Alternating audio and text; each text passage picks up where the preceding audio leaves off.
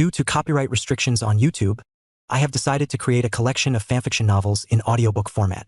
If you would like to access the collection, you can purchase it through one of the following platforms. Patreon or Ko-Fi. You will find both links in the description. After completing your payment, you will automatically receive a link to a private Telegram channel that has a great collection of fanfiction audiobooks in audio format. This is a one-time payment that grants lifetime access to the existing collection. Please note that the collection is continuously expanding. I regularly add new audiobooks over time, so the library keeps growing. If you would like to update a novel or add a new one, you must subscribe to my Patreon. Depending on the tier you select, you will be able to request a specific number of chapters weekly, which I will then produce in audiobook format.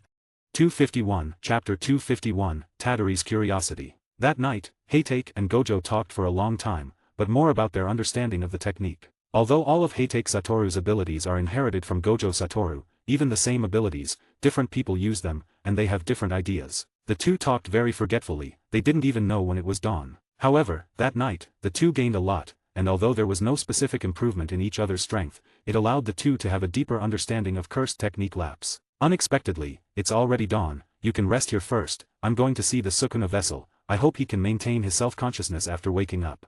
Gojo Satoru looked at the sky and found that the Sukuna container was about to wake up, and said, "Okay, I should really rest." As he spoke, Heitake Satoru also yawned. Gojo Satoru left, and Heitake Satoru didn't think about anything, he just turned over and started snoring. Seeing Heitake Satoru fall asleep so quickly, Gojo Satoru also showed a helpless smile on his face. "If you dare to do something that harms this world, even if you are me from a parallel world, I will definitely not let you go." Gojo Satoru thought as he looked at Heitake Satoru's back. Although Heitake Satoru said he was him from a parallel world, Gojo Satoru didn't believe it at all. He now only believes that the other party is a person from another world, but whether it is himself from another world, this matter still needs to be studied. By noon, Heitake Satoru slowly woke up, but he didn't sleep until he woke up naturally, but was awakened by hunger. The battle with Gojo Satoru last night, although the two did not use all their strength, but facing a person who is as tricky as oneself, even if you don't use all your strength, you can't be careless, so this is a very terrifying consumption for oneself. This also led to Heitake Satoru waking up, and his stomach was grumbling. But where is the cafeteria in this place? Heitake Satoru, who walked out of the door, looked at the surrounding environment with a puzzled face. Since he arrived here last night, he didn't even get to know it well, so he didn't know where the cafeteria was at all. "Yo, are you awake?" At this moment, a familiar frivolous voice suddenly sounded in Heitake Satoru's ear. Heitake turned his head and saw that it was Gojo, but behind Gojo Satoru were two teenagers, who were naturally Itadori Yuji and Fushiguro Megumi. Fushiguro Megumi tilted his head and didn't look at Heitake Satoru squarely, while Itadori Yuji on the side had his mouth wide open in an O shape, looking incredible. "Gojo-sensei, is this your brother?" Itadori Yuji asked in shock. "Well, you can say that, you two can call him Heitake-sensei in the future, if one day I'm not around, he will teach you." "Hello, Heitake-sensei." Itadori Yuji raised his hand high and waved hello in a familiar manner. "My name is Itadori Yuji, please take care of me in the future." Don't worry, I will definitely take good care of you, after all, I can say that I am very interested in you, Itadori Yuji." "Really? It seems that I still have a lot of charm." Itadori Yuji showed a narcissistic look. "Idiot, isn't it because you are the Sukuna vessel?" Fushiguro Megumi grumbled on the side, he really couldn't stand Itadori Yuji's narcissistic appearance, after all, as someone who is 100 times more handsome than Itadori, he didn't have the courage to be narcissistic in front of these two people. "Really? I thought my charm had increased again." Itadori Yuji touched his head and laughed awkwardly. "Fushiguro Megumi, I'm quite interested in you too. In a sense, you are a more interesting existence than Itadori." Heitake Satoru felt a strong power within Fushiguro Megumi, but Fushiguro Megumi was not yet able to fully exert that power. Of course, both of them might be able to be on the same level as us two in the future. Gojo Satoru said very happily on his face, after all, having such a talented disciple, he was very proud in his heart. "Alright, let's go eat first, you must be hungry by now." Gojo Satoru continued to say, because he also felt a sense of hunger, after all, he didn't eat breakfast because he was busy with Itadori's affairs. "Okay, let's go." Heitake and Gojo walked side by side, with Itadori and Fushiguro following behind them. "Fushiguro, is this Heitake-sensei also as powerful as Teacher Gojo?" Itadori quietly moved his head to the side of Fushiguro and whispered, while also glancing at Heitake Satoru with the corner of his eye. After all, this should be considered as talking behind someone's back. "I don't know." Fushiguro spoke in a very cold tone, after all, he didn't know the other party much longer than Itadori, he didn't have enough understanding of Heitake Satoru. If he really had a certain understanding, that would be able to fight with Gojo teacher who did not use all his strength, but he could also guess that in that battle, the other party did not use all his strength. But it should not be as powerful as Gojo-sensei, right? Itadori Yuji speculated. As soon as his voice fell, Heitake Satoru who was walking in front of him stopped directly, and Itadori who was not careful directly bumped into Heitake Satoru. I heard what you were saying just now, Itadori. Sorry. Itadori was immediately startled, covered his mouth with both hands, and hurriedly apologized. No need, after all, I really don't know who is stronger between me and your Gojo-sensei, because he and I have not fought a full battle yet, but even if it is a battle, I believe, I will not lose. Coincidentally, I think the same way. Gojo Satoru also echoed, both of them are very confident in their own strength, no matter who the opponent is, even if it is themselves, the winner will definitely be him. So Gojo-sensei, Heitake-sensei, why don't you two have a competition and decide who is first and who is second? Itadori Yuji asked curiously, after all, this kind of ambiguous first or second should make both of them uncomfortable. Because we haven't found a place that can accommodate our two fights. If we two fight here, then the whole of Japan will sink because of our fight. You're lying. Itadori Yuji widened his eyes and said, wait until you fully inherit Sukuna's strength, you should be able to do it. Jujutsu users are stronger than you think, Itadori, you have a long way to go in the future. End of this chapter. You can read 30 advanced chapters at my Patreon. 252, Chapter 252 New Member. Go with me to pick up a newcomer tomorrow. During the meal, Gojo Satoru said to Heitake Satoru, newcomer. Heitake Satoru's tone was somewhat doubtful. It's a new first-year student, and it's a girl, I heard her strength is not bad. Gojo Satoru said to Heitake Satoru with a teasing expression. TCH, I'm not interested in women. As soon as these words came out, Itadori Yuji and Fushiguro Megumi immediately shivered and felt a tightness in their hearts. However, Gojo didn't feel too surprised about this, because his personality is similar to Heitake's, not that he is not interested in women, but that he has not met a woman he is interested in. What evil thoughts are you two thinking in your heads? Feeling the strangeness of the two, Heitake Satoru asked in a bad tone. No, nothing. Itadori Yuji and Fushiguro Megumi quickly waved their hands and shook their heads. Although I'm not interested in women, I'm not interested in men either. Huh. As soon as these words came out, Itadori Yuji and Fushiguro Megumi both sighed at the same time. But I don't have anything to do in this world, so I'll go with you, and I also want to see what special skills the person you accept as a student has.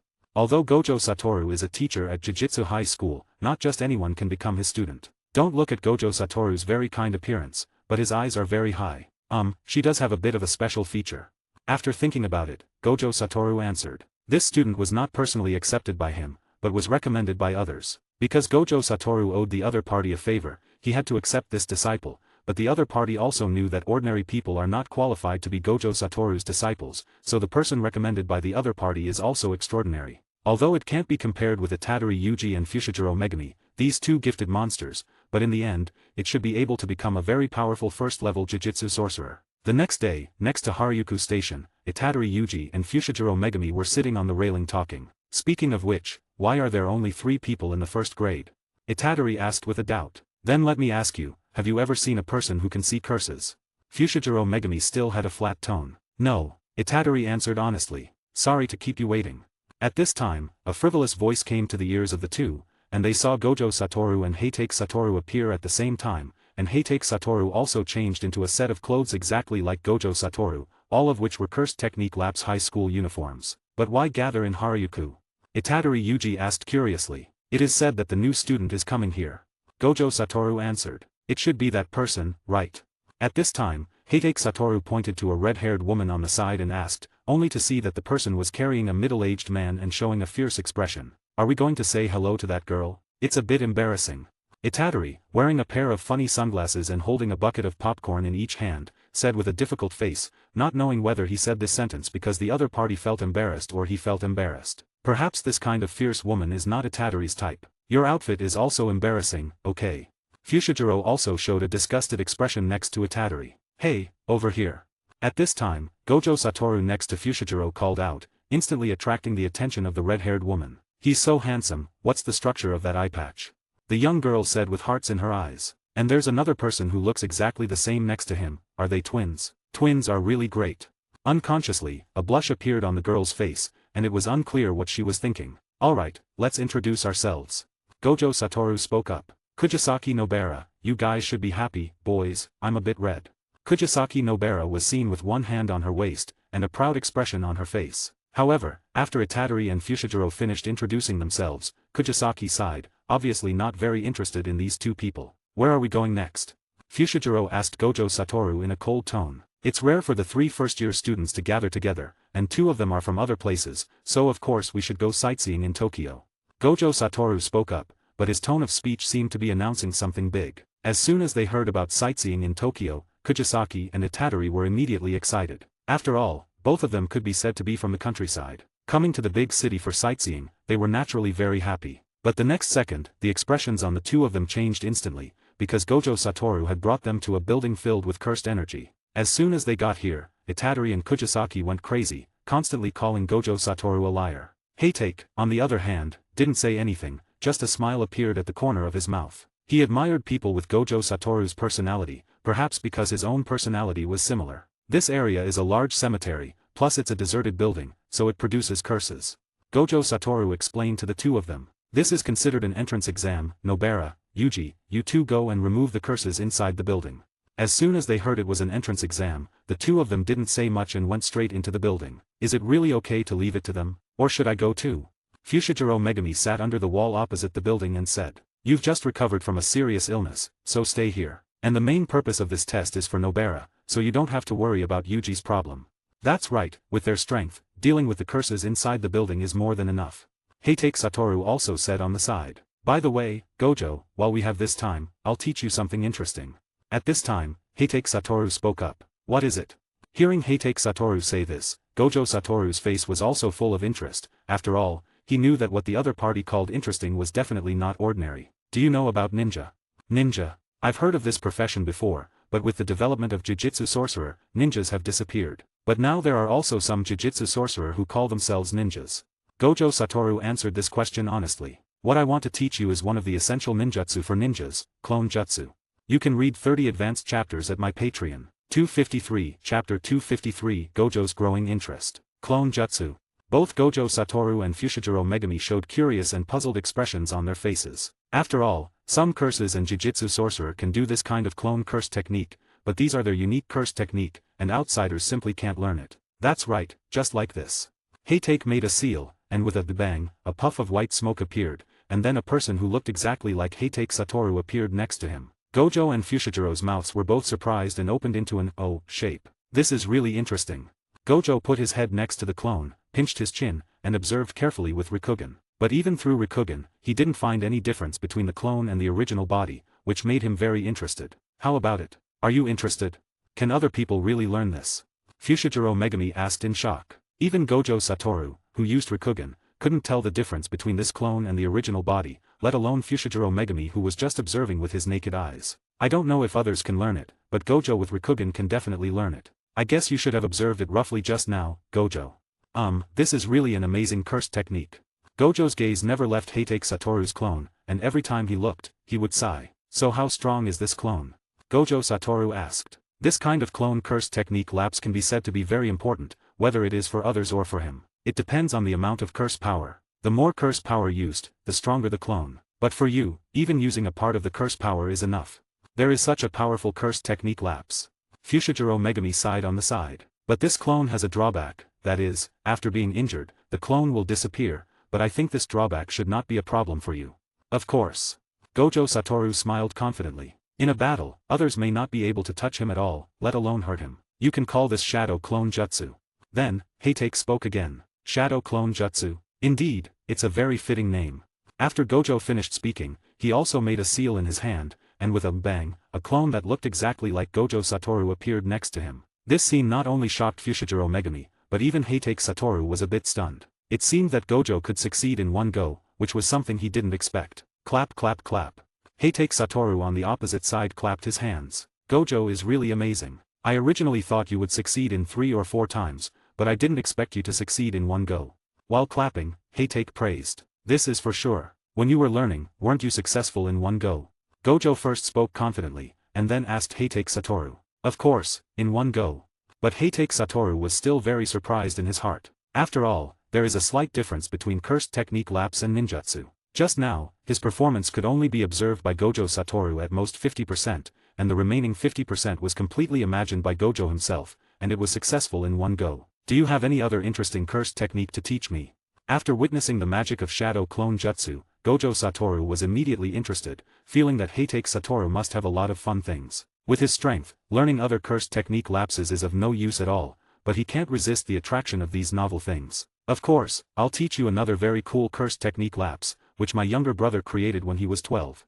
After saying that, Heitake Satoru stretched out his right hand, and a ray of lightning appeared directly in his hand, accompanied by a harsh bird chirps. Fushiguro, who was relatively close, also unconsciously covered his ears with a frown. This technique is called Chidori. So cool. Gojo Satoru's eyes were sparkling, and he kept praising. Is there more? Is there more? At this time, Gojo was like a child, curious about everything, and Heitake Satoru was willing to satisfy Gojo's curiosity and performed all the ninjutsu he knew. Fushiguro Megami on the side had already changed from the initial shock to numbness. No one knew what he had experienced visually during this period. Flames, lightning, mud, and water flowed out of the other's hands and mouth. At this time, Heitake and Gojo were like children in kindergarten, one showing off all his things, and the other holding the scene on the side. Fortunately, this place was already surrounded by tents, and there were no other people. Otherwise, Fushiguro Megami would be embarrassed to say that he knew these two people. It was simply too childish. If Kujisaki and Itadori, who are currently clearing the cursed spirits, knew that the two people outside were not worried about their safety, but were showing off and playing around, they didn't know what they would think. Maybe they wanted to tear these two people alive. Before Heitake Satoru had finished showing what he could do, Itadori and Kujisaki came out of the building in a mess, and the cursed Arua wrapped around the building also disappeared. They were originally planning to enjoy the comfort and praise of everyone, but when they came out and found that no one was paying attention to them, and their expressions unconsciously froze. Heitake and Gojo were whispering something on the side, and Fushiguro turned his head to the side, looking like he had lost his love for life. Hey, we've removed all the cursed spirits, what's going on with you guys? Do we not exist? The hot-tempered Kujisaki immediately shouted loudly, and the anger could be felt in her tone. Oh, you guys finished so quickly. Upon hearing this shout, the three of them finally turned to face them. Looking at the two people who were still intact, a trace of appreciation that was not easy to detect appeared on Gojo Satoru's face. So fast. Do you know what we just experienced inside? We almost died. Hearing Gojo Satoru's light and floating words, the already angry Kujisaki immediately exploded, walked up to Gojo Satoru angrily, grabbed his collar with both hands, and said angrily, I won't let you guys die, but if you can't deal with such simple cursed spirits, then you are not cut out to be Jujutsu sorcerer, let alone qualify to be my disciples. At this time, Gojo Satoru's tone also changed, becoming serious. End of chapter. You can read 30 advanced chapters at my Patreon. 254, Chapter 254 Special Grade Curse Spirit Task. Upon hearing this, Kujisaki's expression was stunned. Indeed, this time the cursed spirit was not that powerful, but for some reasons, she felt it was very tricky. But we can't have no reward after we've solved these cursed spirits, right? Kujisaki said in a low voice. Don't worry, there is a reward. How about a barbecue meal? Barbecue. As soon as these two words came out, Itadori and Kujisaki immediately got excited and kept shouting, barbecue, barbecue. While Fushiguro was covering his forehead on the side, showing a painful expression, as if to say, I don't know these two people. After all, these two people are obviously in a state of country bumpkins now, it's really too embarrassing. The other things I showed you earlier may not be useful, but I think the shadow clone should be very useful to you. Heitake said to Gojo from behind the group. It is indeed very useful to me. Gojo Satoru nodded and said, he used to feel powerless with clones, but now that he has learned this clone jutsu, it's different. When facing some people or some battles in the future, I don't have to show up in person, and leaving a shadow clone next to important people can also ensure their safety. The main reason Heitake gave the shadow clone to Gojo was to deal with the Shibuya battle. After all, facing Hanami who held Gojo Satoru and Yago who have Mount Fuji on his head, a shadow clone was enough to deal with the two. So if the shadow clone is sealed by then, it would be great, but if the body is sealed by then, and there is still a shadow clone outside, it is enough to rescue the body from that seal. Thank you. Gojo thanked Heitake. What are you saying thank you for? Heitake punched Gojo on the shoulder. For the two of them, the limitless technique is of no use, one can infinitely pull the distance away, and the other can also infinitely pull the distance closer. As time passed day by day, the number of times Gojo appeared in front of several people became less and less. Although nominally Gojo Satoru is their teacher, in fact, he did not teach them any specific things. It was Heitake Satoru who had been accompanying them all the time, but recently, Heitake Satoru obviously found that there were more eyes around him, and many people were staring at them in the dark. If it weren't for Gojo Satoru not letting him take action against them, the ashes of those who were watching them might have been scattered in the sea long ago. There is an urgent task that needs you to do. Just as Heitake Satoru was instructing several people to exercise on the playground, Yaga Masamika suddenly called them together and said in a heavy tone, and if nothing unexpected happens, this task is likely to be a special grade curse. What? Hearing the two words special grade curse, Fushiguro and Kujisaki immediately showed a shocked and horrified expression on their faces. Hey, are you kidding? You ask us a few first grades to deal with a special grade curse, uncle, you are a bit too unkind. Kujisaki glared at Yaga Masamike, his eyes seemed to be able to burst into flames, and said angrily. There's no way, now the closest to the destination, and the Jujutsu sorcerer who has time, only you, and it's not that I want you to go, it's the order of the top, I can't disobey. Yaga Masamike said with a heavy face, but with his intelligence, he could probably understand what the reason was, nothing more than targeting Sukuna's vessel, that is, Itadori Yuji. And on the other hand, it is to suppress Gojo Satoru. After all, none of the higher-ups in the Jujutsu world now sees Gojo Satoru pleasing to the eye. Then, Yaga Masamike also looked at Heitake Satoru. The last aspect might be to test the strength of this man who bears a striking resemblance to Gojo Satoru. After all, Heitake Satoru's appearance is shrouded in mystery. When Heitake Satoru appeared in the view of the Jujutsu world, everyone began to use their own power to investigate Heitake Satoru's origin, but they found nothing. Heitake Satoru seemed to appear out of thin air. Apart from the name, which was learned from Gojo Satoru, it can be said that nothing was found out. Hey, what's going on? Why do you two have such expressions on your faces? Itadori asked the two of them. We don't have time to explain now. Someone will explain to you on the way. Let's go. Yaga Masamike urged them to leave. After all, it was a special grade curse, and even he had to take it seriously. Fushiguro wanted to say something, but his trembling shoulders were directly held down by Heitake Satoru. Don't worry, I will take action myself this time. Heitake Satoru's voice at this moment in Fushigiro's heart was just like Gojo Satoru's voice. Although it was a bit off-key, it could make the listener feel very reassured. Several people got in the car and quickly arrived at the scene. Feeling the curse power entwined in this building, even an outsider like Itadori showed a serious expression on his face at this time. What kind of aura is this? It's so oppressive. Itadori's tone of speech was a bit unnatural at this time. This is the aura emitted by a special grade curse. Fushiguro said on the side, his face was also very serious. Well, I still don't understand how this level is divided. At this time, Itadori continued to speak. He had been hearing them say special grade, and Itadori was also curious about what special grade was. Then I will make a simple explanation that even a fool can understand. At this time, Ichishi began to speak. First is the 4th level, you can easily win with just a glance. 3rd level, you can rest assured if you have a pistol. 2nd level, you can barely win with a shotgun. 1st level, it's risky even with a tank. Special grade, you can only draw with carpet bombing with cluster bombs. It's amazing. Itadori said in shock. Originally, a Jujutsu sorcerer of the same level as the curse should be sent to perform the task. Today, Gojo-sensei should be sent. Fushiguro also added on the side. So that's how it is. Itadori showed an expression of realization. Don't worry, I can absolutely guarantee your safety with me here, and I estimate that you won't have a chance to take action against this curse. Heitake Satoru looked at the situation inside the building through Rikugen and spoke. The gap between them and the curse inside was too big. Once they met, they would definitely be killed in seconds. Hey, I say, even if we are not first-level Jujutsu sorcerer, we won't be so unbearable when facing this curse that is not yet a special grade curse, right?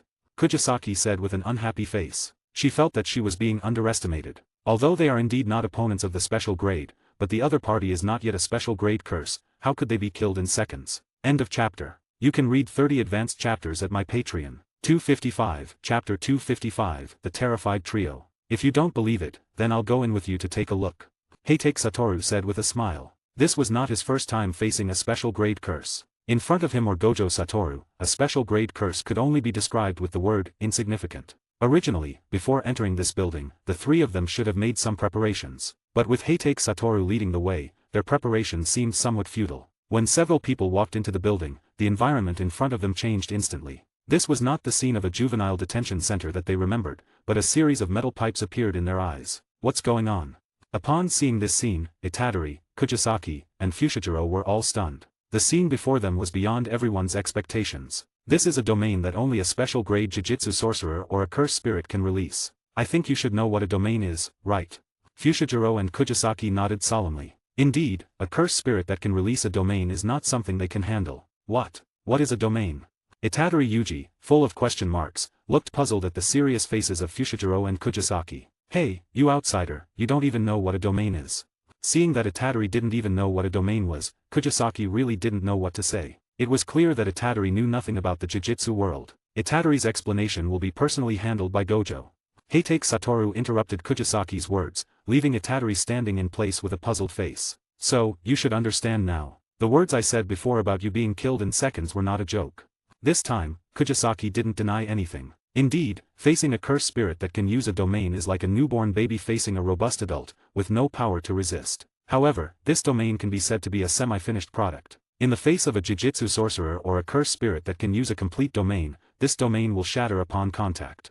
At this point, Heitake Satoru's face also showed a proud expression. For him, this domain, full of flaws, would shatter immediately even if he punched it hard anywhere. Heitake-sensei, now is not the time to discuss these issues, right? Since you have the ability, we should quickly rescue all the people trapped here. Suddenly, Itadori anxiously said. Before they came in, they happened to meet a lady who was a parent of a person under correction in the juvenile detention center. Seeing her crying outside, Itadori became anxious and wanted to do something for the lady. Unfortunately, there is no sign of life in this domain except for us and that cursed spirit. At this time, Heitake Satoru also said seriously. What do you mean? Itadori asked blankly, seemingly unable to accept this answer. It means that besides us, there are no living people here. Fushiguro explained on the side. However, there was not much change in Fushigiro's expression, because he had always been serious. And he had already prepared himself mentally. Even if they were not facing a special grade cursed spirit, even if they were facing a second grade cursed spirit, the possibility of the trapped personnel surviving was slim. How could this be? Even though Itadori believed this result 80% in his heart, he still couldn't accept it. This shows that Itadori has not completely changed himself, or he is not yet able to accept the cruelty of the Jujitsu world. Face the reality, Itadori, this is the Jujitsu world. Heitake walked to Itadori, slapped both hands directly on Itadori's cheeks. Feeling the intense pain coming from his face, Itadori came back to his senses. Just as they hadn't finished speaking, a cursed spirit with a white body, several pairs of eyes on its head, and a grim smile on its face suddenly appeared beside them. Feeling this oppressive aura, Itadori, Fushiguro, and Kujisaki were instantly stunned. Or rather, because of the aura emanating from the other party, they didn't dare to act rashly. It seemed as if they were on the verge of leaving this world with just a single move. This terrifying aura, this suffocating oppression, made it impossible for them to even think of resisting. Hey, it's not nice to scare my students like this. Just when the three of them didn't know what to do, a frivolous voice rang out. But it was this frivolous voice that immediately made the three of them feel the oppressive aura on their bodies disappear. The cursed spirit, seeing that someone was unaffected by its aura, had its ferocious smile disappear from its face, replaced by a very surprised expression. It seemed to be curious as to why this man was not afraid of it. It seems your intelligence is not enough. Even beasts have a sense of danger. It seems you're even less than a beast. Then, Heitake Satoru threw a punch, instantly sending the cursed spirit flying more than 10 meters away, crashing into a wall not far away. Seeing the dangerous cursed spirit being sent flying by Heitake Satoru, the three of them immediately started to gasp for air. They simply didn't know what words to use to describe their state just now. This cursed spirit's strength is actually not that strong. If Itadori lets Sukuna out, he could easily kill the opponent. This guy is probably about as strong as one of Sukuna's fingers. Heitake Satoru spoke, then started warming up in front of the others, either stretching his legs or stretching his body, completely ignoring the cursed spirit in front of him. Even though it was sent flying, the cursed spirit immediately stood up. After looking at its body and then at Heitake Satoru, its face was full of smiles, as if to say, "Is that all you've got? Is that so? It seems I've been underestimated." Heitake Satoru also understood the other's meaning, and then saw the special grade cursed spirit jump into the air and punch directly at Heitake Satoru. The three people behind him, Itadori, also consciously moved to the side. This level of battle, even if they were accidentally involved, would be enough for them to suffer. End of chapter. You can read 30 advanced chapters at my Patreon. 256, Chapter 256, Seeing Sukuna's Finger Again. Facing the cursed spirit's terrifying punch, Heitake Satoru's mouth curled into a slight smile. Then, with his right fist clenched, he directly collided with the opponent's fist. The stalemate scene that Itadori imagined did not appear. What appeared was a one-sided scene. Heitake Satoru's fist instantly annihilated the cursed spirit's arm. Is this the power of Heitake-sensei? Seeing the crushing situation, Itadori exclaimed in surprise. Even Kujisaki showed the same expression. After all, this was a special grade cursed spirit. Kujisaki had never seen anyone who could crush a special grade cursed spirit. If Heitake-sensei's strength is not inferior to Gojo's, then the strength that teacher Heitake is showing now might only be about 1% of his full strength, or even less than 1%. Fushiguro explained on the side. Although he had never seen what kind of scene Gojo Satoru's full strength was, being known as the strongest Jujitsu sorcerer of the present age, standing above all other Jujitsu sorcerers and cursed spirits, having such strength was only too normal. Seeing its right arm destroyed, the cursed spirit showed a puzzled expression, as if wondering how its arm disappeared in that instant. But the next second, the cursed spirit's restored arm was as good as new. Wow, that's amazing. Seeing the cursed spirit's arm grow back and return to its original state, Itadori exclaimed in surprise. This ability is quite common for a special grade cursed spirit, but it also requires the consumption of curse power to complete. If there isn't enough curse power, then it can't be restored. The curse spirit seemed to know that it was no match for Heitake Satoru in close combat, so it gathered its curse power in its throat and spat out a very hot flame, as if it wanted to burn Heitake Satoru to ashes. Heitake-sensei, be careful. Upon seeing this, Itadori quickly shouted. Don't worry, this kind of attack is of no use to Heitake-sensei. Fushiguro, on the other hand, spoke calmly. Sure enough, after the flames disappeared, Heitake Satoru appeared unharmed in front of everyone. That's amazing. Itadori exclaimed in surprise again, even Kujisaki's face showed a shocked expression. It's boring to fight you. Suddenly, Heitake Satoru, who was unharmed from the flames, became serious. The previous round of hand-to-hand combat instantly extinguished the passion burning in Heitake Satoru's heart. Whether it's in taijutsu or curse technique, he can crush the curse spirit in front of him. Even if the curse spirit's strength increases tenfold or even 100-fold, it's not enough to pique Heitake Satoru's interest. Itadori, let me fight this guy. At this moment, Itadori's face suddenly changed, becoming ferocious, and even his voice became a bit hoarse. The moment he spoke, Fushiguro and Kujisaki's attention was drawn to him, and they looked at Itadori, whose face showed a strange expression, with surprised eyes. Shut up.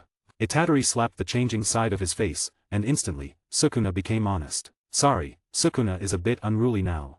Seeing Itadori return to normal, Kujisaki and Fushiguro both breathed a sigh of relief. They were really afraid that Itadori would be possessed by Sukuna and lose control of his body. But fortunately, it was just a false alarm. Itadori, if you are possessed by Sukuna, the only thing waiting for you is death. Even Gojo-sensei will personally kill you. Fushiguro reminded him kindly with a serious face. Don't worry, that was just an accident. But this guy is now in my mind, chattering and annoying.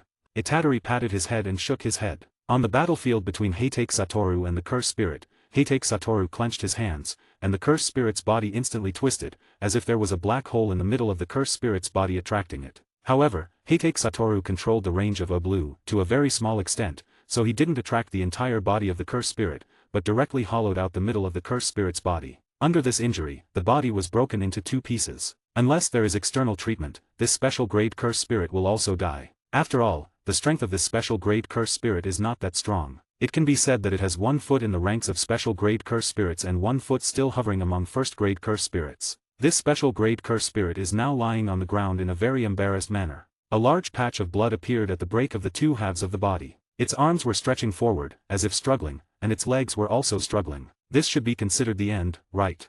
Seeing the curse spirit in this state, Itadori spoke. It's not over yet, we're still in this domain. The domain hasn't been lifted, which means the curse spirit isn't dead. So we can't let our guard down, because the curse spirit might struggle desperately.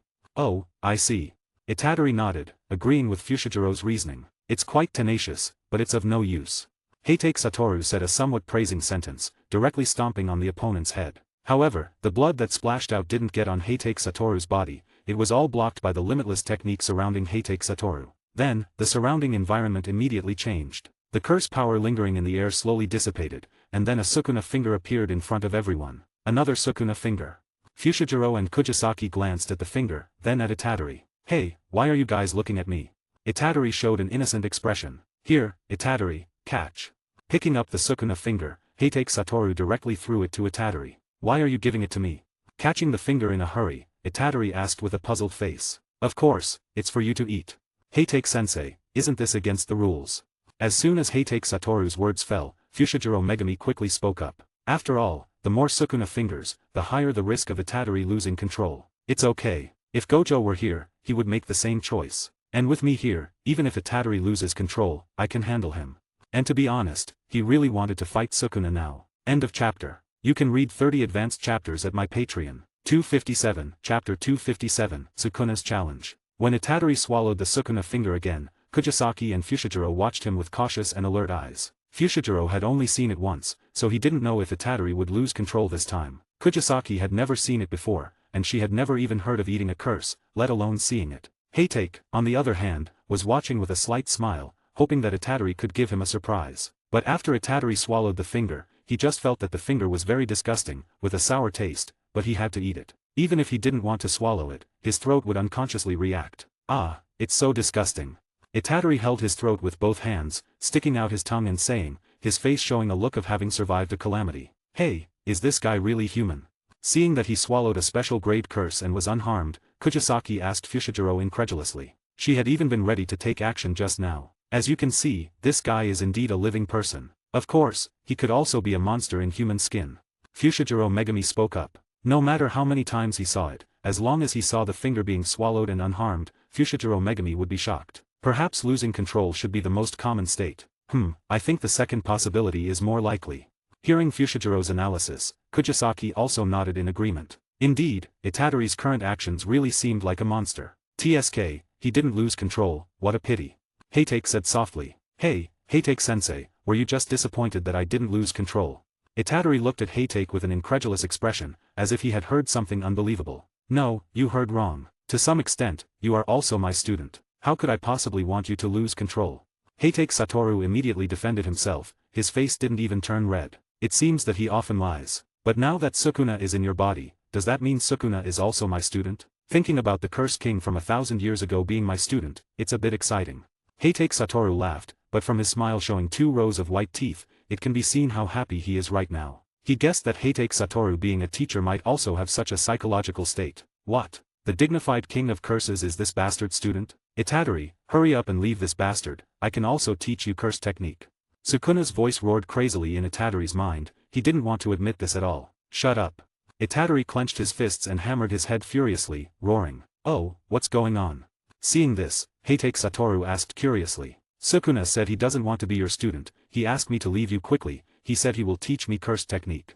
Itadori answered truthfully. Ha ha ha, the dignified king of curses wants to become a little brat's curse technique teacher? If this is said, wouldn't it make people laugh their teeth off? But do you believe that if Itadori leaves my side, he won't survive a day? Although you are the king of curses, Sukuna, you only have 3 fingers now. If you encounter a special grade Jujutsu sorcerer or a slightly stronger first grade Jujutsu sorcerer, Itadori and the 3 fingers in his body will all be removed.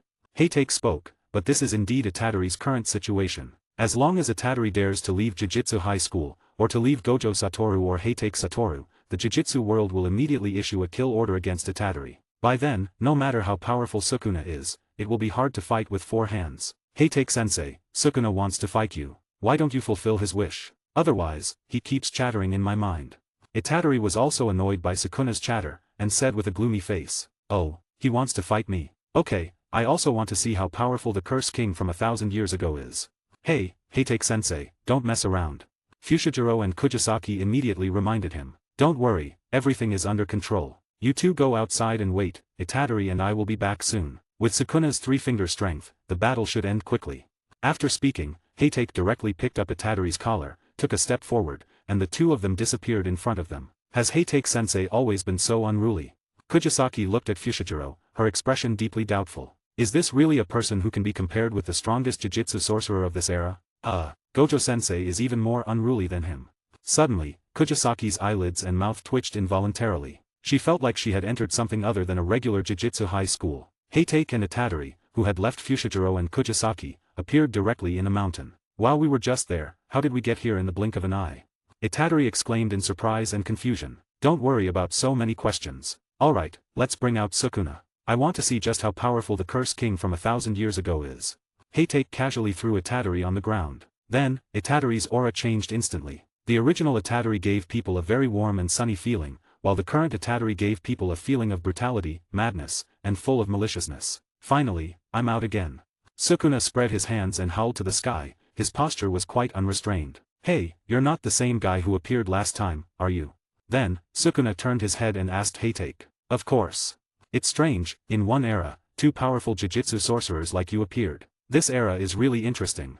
Although Sukuna had only appeared for less than a month, through this short month, he had already understood or knew from the moment he woke up that this era's Jujutsu world would be the most exciting era. You know, usually, only one strongest person will appear in an era. Sukuna was once, Gojo Satoru is now, and now there is one more Heitake. This instantly excited Sukuna, and he couldn't wait to restore his strength to its peak and fight these 2 people. End of chapter. You can read 30 advanced chapters at my Patreon. 258, Chapter 258, Sukuna's Surrender. Alright, enough talk, come on, Sukuna. Heitake Satoru beckoned to Sukuna. Feeling provoked, Sukuna's heart instantly exploded with anger, and he swung his fist at Heitake. That's right. Always chattering, it doesn't match the image of the cursed king in my mind. Watching Sukuna swing his fist, Heitake could already feel the tremendous power contained in the fist with his naked eyes. His mouth curled slightly. Although Sukuna, who only had the strength of 3 fingers, was not worth Heitake's serious attention, he could still make him feel a little excited. So he also had a feeling of blood boiling at this time. Facing the oncoming fist, Heitake Satoru also punched out. The two fists with huge force collided, and the resulting force instantly blew away the surrounding trees. There was nothing left around the two of them. Hahaha, that's quite powerful.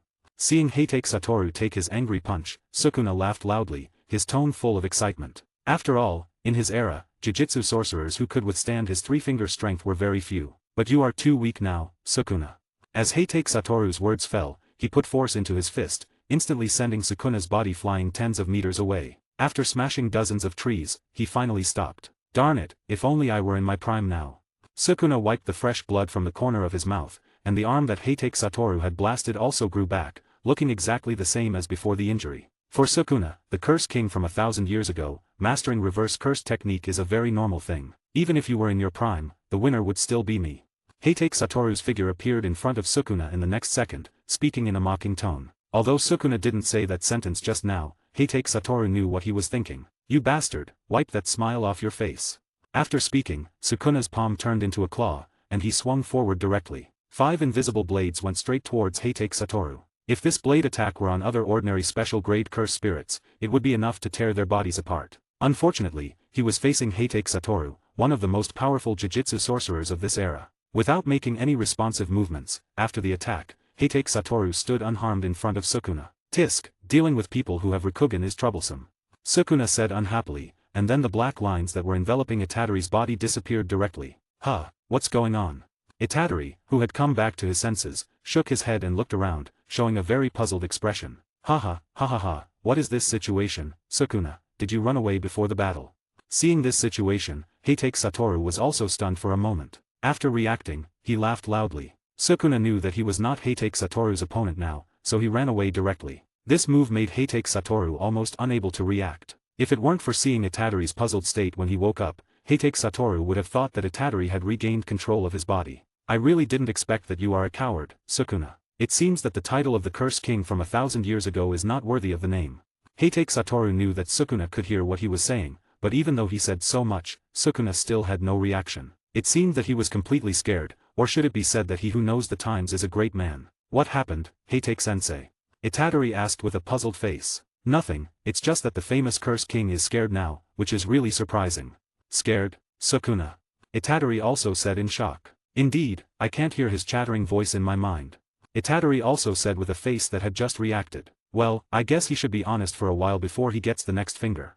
After speaking, Heitake Satoru picked up Itadori's collar again, took a step forward, and directly returned to the juvenile detention center where he had just solved the special grade curse spirit. When Fushiguro and Kujisaki saw Heitake and Itadori suddenly appear, their faces were quite calm. After all, as Jujutsu sorcerers, they accept some things quite quickly. Alright, the mission is over, Itadori is handed over to you. Heitake directly threw Itadori into the seat from the window. So Heitake-sensei, what are you going to do? Fushiguro immediately asked. He originally thought that Heitake Satoru, who was temporarily their teacher, should be reliable, but now it seems that he is very unruly. Of course, I'm going to buy some food. I haven't had desserts for a long time, and Gojo Satoru doesn't come back to bring me any. The worms in my stomach are all hooked out. Heitake Satoru showed a pitiful expression, speaking in a wrong tone. I think it's the gluttonous worm in your mouth that's been hooked out. Kujisaki also retorted without courtesy. Haha, it's all the same. Anyway, you guys go back first, I'll be there later. Then, Heitake Satoru ordered Itadori to drive them away, and he stood behind the car, waving at them, looking like he was saying goodbye. This guy, he's quite reliable in dangerous times. Why is he so out of tune when it's safe? Kujisaki, with her legs crossed, said with a puzzled face. Maybe this is the personality of the strong. Itadori thought for a while and then spoke. So, is Gojo Satoru like this too? Kujisaki asked Fushiguro. Yeah. Fushiguro didn't say much, just responded faintly and nodded. Really, one by one, they really don't let people worry. As expected, it's still me, the most reassuring person. Kujisaki flipped her hair and showed a very narcissistic look. Sitting in the front, Itadori looked at Kujisaki's look through the rearview mirror and unconsciously shivered. Although he didn't know Kujisaki very well, he felt that she didn't look like a reassuring person at all, but rather like a delinquent girl. Hey, what kind of expression is that? Suddenly, a roar scared Itadori, causing the car he was driving to drift on the road. At this time, he found that Kujisaki was staring at him angrily. Sorry. Itadori quickly apologized. End of chapter. You can read 30 advanced chapters at my Patreon. 259, Chapter 259, Chance Encounter. Itadori and the others slowly returned to the school by car, while Heitake Satoru casually walked into a fast food restaurant on the roadside. After ordering a set meal, he started eating happily. Although there were burgers in the future Hokage era, they couldn't compare with the taste of the burgers in this era. Just as Heitake Satoru was enjoying his meal in the fast food restaurant, the electric door of the fast food restaurant was opened again. A man wearing a monk's robe with a circle of scars on his head walked in with a smile. "Welcome, are you alone?" The female staff greeted him enthusiastically. "Yes, one." The other party even stretched out a finger to emphasize, but 3 very powerful curses had just passed by him. He sat down at a very inconspicuous seat. Apart from him, there was no one else, but all the stools around him moved a bit. "Gojo Satoru, we can't kill him even if we join forces." Yago spoke, but obviously, he didn't believe that Satoru Gojo was that powerful. "You can run away, but you might all be wiped out. I suggest you think about how to seal him, not kill him." Controlled by brain, Yago spoke indifferently. Yago, naturally know how terrifying Satoru Gojo is. He can be said to be the most powerful Jujutsu sorcerer in nearly 1,000 years. In recent years, precisely because of Gojo Satoru's voice, the world has given birth to several powerful special grade curses in order to maintain the balance between curses and Jujutsu sorcerers. Seal? How? Yago showed a puzzled expression on his face. Before he really saw Satoru Gojo's strength, Yago always didn't take Satoru Gojo seriously, thinking that these were a character packaged by Jujutsu sorcerers. Use the special grade curse object, Prison Realm. A very sinister expression appeared on Geto Suguru's face. Prison Realm. As soon as this thing was mentioned, Kenjaku's only eye couldn't help but widen a lot. "Do you have that forbidden item?" Fire had already erupted from the top of Yago's head, looking like Mount Fuji erupting. "Yago, don't get excited, it's getting hot." "Hey, you guys, although I didn't mean to listen to your conversation, you just happened to sit next to me, and you spoke so loudly, I can't help but hear it." At this moment, a voice suddenly rang in the ears of Geto Suguru and Yago. Hearing this frivolous and somewhat familiar voice, Geto Suguru's body suddenly stiffened. "You guy, you can see us, who are you?" Yago turned his head and looked at the man with a playful smile on his face lying next to him. "I'm just a guest here." Heitake Satoru pointed to the trash left from the finished food on the table and said, "Gojo Satoru." Geto Suguru said in surprise. "What? This is Gojo Satoru." Upon hearing this, Kenjaku and the others were instantly alert and quickly stood up to face Gojo Satoru. "No, although you look very similar to Gojo Satoru, you are not Gojo Satoru, you are Heitake Satoru who only recently appeared in the Jujutsu world." Geto Suguru found that the other party looked somewhat different to Gojo Satoru in his mind, and immediately changed his words. "Is it amazing? You group of cursed spirits even know about me, but what kind of people are you guys? So many special grade cursed spirits gathered together, no matter how you think about it, it doesn't seem like a small matter." Heitake Satoru looked at several people and spoke in a somewhat teasing tone. "Do we need to kill him? Our plan shouldn't be leaked out." Hearing Geto Suguru say that the other party is not Gojo Satoru, Kenjaku and the others' faces eased a bit, and their bodies were not so tense. "It is rumored that you have strength not inferior to Gojo Satoru, I don't know if this is true." Geto Suguru ignored Kenjaku's words and turned to look at Heitake Satoru and said, "Whether I have strength not inferior to Gojo Satoru, why don't you try it? But the price of failure is to leave your life here. Although there are many ordinary people around this place, if all of you special grade curse spirits are left here, there shouldn't be any big problems." From just now to now, Heitake Satoru's expression has not changed at all, and he has always been smiling. Only Geto Suguru's face went from a smile at the beginning to solemn now. "What should we do? Should we do it?" Yago asked Hanami on the side. In fact, Heitake Satoru didn't want to do it in this bustling area, so a very strong aura emanated from his body, which directly pressed on these cursed spirits, so they were unwilling to act rashly. "I will leave my fight with you for later, I hope you can last longer than Gojo Satoru." After a stalemate for a while, Geto Suguru conceded. If the rumors are true, Heitake Satoru's strength is really not weaker than Gojo Satoru, then they are likely to all stay here. "Hehe, I heard your plan, do you really think you can successfully seal Gojo?" Hearing what Geto Suguru just said, Heitake Satoru didn't know who gave him the confidence. "We'll know when we try. I believe Gojo Satoru will act according to my plan. Let's go, Yago, Hanami, Dagon." Yago walked over to several cursed spirits and spoke. Originally, Yago wanted to say a few more words, but when he noticed the cold look in Geto Suguru's eyes, the words he wanted to say were immediately choked back. For some reason, Geto Suguru always gave Yago a very dangerous feeling. TSK, how boring. But what a coincidence. Heitake Satoru didn't expect that he would meet them here. He really just wanted to enjoy a fast food meal here. "Gojo, if you're still sealed with my reminder, then you're really disappointing me." Heitake Satoru muttered to himself, then slowly left, heading towards Jujutsu High School. Now, unless there is an emergency, he usually doesn't use cursed technique laps, but relies on modern transportation. After all, this way, he can enjoy many sceneries he has never seen before along the way. End of chapter. You can read 30 advanced chapters at my Patreon. 260, Chapter 260, Heitake's Reminder. After returning to Jujutsu High School, Gojo Satoru also came back. Heitake Satoru also carefully told Gojo Satoru about what had just happened. When Heitake Satoru drew all the portraits of the people he saw, Gojo Satoru's expression was somewhat dull, or rather, when he saw a certain person in the portrait, his expression was dull. Are you sure it's this person? Gojo Satoru pointed at Geto Suguru's portrait and said incredulously. The other 3 special grade curse spirits were not in Gojo Satoru's eyes at all. For him now, these special grade curse spirits, no matter how many appear in front of him, are just slightly stronger ants, nothing more. Unless a curse spirit like Sukuna in his heyday appears, but this level of curse spirit is impossible to appear in this era. Of course, but his aura gives me a strange feeling, not like a human, but like a very powerful curse spirit, and it is at the special grade level. Curse spirit. Hearing Heitake Satoru's words, Gojo Satoru's eyebrows frowned slightly. Although Geto Suguru's curse technique can control curse spirits, he himself will not let others feel the aura of curse spirits from him. But he also believes Heitake Satoru's words. In some ways, Heitake Satoru is him. That is to say, if he faces Yago, he will also feel the aura of a special grade curse spirit from the other party. But he was clearly killed by me, why is he still alive, and why does he have the aura of a curse spirit, or has he become a curse spirit? Geto Suguru, what happened to you? Gojo Satoru gritted his teeth and stared at the portrait, his mind full of confusion. Maybe after he died, he encountered a curse spirit that could control the body. After all, in my world, there are many ninjutsu that can control the body.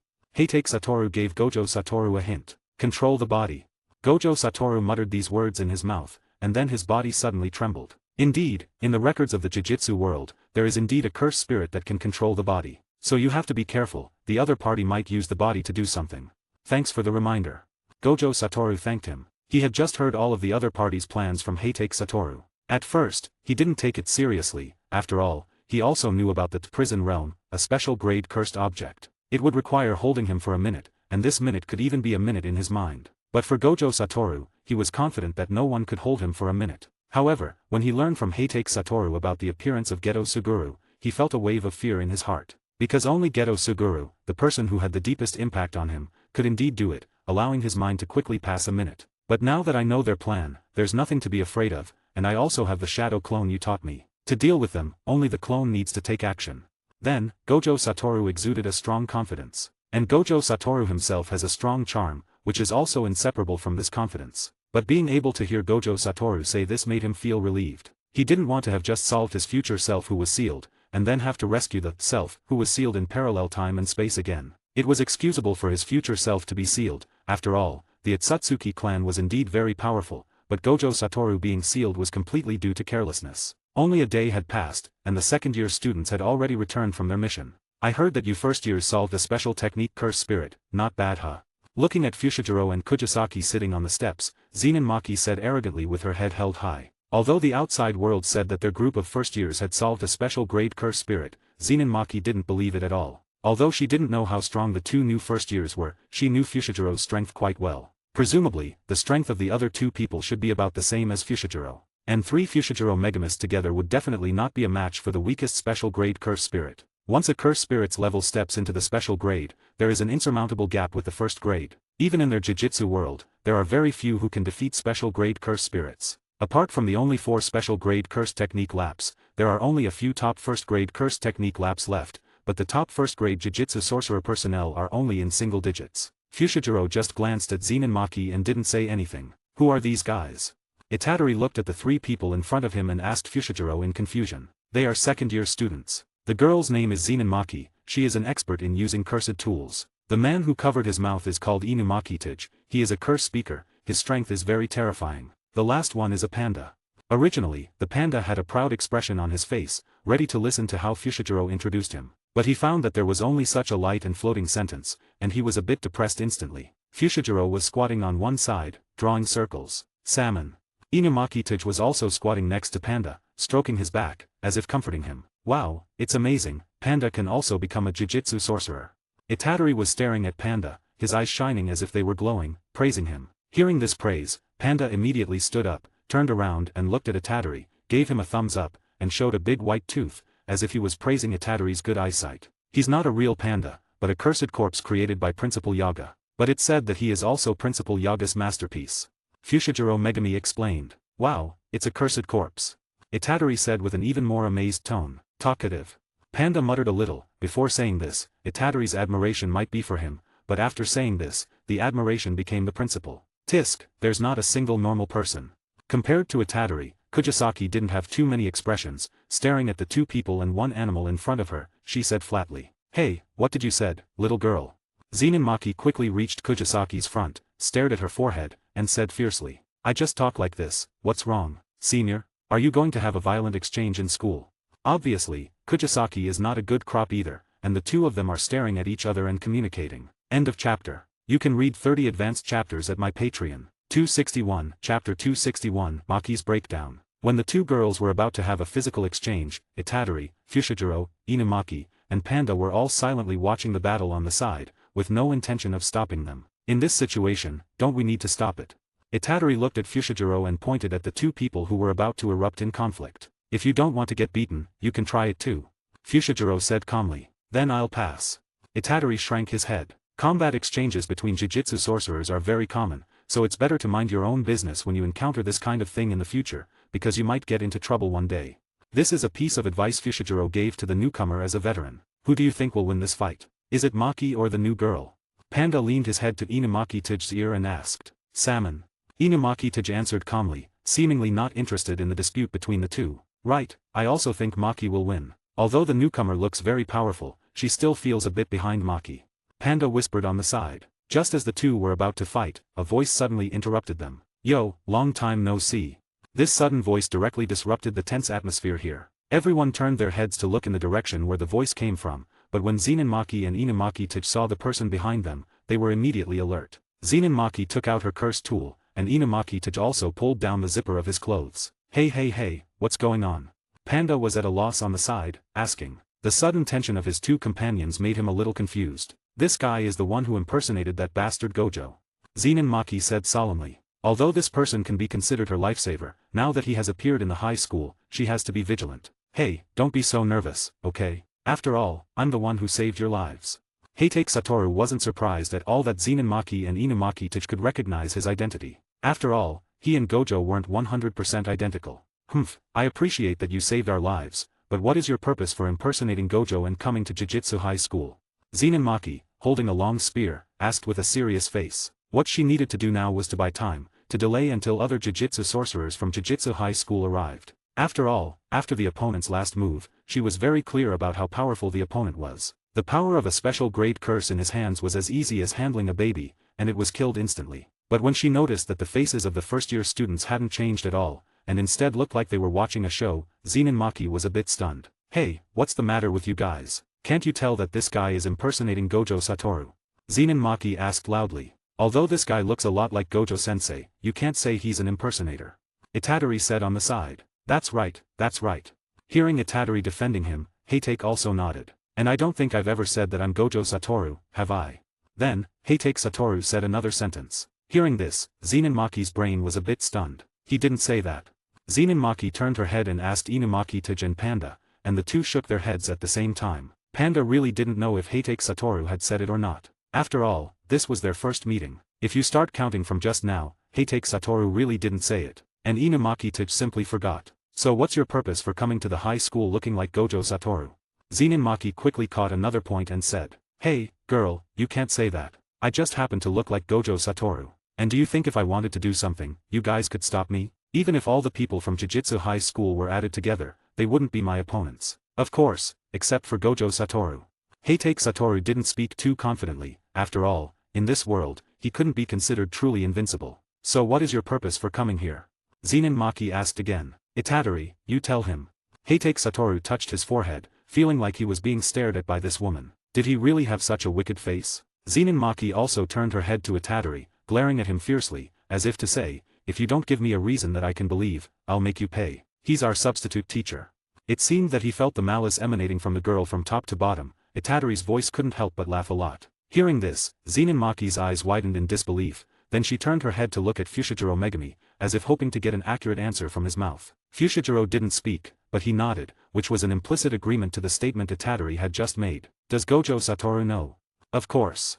This sentence wasn't spoken by the three of them, Itadori, but came from the direction of Heitake Satoru. Zenin turned his head and saw a man standing next to the one he had just been with, who looked very similar to him. This man was, of course, their familiar Gojo Satoru. And Gojo Satoru had one hand on the other man's shoulder, looking very close. Seeing the two men acting like close friends, Zenin Maki gradually fell into self-doubt. In the end, am I the only clown? Zenin Maki felt somewhat collapsed inside. She suddenly felt so embarrassed. If there was a crack in the ground right now, she would want to dive into it immediately. She felt too ashamed to live in this world. Alright, the exchange meeting is about to start. At this time, Gojo Satoru clapped his hands, attracting everyone's attention. Upon hearing the word exchange meeting, Zenin Maki, Inumaki Tej, and Panda all showed excited expressions on their faces, while Fushiguro and Kujisaki didn't change their expressions, and Itadori looked puzzled. What is an exchange meeting? Itadori asked a key question. End of the chapter. You can read 30 advanced chapters at my Patreon. 262, Chapter 262, Teaching the 8 Inner Gates. The exchange meeting is a friendly competition between Tokyo Jiu-Jitsu High School and Kyoto Jiu-Jitsu High School. Although it's said to be friendly, both sides have their own schemes and don't want to be outdone by the other. Fushiguro briefly explained. Oh, so that's how it is. Itadori clenched one fist, extended the other hand, and slapped his fist into his palm, showing a look of sudden realization. But usually, only second and third year students participate in the exchange meeting. It has nothing to do with us. Because it has nothing to do with them, when they heard the words exchange meeting, Fushiguro and Kujisaki showed indifferent expressions. After all, it's not their time to win honor for the school yet. Wrong, very wrong.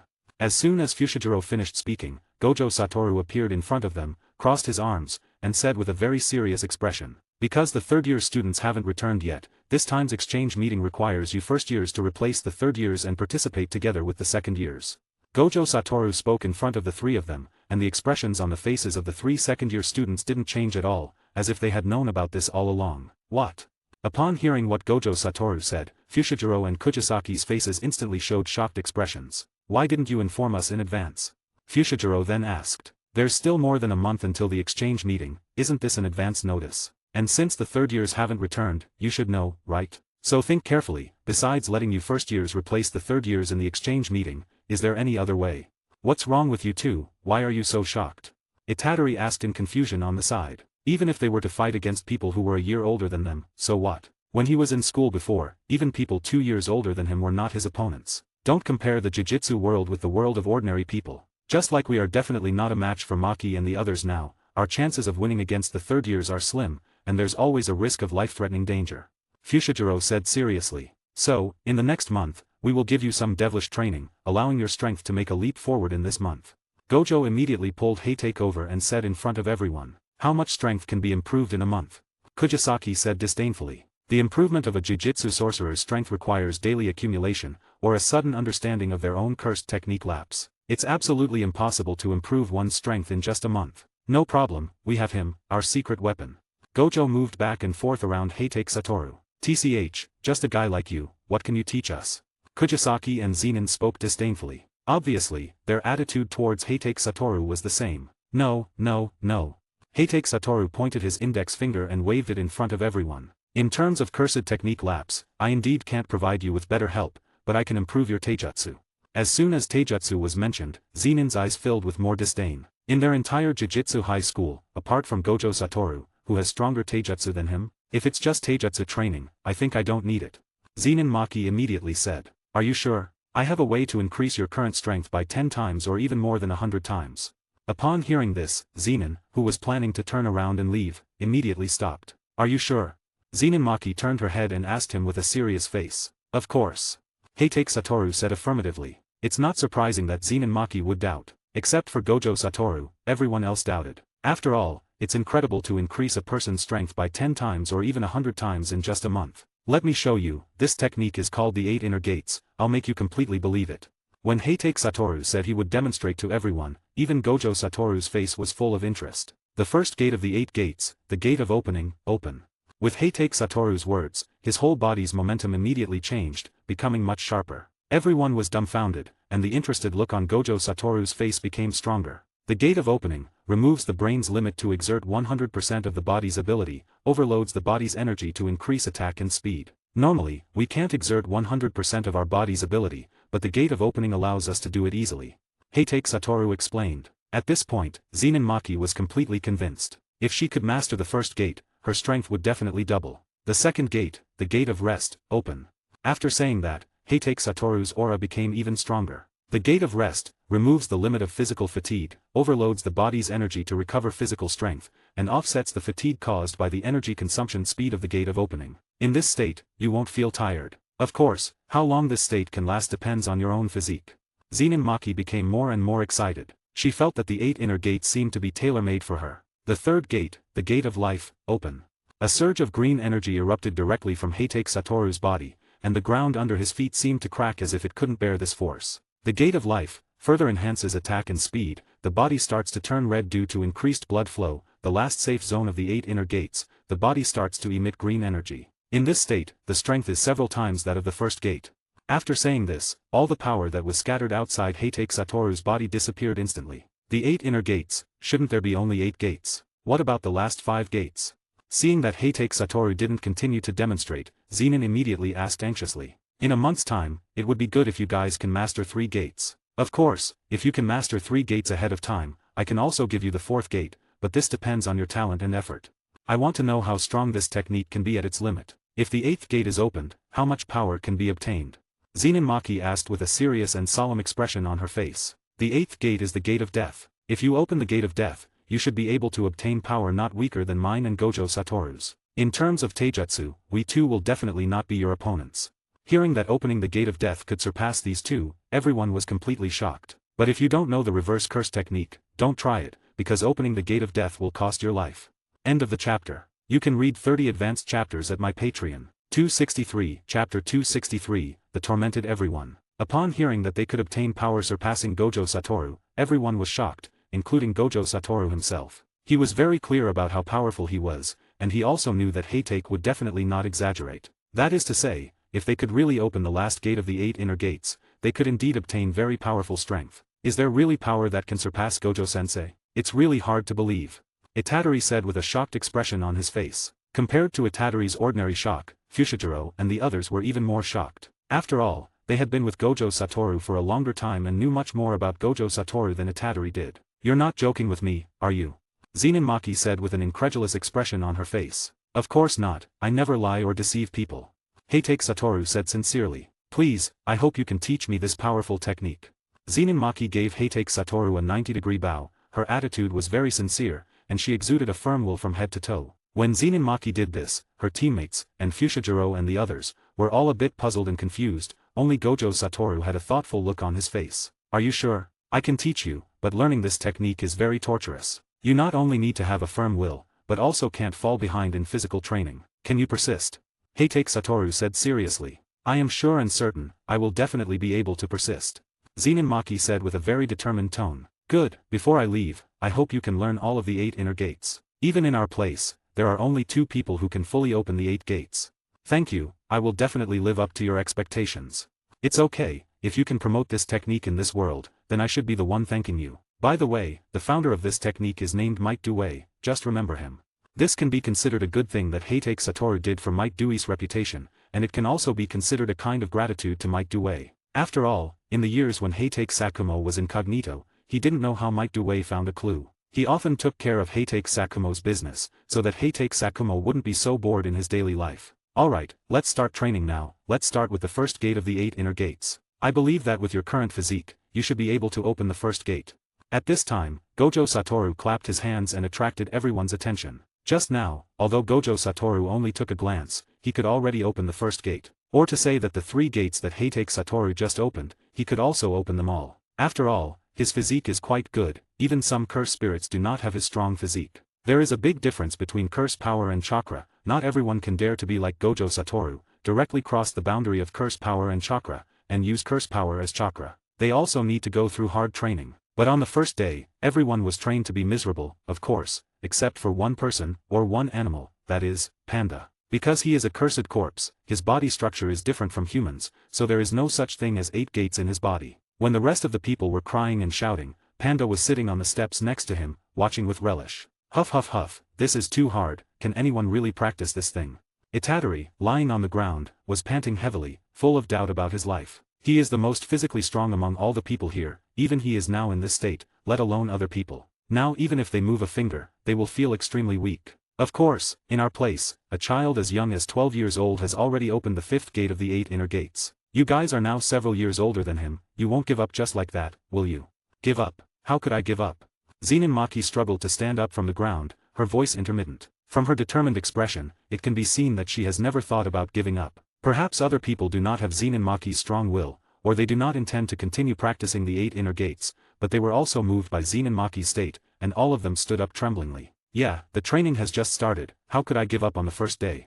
Itadori, who stood up, shouted directly, his momentum was very magnificent, and full. Humph, what a hot-blooded fool. Fushiguro didn't make a passionate speech like Itadori and Zenin, and even the words he said were a bit negative. But from his action of standing up, his heart is not as calm as he shows on his face. Very good, as expected of Gojo Satoru's disciple. Seeing the appearance of several people, Heitake Satoru also praised them from the bottom of his heart. If possible, I really want my students to meet you and learn from you. Whenever he thought of his students, a helpless expression appeared on Heitake Satoru's face. Shinko and Tenma's talents were average, and their current state was a bit off. If there was a word to describe it, it would be inseparable. Only Uchiha Itake's talent could compare with a few people, but Heitake Satoru couldn't change Uchiha Itake's will, so his students are basically in a state of free range now. Heitake Sensei's students? Who is stronger, your students or us? Itadori asked out loud. I have 3 students in total. Heitake Satoru held up 3 fingers. 2 of them are not as talented as you, but they are older, so their strength is about the same as yours. There is also 1 student who is about the same age as you, but all of you together would not be his match. However, in the future, you might be able to be on par with him. Really? Itadori asked in shock, and the others also looked doubtful. Of course, I have no need to lie to you. He is the most outstanding person I have ever seen, without a doubt. Heitake Satoru didn't skimp on his praise for Uchiha Itachi, or rather, Uchiha Itachi deserved such words. End of the chapter. You can read 30 advanced chapters at my Patreon. 264, Chapter 264, The Frightened Itadori. But the other party mainly relies on their own talent, which has little to do with my teaching, so you don't need to compare with them. Alright, today's training ends here. Any training should pay attention to the combination of work and rest. Blind practice will only delay the speed of improvement. Afterwards, Heitake Satoru announced the end of the training. As soon as they heard this, everyone relaxed. The energy they had just gathered immediately deflated, and everyone immediately collapsed and lay on the ground. Fushiguro, do you think what Heitake-sensei just said is true? A person of our age, all of us together are not his match. Lying on the ground, Itadori recalled what Heitake Satoru had just said in his mind. He found it incredible that such a person could exist, given their own considerable strength. Yes, there will always be a few people with extraordinary talents and are quite abnormal. In our second year, there is one, and all of us together are not his match. Before Fushiguro could speak, the panda who was watching the excitement on the side spoke up. After all, he was the most energetic panda right now. What? Really? Where is he? Itadori asked in confusion. He originally thought there were only 3 people in the second year, but he didn't expect there to be another person. He is currently practicing somewhere else, and he is one of the 4 special grade Jujutsu sorcerers in the Jujutsu world, on the same level as Gojo. He is about the same age as you. There really are people outside of people, and skies beyond skies. Itadori looked at the gradually darkening sky and sighed. In his previous life as an ordinary person, he was like a favored child of heaven. He was proficient in all kinds of sports, and apart from studying, he could do anything easily. But after coming into contact with the Jujutsu world, he realized how narrow his previous perspective was. They were all people of about the same age as him, but their strength was much stronger than his. After resting for a while, everyone gradually returned to their dormitories. Only Zenin Maki was lying on the training ground, looking at the sky. Her eyes were blank, not knowing what she was thinking. After about 2 hours of rest, Zenin Maki stood up again and started another round of intense training while everyone else was fast asleep in their beds. All of this was seen by Heitake Satoru and Gojo Satoru. It seems she has a goal in her heart that she has to achieve. Heitake Satoru said, watching Maki doing push-ups on the ground, sweating profusely. Yes, every student here has their own goals and dreams, but Maki's goal is the most difficult.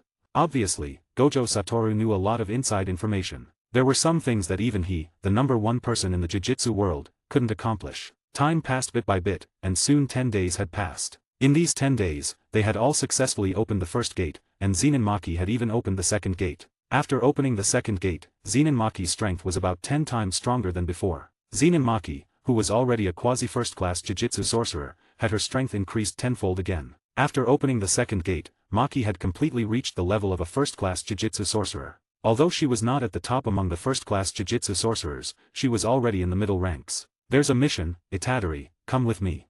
That day, everyone was training as usual, but during the training, Itadori was called away by Gojo Satoru. And Heitake Satoru, watching the direction Gojo and Itadori left, was thoughtful. If he remembered correctly, it should be time for that mission now. Gojo-sensei, am I the only one doing the mission? Seeing himself separated from the team, Itadori asked with a puzzled face. Normally, they should all do the mission together as a grade, and even if one person is singled out to do the mission, it shouldn't be him, a half-baked Jujutsu sorcerer. Of course not, there will be a first-class Jujutsu sorcerer with you. Gojo Satoru said in a matter-of-fact tone. No, I mean, am I the only student going? Of course, is there a problem? Itadori again spoke in a matter-of-fact tone. Why? Itadori asked in confusion. What why? Gojo Satoru also looked puzzled. Hearing Gojo Satoru say this, Itadori felt like he was about to be driven mad by him. Haha, okay, this time the main purpose is to train you, so a first-class Jujutsu sorcerer was specially arranged to accompany you. If nothing unexpected happens, you don't need to take action in this mission, you just need to learn by his side. Oh, so that's how it is.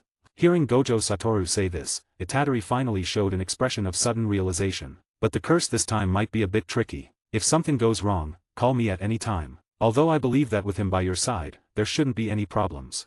After all, Gojo Satoru was very confident in that person's strength. Every person who could become a first-class Jujutsu sorcerer was not a simple character. If they could be easily dealt with, they wouldn't be qualified to be a first-class Jujutsu sorcerer. Every first-class Jujutsu sorcerer basically has the strength to defeat or escape from a special grade curse. After a while, the high school's car came, and the driver was naturally Ijishi Kiyotaka. Yo, we meet again.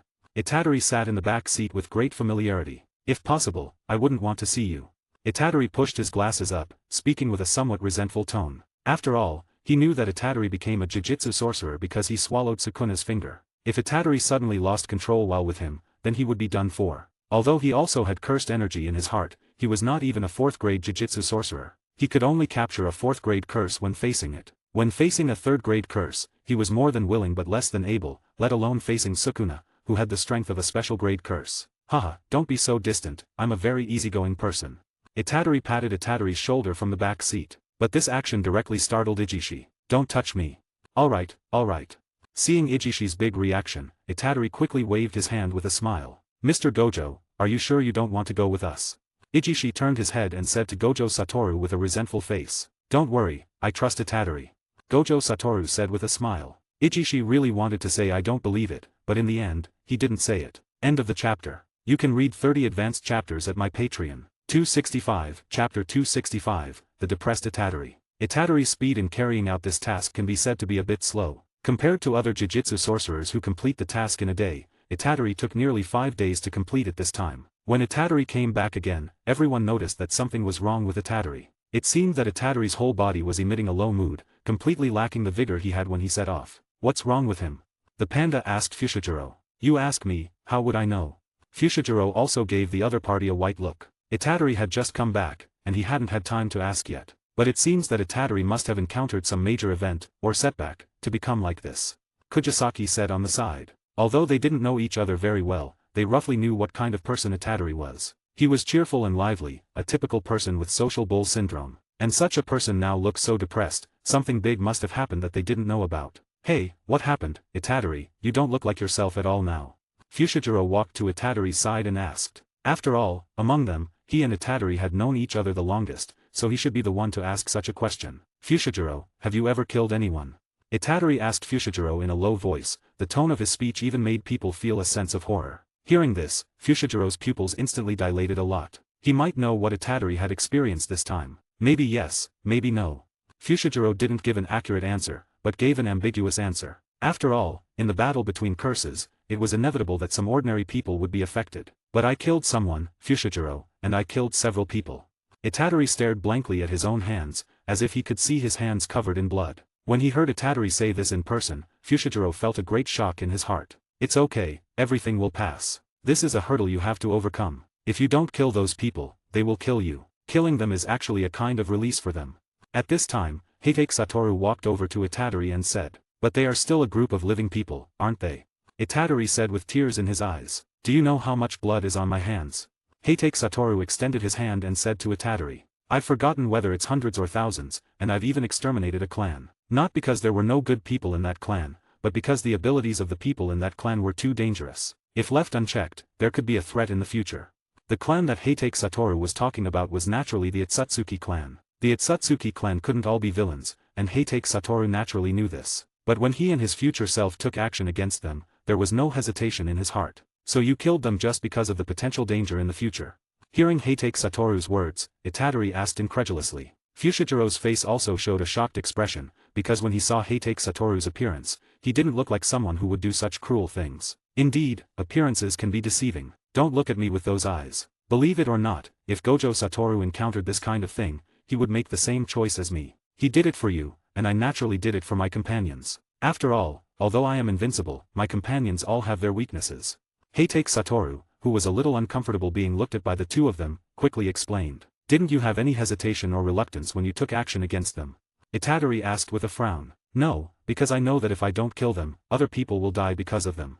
Heitake Satoru said seriously, and what he said was also the truth. You should be very clear that those who have become curses can no longer become humans. If you don't kill them, ordinary people will die at their hands. You should be doing a good deed for the people.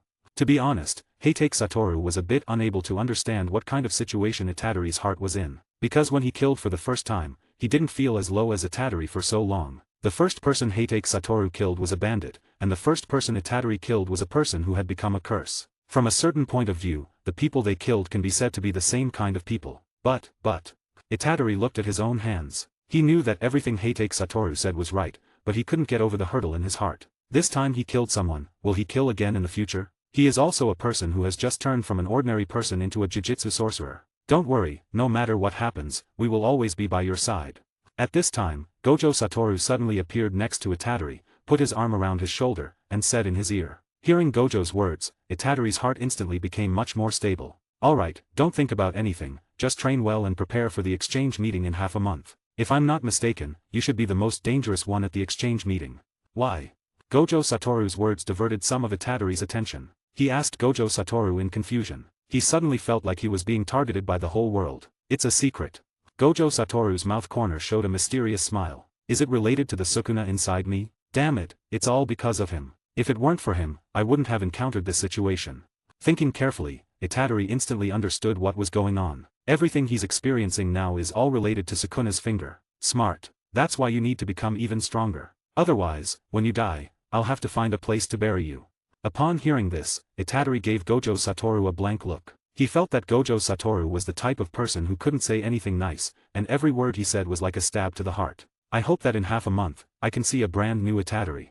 Gojo patted Itadori's shoulder. I don't know if I'll be brand new, but I do know that I will definitely become stronger in half a month. End of chapter. You can read 30 advanced chapters at my Patreon. 266, Chapter 266, Visitors from Kyoto. Today, the students from Kyoto should be coming, right? Calculating the date, Gojo Satoru said to Nanami Kento, and Heitake Satoru was also sitting next to them. I did say I would give Itadori some difficult tasks, but this is not what I meant by difficult. Gojo Satoru said self-reproachfully on the side. Although he had also advised Itadori, it was ultimately because his task arrangement was inappropriate. Outside, Kujisaki had already packed her luggage, looking as if she was ready to go on a trip, with bags big and small. Why are all of you empty-handed? Kujisaki was shocked to see that everyone had no luggage. We are the one who should ask you, why are you bringing so much luggage? Panda pointed at Kujisaki's large and small luggage and said, aren't we going to Kyoto next? To hold an exchange meeting with our sister school in Kyoto. It's an exchange meeting with our sister school in Kyoto, in Tokyo. Panda corrected. No way. Kujisaki held her head in her hands, her face immediately turned purple, and she said in despair. No wonder I haven't been on the same wavelength with her recently. Zenin Maki showed a sudden realization at this moment. It's held at the school that won last year. Panda explained. Don't let me win, damn it. Kujisaki suddenly grabbed Panda's neck, her eyes rolling back in anger. We didn't participate last year. Panda said in an innocent tone. Last year, Yuta was sent to make up the numbers. At that time, Rika hadn't been exorcised yet, it seemed like a crushing victory. Zenin Maki seemed to think of something and said. But it was held in Kyoto, I didn't see it. I won't let you off, Okotsu Yuta, even though I haven't seen you. Kujisaki shouted in despair. She is completely angry. Panda patted his body. Just then, they heard footsteps coming up the stairs. Hey, they're here. Zenin Maki said, attracting everyone's attention. Oh, all the students from Tokyo school are here. The girl leading the Kyoto school said in a teasing tone. Did you come to greet us on purpose? How disgusting. The speaker was Zenin Mai, a second-year student at the Kyoto school. Okotsu Yuta isn't here. At this time, a burly man with a scar on his head touched his head, looked at the people from the Tokyo school, and couldn't help showing a disappointed expression. This man was Tadu Aoi, a third-year student at the Kyoto school, and a first-class jiu-jitsu sorcerer, who had experience killing special-grade curses. Stop talking nonsense, quickly hand over the souvenir. Kujisaki said impatiently. Yitsuhashi sweets, kudzu noodles, buckwheat pancakes. Kujisaki listed all the food she wanted to try in Kyoto. Salmon. Inumaki Tej echoed. What's the matter with that first-year student? It's so scary. A blonde girl from the third year of Kyoto, holding a broom, looked at the irritable Kujisaki with a scared expression on her face. Even if Inumaki isn't here, letting 3 first-year students fill in, isn't that looking down on us? A guy from the second year of Kyoto who looked like a robot said. Wow, it's a robot. Hey, Panda, it's your kind. As soon as Itadori saw the robot, he immediately showed a shocked expression. But just because of Itadori's voice, all the students of Kyoto High School were attracted. One of the Jujitsu sorcerers who had been closing his eyes frowned when he saw Itadori. He is a robot, all over his body are parts, I am a living creature with blood and flesh. Panda immediately retorted unhappily. So this is the container of Sukuna, it doesn't look as fierce and evil as imagined. A girl with long blue hair thought to herself, she is a second-year student from Kyoto, Miwa Kazumi. The strength of a Jujitsu sorcerer has nothing to do with age, especially Fushiguro, he has the bloodline of the Zenin family, but he is better than the people of the main family. The squinting Jujitsu sorcerer from Kyoto spoke. TCH. As soon as these words came out, Zenin Mai, who was standing next to him, immediately showed a displeased expression. What? Kamo Noritoshi said with a flat face, as if the person he just mentioned was not his teammate. Nothing. Zenin Maki still spoke with a displeased expression, and Zenin Maki, who was across from her, didn't have much expression. For her, as long as her strength is strong enough, that's enough. Clap clap. At this time, a round of applause reached the ears of both sides. Don't quarrel with your own people, you kids are really. A woman in a Japanese kimono with a horizontal scar on her face spoke. This person is a first-class Jujitsu sorcerer from Kyoto Jujitsu High School, and their teacher, Iori Yutahim. So, where is that idiot? Seeing that there was one less person on the Tokyo side, Iori Shoko said with a helpless expression, as if she had already anticipated this situation. Ah, Satoru is late. Panda touched his chin and said. The idiot can't possibly be on time. Zenin Maki spoke. No one said the idiot is Gojo-sensei. Fushiguro also said on the side. Yo, sorry to keep you waiting. At this time, a breeze blew. The figures of Heitake Satoru and Gojo Satoru appeared back to back in front of everyone. Iori Yutahim clicked her tongue unhappily, and Miwa Kazumi showed a surprised expression as if she had seen an idol. Oh, is everyone here? I just came back from a trip abroad. Hearing Gojo Satoru's late excuse, Heitake Satoru immediately covered his forehead, as if he had a headache. This excuse reminded him of his younger brother, Kakashi, and the credibility of their excuses was about the same. Now I'm going to give out souvenirs. All the students of Tokyo High School showed a dead fish-eye expression. So sudden. Panda spoke. The jet lag probably hasn't passed yet. Kujisaki also said on the side. Here, for the students of Kyoto, it's a talisman from a certain tribe, Iora doesn't have it. The people of Kyoto also all showed a dead fish-eye expression. Although many of them were familiar with Gojo Satoru in advance, when they met this kind of person, they still couldn't live in peace. I don't want it. Yutahim said with an irritable face. But then they turned their attention to Heitake Satoru. Is this guy the one rumored to have the same abilities as Gojo Satoru? Yutahim's expression became serious. Tisk, are you fascinated by my brother? That's not okay, I'm not going to introduce my brother to you.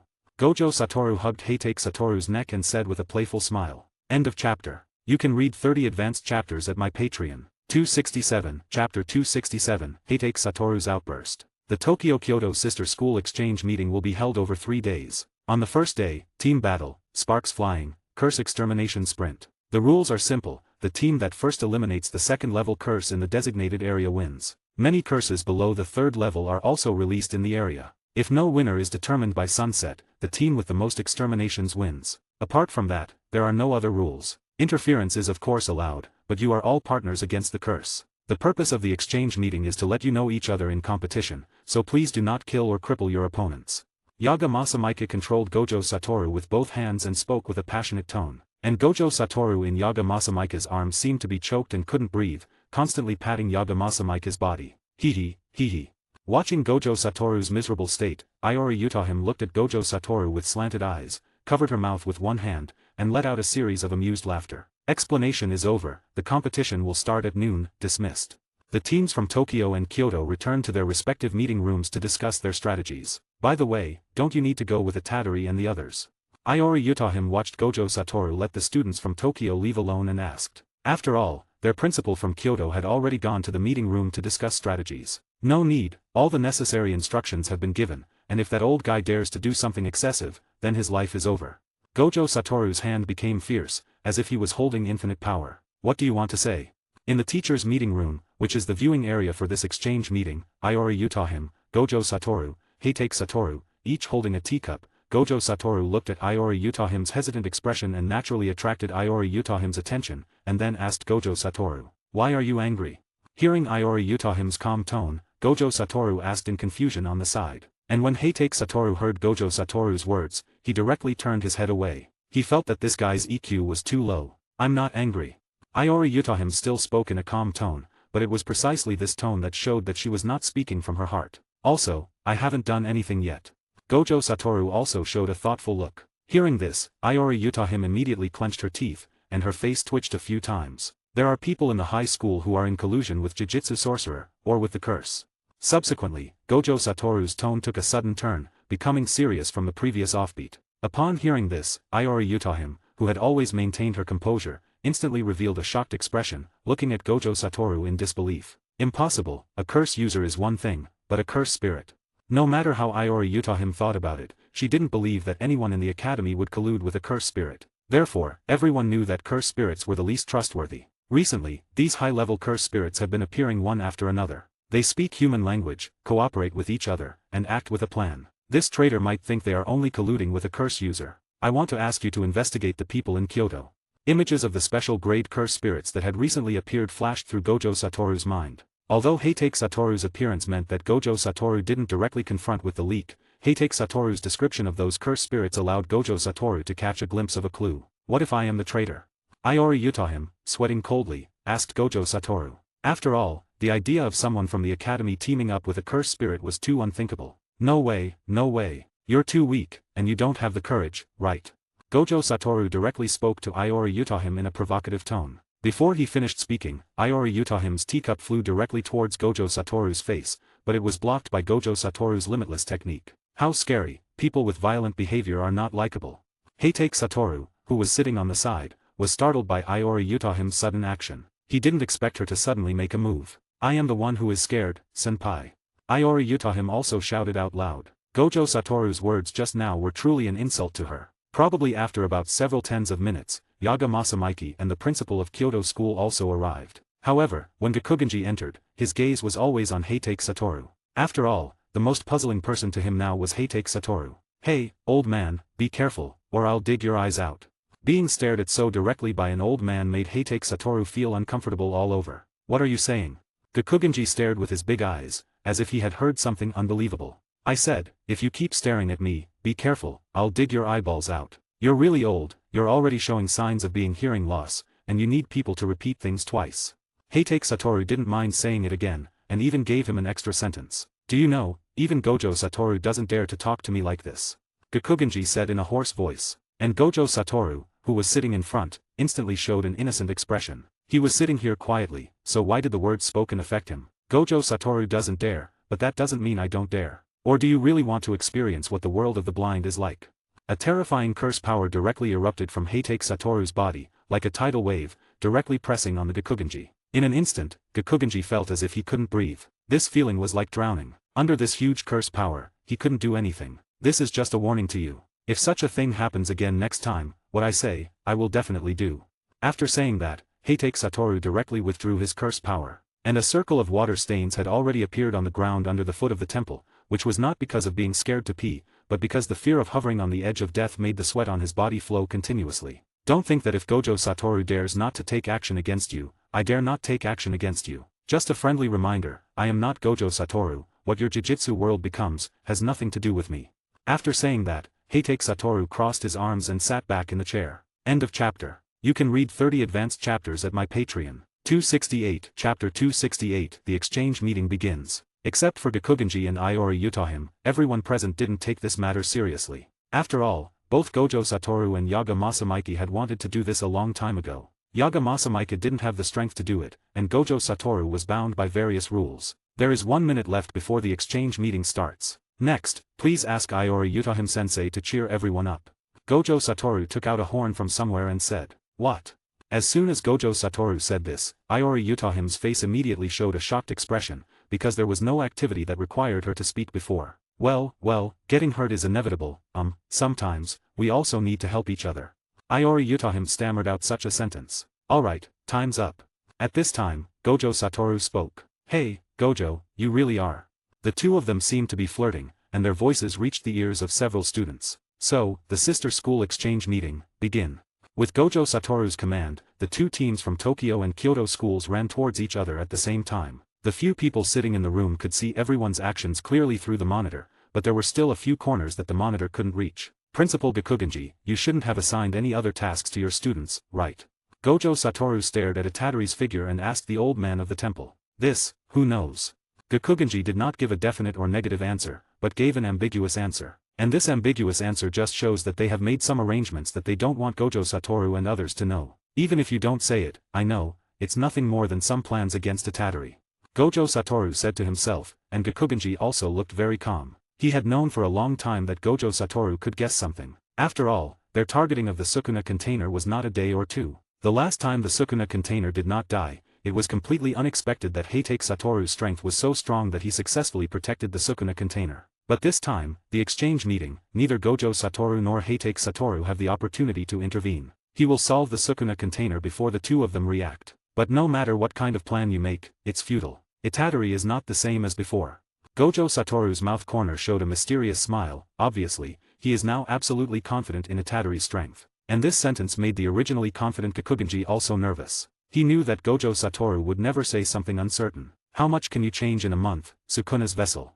Gakugenji was also just staring at Itadori on the monitor and thinking. He knew what Itadori's strength was like a month ago. After all, when Gojo Satoru announced that Itadori had become Sukuna's vessel, their Jujutsu world had never stopped monitoring Itadori. But this month, because the training for the exchange meeting was closed, they didn't know what level Itadori's strength had improved to. Logically speaking, a person's progress in a month is definitely limited, but what Gojo Satoru said, people have to pay attention to it. In the monitor, you can see that Itadori and their group of people who are moving forward suddenly appeared a spider-type curse in front of them, but looking at the curse power emanating from this curse, it is completely a mob. Just as Zenin Maki was about to take action, Fushiguro Megami quickly stopped him because his Shikigami felt something wrong. Sister, wait a minute.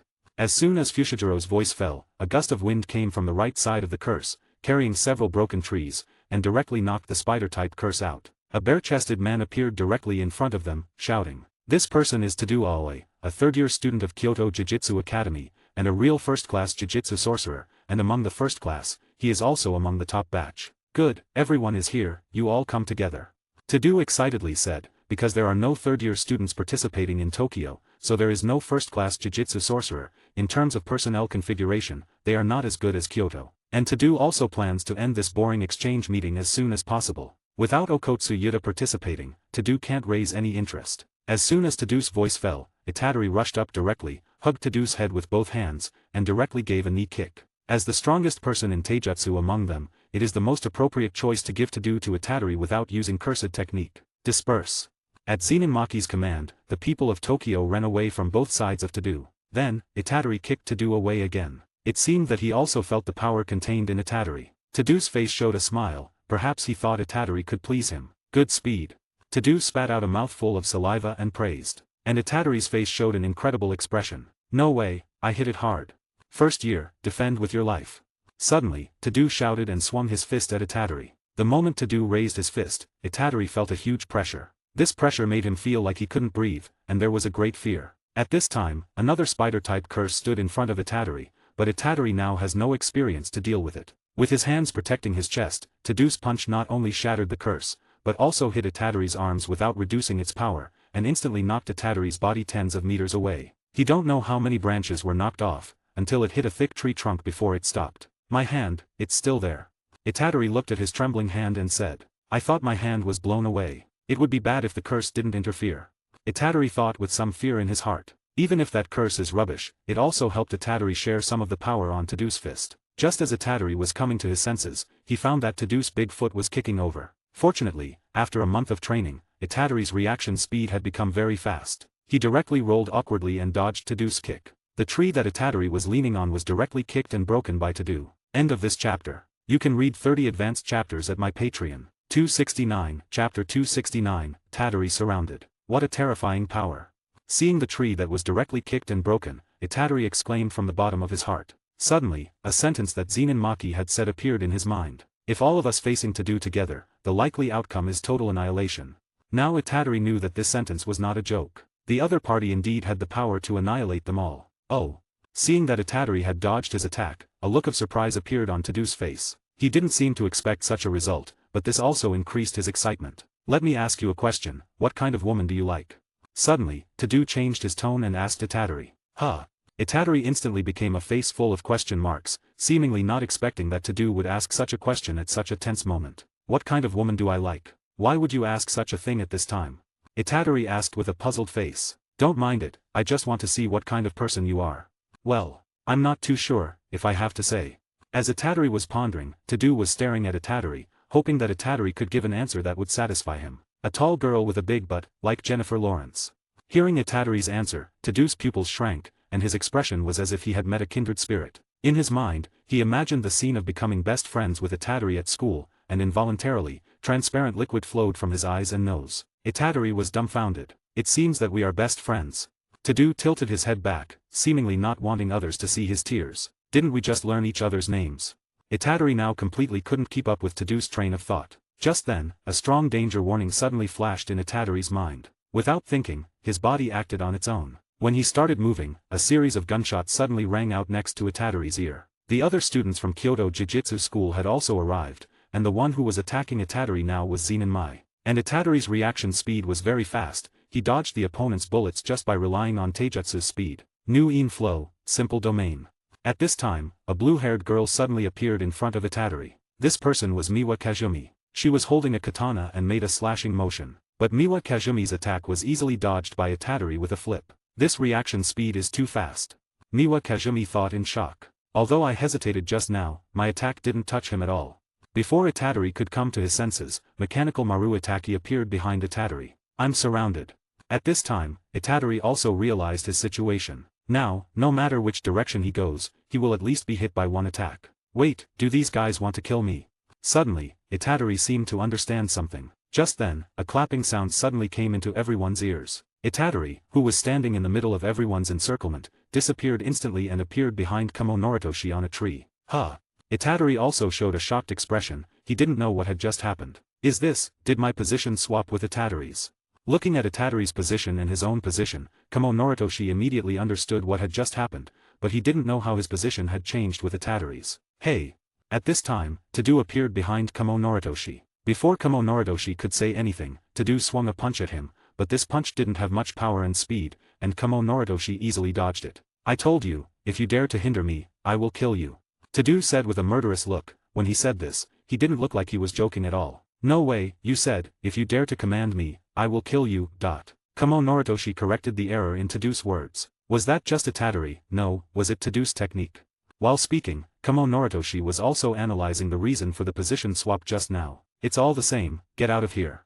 Tadou's eyes widened, his eyeballs were already full of bloodshot, and his temples were bulging with veins. He must be killed. Kamo Noritoshi said as he passed by Tadou. That depends on Itadori, don't command me. Tadou showed a smile at the corner of his mouth. What are these people doing? Itadori stood on a tree and thought with a puzzled face. Just now, these people's target was still him. Unexpectedly, there was an internal conflict in the blink of an eye. I'm not the kind of vulgar man who would hold back against my best friend. Tadou posed an offensive posture and looked at Itadori excitedly. The other people from Kyoto School all left, and then only Itadori and Tadou were left on the field. And Gakugenji, the principal who was watching this scene in the control room, couldn't believe it and stared at Tadou's figure in the picture. Ha ha ha, Principal Gakugenji, it seems that your plan has failed. Gojo Satoru laughed loudly. Just now, when he saw Itadori being besieged by all the students from Kyoto, he had already planned to break the rules of the exchange meeting and save Itadori. Unexpectedly, there was a change in Tadou on the Kyoto side. But thinking of Tadou's character, Gojo Satoru felt that this was also a very normal thing. Tadou, you bastard. Principal Gakugenji said in a very low voice. Come on, best friend, now there are only two of us left here, let's start. Tadou beckoned to Itadori and said. And I can feel it, your body can still burst out with more powerful strength, use it, let me see, how powerful my best friend really is. Tadou said excitedly. Then as you wish. The 8 inner gates, the third gate, the gate of life, open. A green energy burst directly from Itadori's body with a terrifying momentum. Seeing this scene, the faces of Principal Gakugenji and Iori Utahim in the control room all showed shocked expressions. Although they were not on the scene, they could also feel how powerful this force was from the picture coming from the control room. What exactly is this cursed technique? Iori Utahim asked incredulously. This is a secret. Gojo Satoru shook his finger and said with a provoking expression. End of chapter. You can read 30 advanced chapters at my Patreon. 270, Chapter 270, Unexpected Appearance. Seeing Itadori in this state, Tadou incredulously widened his eyes. Feeling the immense aura emanating from Itadori, Tadou's heart was not filled with fear, but rather, it became increasingly excited. In the next second, Itadori's body appeared in front of Tadou, just like when they first met, holding Tadou's head, he directly delivered a knee kick. However, the force of this kick compared to the first one was like night and day. This time, Tadou directly felt a sense of dizziness. By the time Itadori kicked Tadou away, blood was already flowing from both of Tadou's nostrils. Is this your cursed technique? It's really interesting, a power that can enhance physical limits. Tadou wiped the blood from his nose, not caring about the minor injuries on his body. This is not my cursed technique, this is what Heitake-sensei taught us. Heitake Satoru, the man who is said to have the same strength as Gojo Satoru, I didn't expect that such a terrifying man would appear a second time in this world. Even for someone as powerful and proud as Tadou, his heart couldn't help but tremble when he heard the name Gojo Satoru. He knew that anyone facing Gojo Satoru would undoubtedly meet a dead end. And you just said, US. Could it be that all of you in Tokyo school can do it? Tadou asked in shock. Of course. Itadori spoke in a matter-of-fact tone. It seems that this exchange meeting is not good for us in Tokyo. But it doesn't matter, in this exchange meeting, the only person I care about is you, Itadori.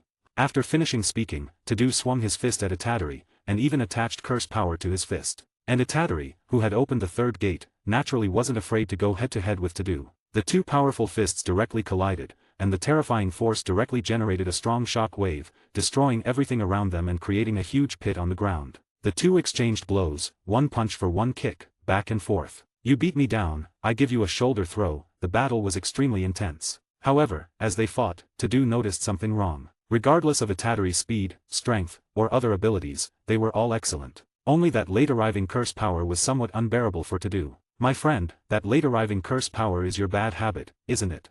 Tadou put his hands on his hips, looking like he was educating Itadori. Divergent fist.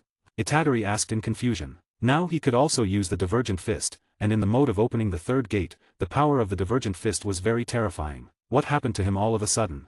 Itadori looked at Tadou's appearance and said in confusion. If you are satisfied with that move, you won't be able to beat me. Although the power of the divergent fist is great, this move doesn't have much effect on real powerhouses. If you are satisfied with that level, we are no longer best friends. A look of disappointment and regret appeared on Tadou's face. Is that okay? Tadou shouted. What should I do? I don't care. Itadori's expression was one of despair. Is it okay to always be weak? Hearing this sentence, Tadou suddenly widened his eyes. Being best friends with Tadou was a matter of indifference to Itadori, but the word weak indeed touched Itadori's heartstrings. He suddenly remembered his last mission. If his strength was a bit stronger, that tragedy wouldn't have happened. That's not okay. A terrifying curse erupted directly from Itadori's fist, and his face looked somewhat ferocious. Isn't that right, my best friend? Then, the two of them fought together again. The longer the fight, the more shocked Tadou's heart became, because Itadori was growing rapidly in his fight with him, and Tadou seemed to have become a guide for Itadori's fight. Could it be that this guy is teaching Itadori how to fight? Through the monitor, Gojo Satoru said incredulously. He noticed that the fight between Itadori and Tadou suddenly stopped, and from Tadou's mouth shape and body movements, it really seemed like that. If it's Tadou's character, it's very likely to do such a thing. Iori Utahim covered her forehead and said with a headache. Although she is a teacher at Kyoto High School, Tadou's strength is already above hers, and she has nothing to teach him. If I'm not mistaken, he should be teaching Itadori how to use Black Flash. Although Itadori's divergent fist combined with the third gate is indeed very powerful, compared with Black Flash, there is still a big gap. At this time, Heitake Satoru spoke up. If the third gate is opened and combined with Black Flash, I'm curious, what kind of power will it burst out? Gojo Satoru showed a smile at the corner of his mouth. If Tadou teaches Itadori to learn Black Flash, it would indeed save Gojo Satoru a lot of effort. After all, he has no way to teach Itadori how to use Black Flash, because he doesn't dare to find a place to practice. Tadou, you bastard.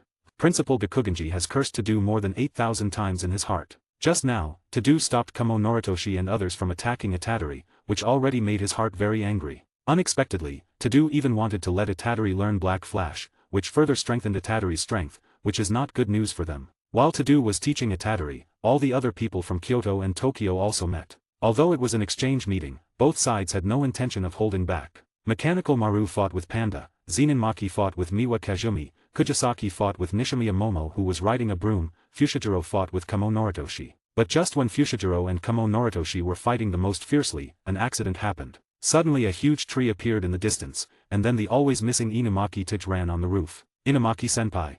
When Fushiguro saw Inumaki-Tej, he also shouted in surprise. Inumaki naturally also found the existence of Fushiguro and Kamo Noritoshi. He, who usually doesn't speak easily, had to say a word in this situation. Run. These words seemed to be a command, making Fushiguro and Kamo Noritoshi run uncontrollably. It was precisely because of their actions that they avoided the oncoming trees. And Gojo Satoru and others in the observation room also noticed that the symbols symbolizing the curse were all burned by red flames in an instant. End of chapter. You can read 30 advanced chapters at my Patreon. 271, Chapter 271, The Two Who Were Targeted. Seeing these symbols symbolizing the curse being burned by red flames in an instant, everyone's faces showed a shocked and puzzled expression. Although I would like to say, it was my good student who pulled it out. Gojo Satoru posed a thinking posture and said so, but he also knew that this was an impossible thing. Even if he was narcissistic and arrogant, he didn't believe that his students could reach this level. When the curse power that has not landed is pulled out, the flame of the symbol will also turn red. Principal Yaga crossed his arms and spoke with a grave expression. Is it an outsider, an intruder? Iori Utahim spoke incredulously. After all, it was rare for an intruder to appear at the academy. Did Tenjin-sama's barrier fail?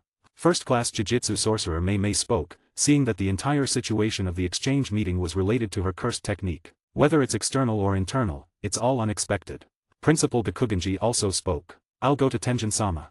Suddenly, Yaga Masamika stood up and spoke. Satoru and Principal Bikugenji will go together to protect the students. Mei will search for students in this area here and report them one by one to Satoru and the others. As for Heitake, you can do as you please. After all, this is an internal matter of our Jiu-Jitsu high school.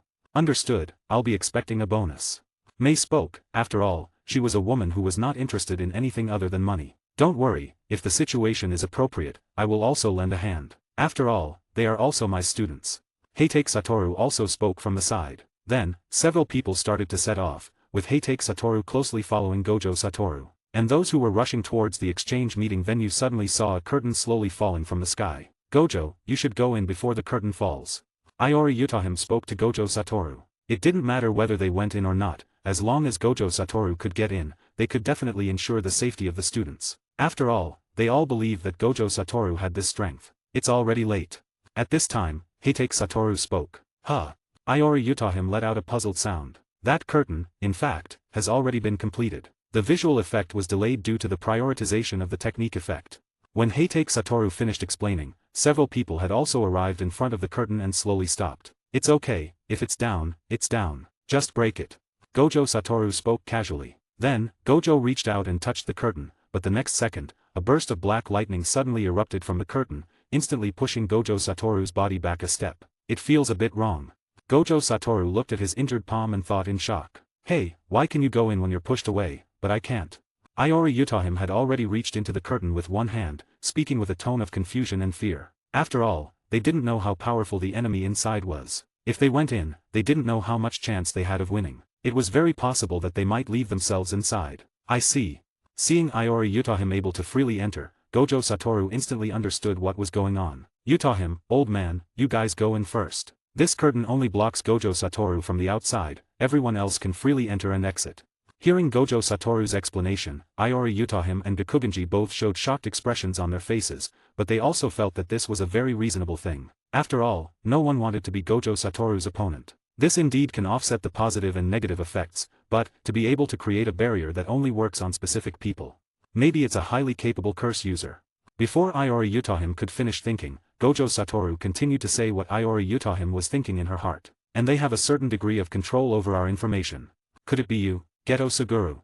The image of Geto Suguru suddenly appeared in Gojo Satoru's mind. After all, he already knew of Geto Suguru's existence, and Geto Suguru could be said to be the person who knew them best. Alright, hurry up and go. Although we don't know what the other party's purpose is, as long as one person dies, we lose. Gojo Satoru spoke. Don't worry, even if Gojo Satoru can't get in, with me here, there won't be any problems. Just then, Heitake Satoru, who had been ignored by everyone, spoke up. At this time, everyone remembered Heitake Satoru. If his strength is really as terrifying as Gojo Satoru's, then there really is no problem. Thinking of this, Iori Utahim's heart stabilized a bit. But the next second, when Heitake Satoru's hand touched the curtain, a situation similar to Gojo Satoru's suddenly occurred. a black lightning directly bounced him away. But rather than saying it was black lightning, it was more like a strong sense of disharmony and repulsion, similar to his use of red. Seeing this scene, including Heitake Satoru and Gojo Satoru, everyone's faces showed a shocked expression. No way. Iori Yutahim said loudly, the hope that had just ignited instantly shattered. It seems very likely that it's that group of people. Gojo Satoru spoke, because Heitake Satoru rarely shows how powerful he is. Although it is said that Heitake Satoru and Gojo Satoru have the same strength, most people think this is a rumor. But someone actually took this rumor seriously and put a restriction on Heitake Satoru on this curtain, which means that these people have at least seen Heitake Satoru. It should be them, no doubt. Heitake Satoru nodded affirmatively, thinking at the same time, he was also very puzzled, he didn't expect that he was also targeted. It seems that I can't help you guys. Heitake Satoru helplessly spread his hands. But Gojo and I will join forces to break this curtain as soon as possible. I feel that with the two of us, this curtain can only last for 3 minutes. Heitake Satoru lightly tapped the curtain with his finger and said, although he could still feel the repulsive force, but when he was prepared, this force was not so strong. There's no way, we can only try our best. Iori Yutahim gritted her teeth and said, then she and Principal Gakugenji went into the curtain together, and immediately felt a terrifying curse power. This wouldn't be a special grade curse coming, would it? Feeling this curse power, Iori Yutahim's heart immediately rose with a bad premonition. Alright, it's our turn to take action and solve this curtain. Heitake Satoru and Gojo Satoru stood on the same line, facing the curtain in front of them, and spoke confidently. End of chapter. You can read 30 advanced chapters at my Patreon. 272, Chapter 272, Heitake Satoru's Mistake. Heitake Satoru and Gojo Satoru stood back to back, one raised his right hand, the other raised his left hand, and a black aura directly wrapped around their fists. Black flash. Two infinitely powerful fists directly attacked the curtain, but to their surprise, their fists hadn't touched the curtain when they felt a very terrifying repulsive force. This repulsive force was somewhat similar to their limitless technique, but it was fundamentally different from their limitless technique. This repulsive force instantly knocked Heitake Satoru and Gojo Satoru out, flying back more than 10 meters, and sliding on the ground for a while before stopping. Interesting, indeed. A smile appeared on Gojo Satoru's face. Of course, the more challenging something is, the more interesting it becomes. But it seems that our taijutsu attacks won't be of much use. Heitake Satoru spoke. Their bodies couldn't even touch the curtain, let alone use physical strength to forcefully break through it. So, to break this curtain, they could only use cursed technique. If we use red, it might affect the people inside, so we can only use blue. Gojo Satoru said to Heitake Satoru. That's right. Heitake Satoru nodded. Compared to red, blue is easier to control. Once the barrier is broken, they can stop the damage in time and also avoid hurting their comrades inside the barrier. Let's get started then. At the same time, a deep blue ball emitting a terrifying attraction appeared in front of the two. The moment this ball appeared, a terrifying attraction suddenly appeared all around. Then, something surprising happened. The two blues slowly approached each other uncontrollably and finally showed signs of fusion. Oh, this is an unexpected discovery. Gojo Satoru spoke. They knew that blue could fuse with red to create a more powerful cursed technique lapse, hollow technique, purple. But they didn't expect that two blues could also fuse. After all, when they released several blues at the same time, there was no sign of fusion. And when they fought each other in the past, the blues they used did not fuse at all. But the power of blue has increased a lot. It's not like 1 + 1 = 2, but it has increased by more than 10 times. Under this terrifying attraction, the curtain in front of them was uncontrollably shaking. Naturally, the people inside the curtain also felt this abnormality. This curtain, under the effect of this blue, only lasted for about 10 seconds before it shattered. Not only were the people from Jujutsu High School stunned, but even the curse users in Hanami, who were fighting with the Tadari and others, were also stunned. Before the fight, someone could guarantee that this curtain could block Gojo Satoru for 20 to 25 minutes. But they didn't expect that it would be broken in just about 10 minutes, not even half of the plan had been reached. Tisk, these two guys came too fast. Tadu looked at the two people standing in the sky and spoke with some dissatisfaction. Because in his teaching, Itadori was at a critical moment, but before Itadori could explode, reinforcements had already arrived. Let me see, where should I go first? Gojo Satoru stood in the sky, looking at the situation of each battlefield. You go to the old man's place, I'll take care of that special grade curse spirit. At this time, Heitake Satoru, who was next to Gojo Satoru, spoke. Alright, no matter who the opponent is, for us, this kind of battle is boring. Gojo Satoru clenched his fists, and the whole person directly appeared behind Gakugenji's opponent. Let's start with you. Gojo Satoru extended a hand and spoke to the other party. And the other party, seeing Gojo Satoru, seemed to go crazy, swinging the two axes in his hand and chopping towards Gojo Satoru. Don't kill him. Feeling the killing intent on Gojo Satoru, Principal Gakugenji immediately shouted loudly. After all, they still needed to extract some information from this person's mouth. Just as Gakugenji spoke a bit early, Gojo Satoru hadn't done anything yet. He directly raised a finger, and the other party's limbs instantly twisted, and the body kept flying backwards, only stopping when it hit a stone pillar. At this moment, the other party's limbs had already undergone a huge distortion. There are a lot of things to ask him, don't kill him, hurry up and treat him.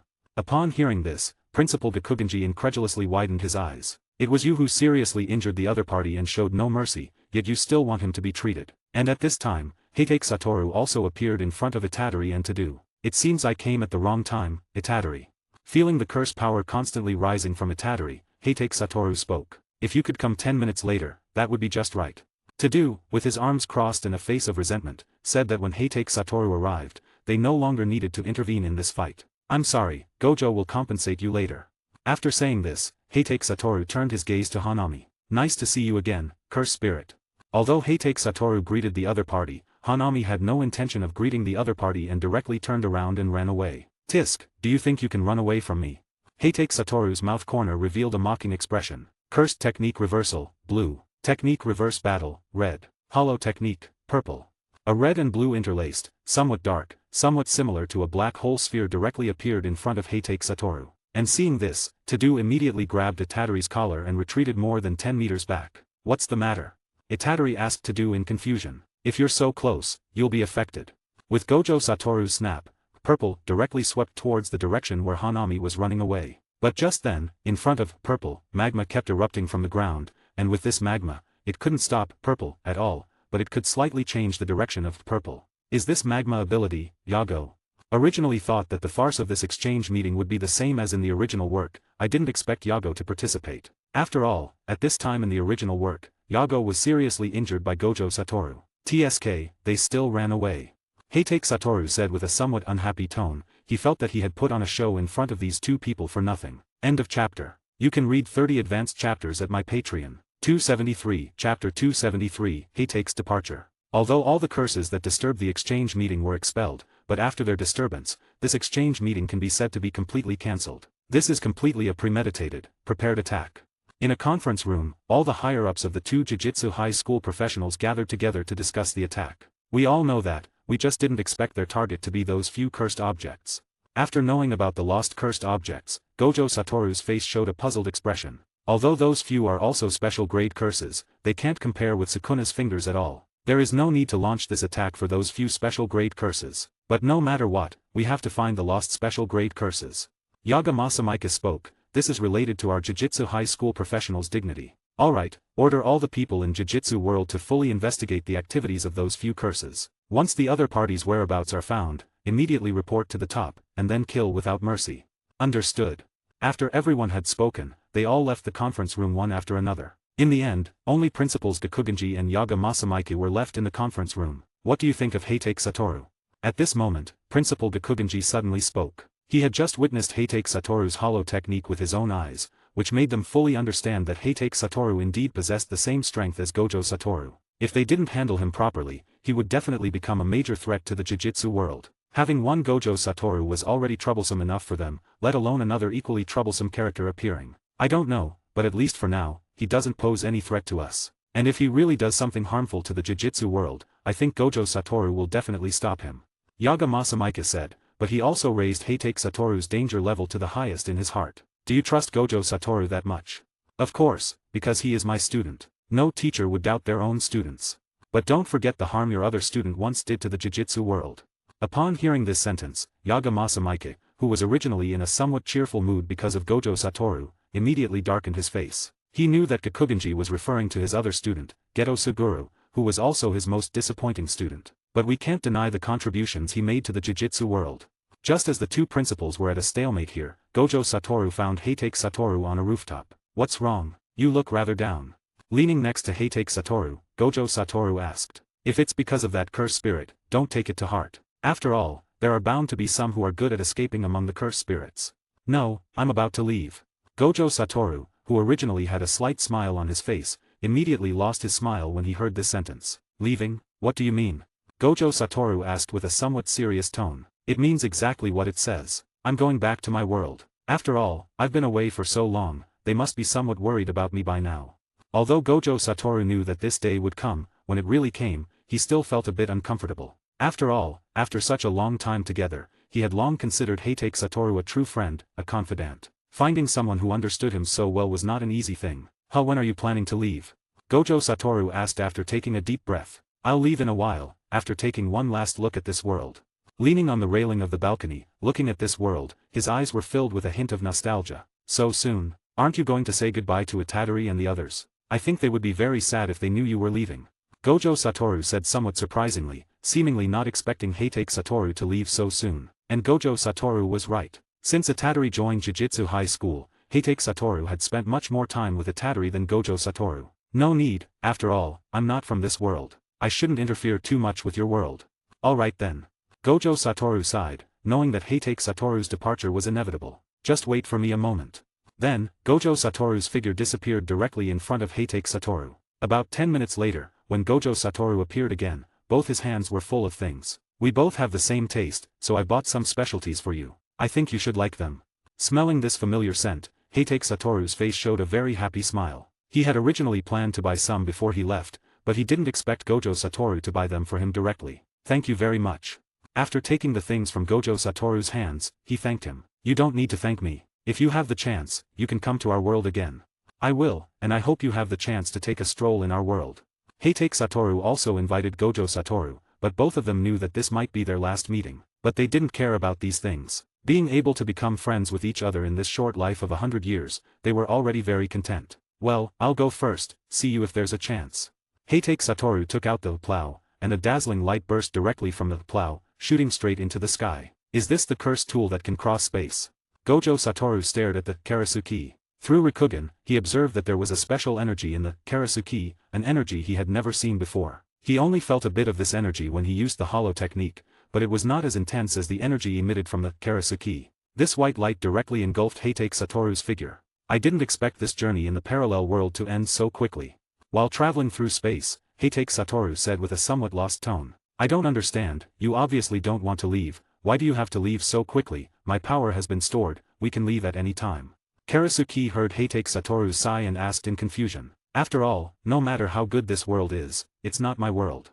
End of chapter. You can read 30 advanced chapters at my Patreon. 274, Chapter 274, The Return of Heitake Satoru. In the few days before this exchange meeting, Karasuki had already told him that the space channel had been repaired and could leave at any time. But for this exchange meeting, Heitake Satoru dragged on for several days before leaving. Otherwise, he would have returned to the ninja world long ago.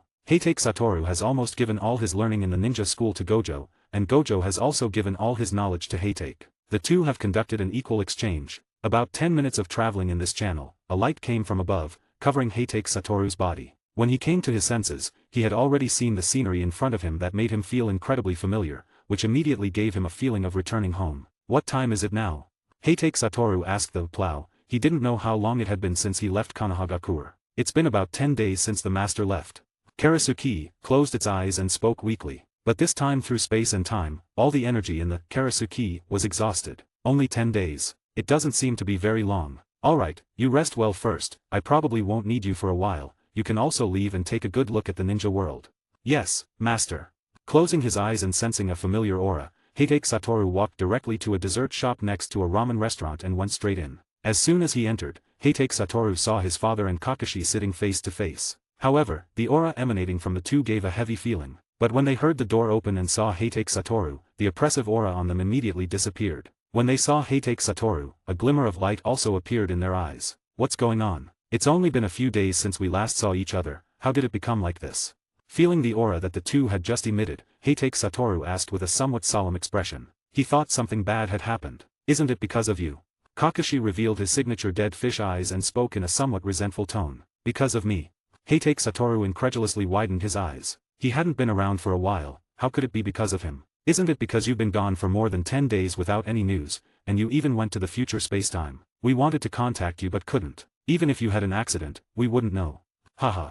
Heitake Satoru laughed awkwardly. Well, I'm really sorry about that. To express my apology, I specially brought back some specialties for you. Fortunately, Gojo Satoru had prepared quite a lot in advance, otherwise, he really wouldn't know how to smooth things over. It's okay, as long as you're back. At this time, Heitake Sakumo walked up to Gojo Satoru, patted him on the shoulder and said. The older he got, the more worries he had in his heart. Especially since his two sons had not shown any interest in women, he was even more afraid that the Heitake clan would become extinct in the future. Even if he has a grandson now, he would not show such emotions. How is your future self? Suddenly, Heitake Sakumo asked worriedly. After all, the future Heitake Satoru was also his son. Don't worry, with me taking action, what can't be solved? Although Heitake Satoru didn't give an accurate answer, this answer also reassured him. That's good. Soon, the news of Heitake Satoru's return had spread to the ears of all the higher-ups in Konohagakure village. They immediately called Heitake Satoru out for a big meeting. They were all very curious about what the future Konohagakure village looked like and hoped that Heitake Satoru could tell them. But Heitake Satoru flatly refused. Even if he revealed the future situation, the future would not change much. But the end of a novel always has to be read to the end to be interesting. If it's spoiled in advance, wouldn't that be too boring? It might even change the development of the ending. All I can say is that although the future will experience a major catastrophe, fortunately, we all survived. The future Konohagakure is still the strongest village in the ninja world. Hearing what Heitake Satoru said, the many higher-ups of Konohagakure also felt relieved. Can I know who the next Hokage is after Minato?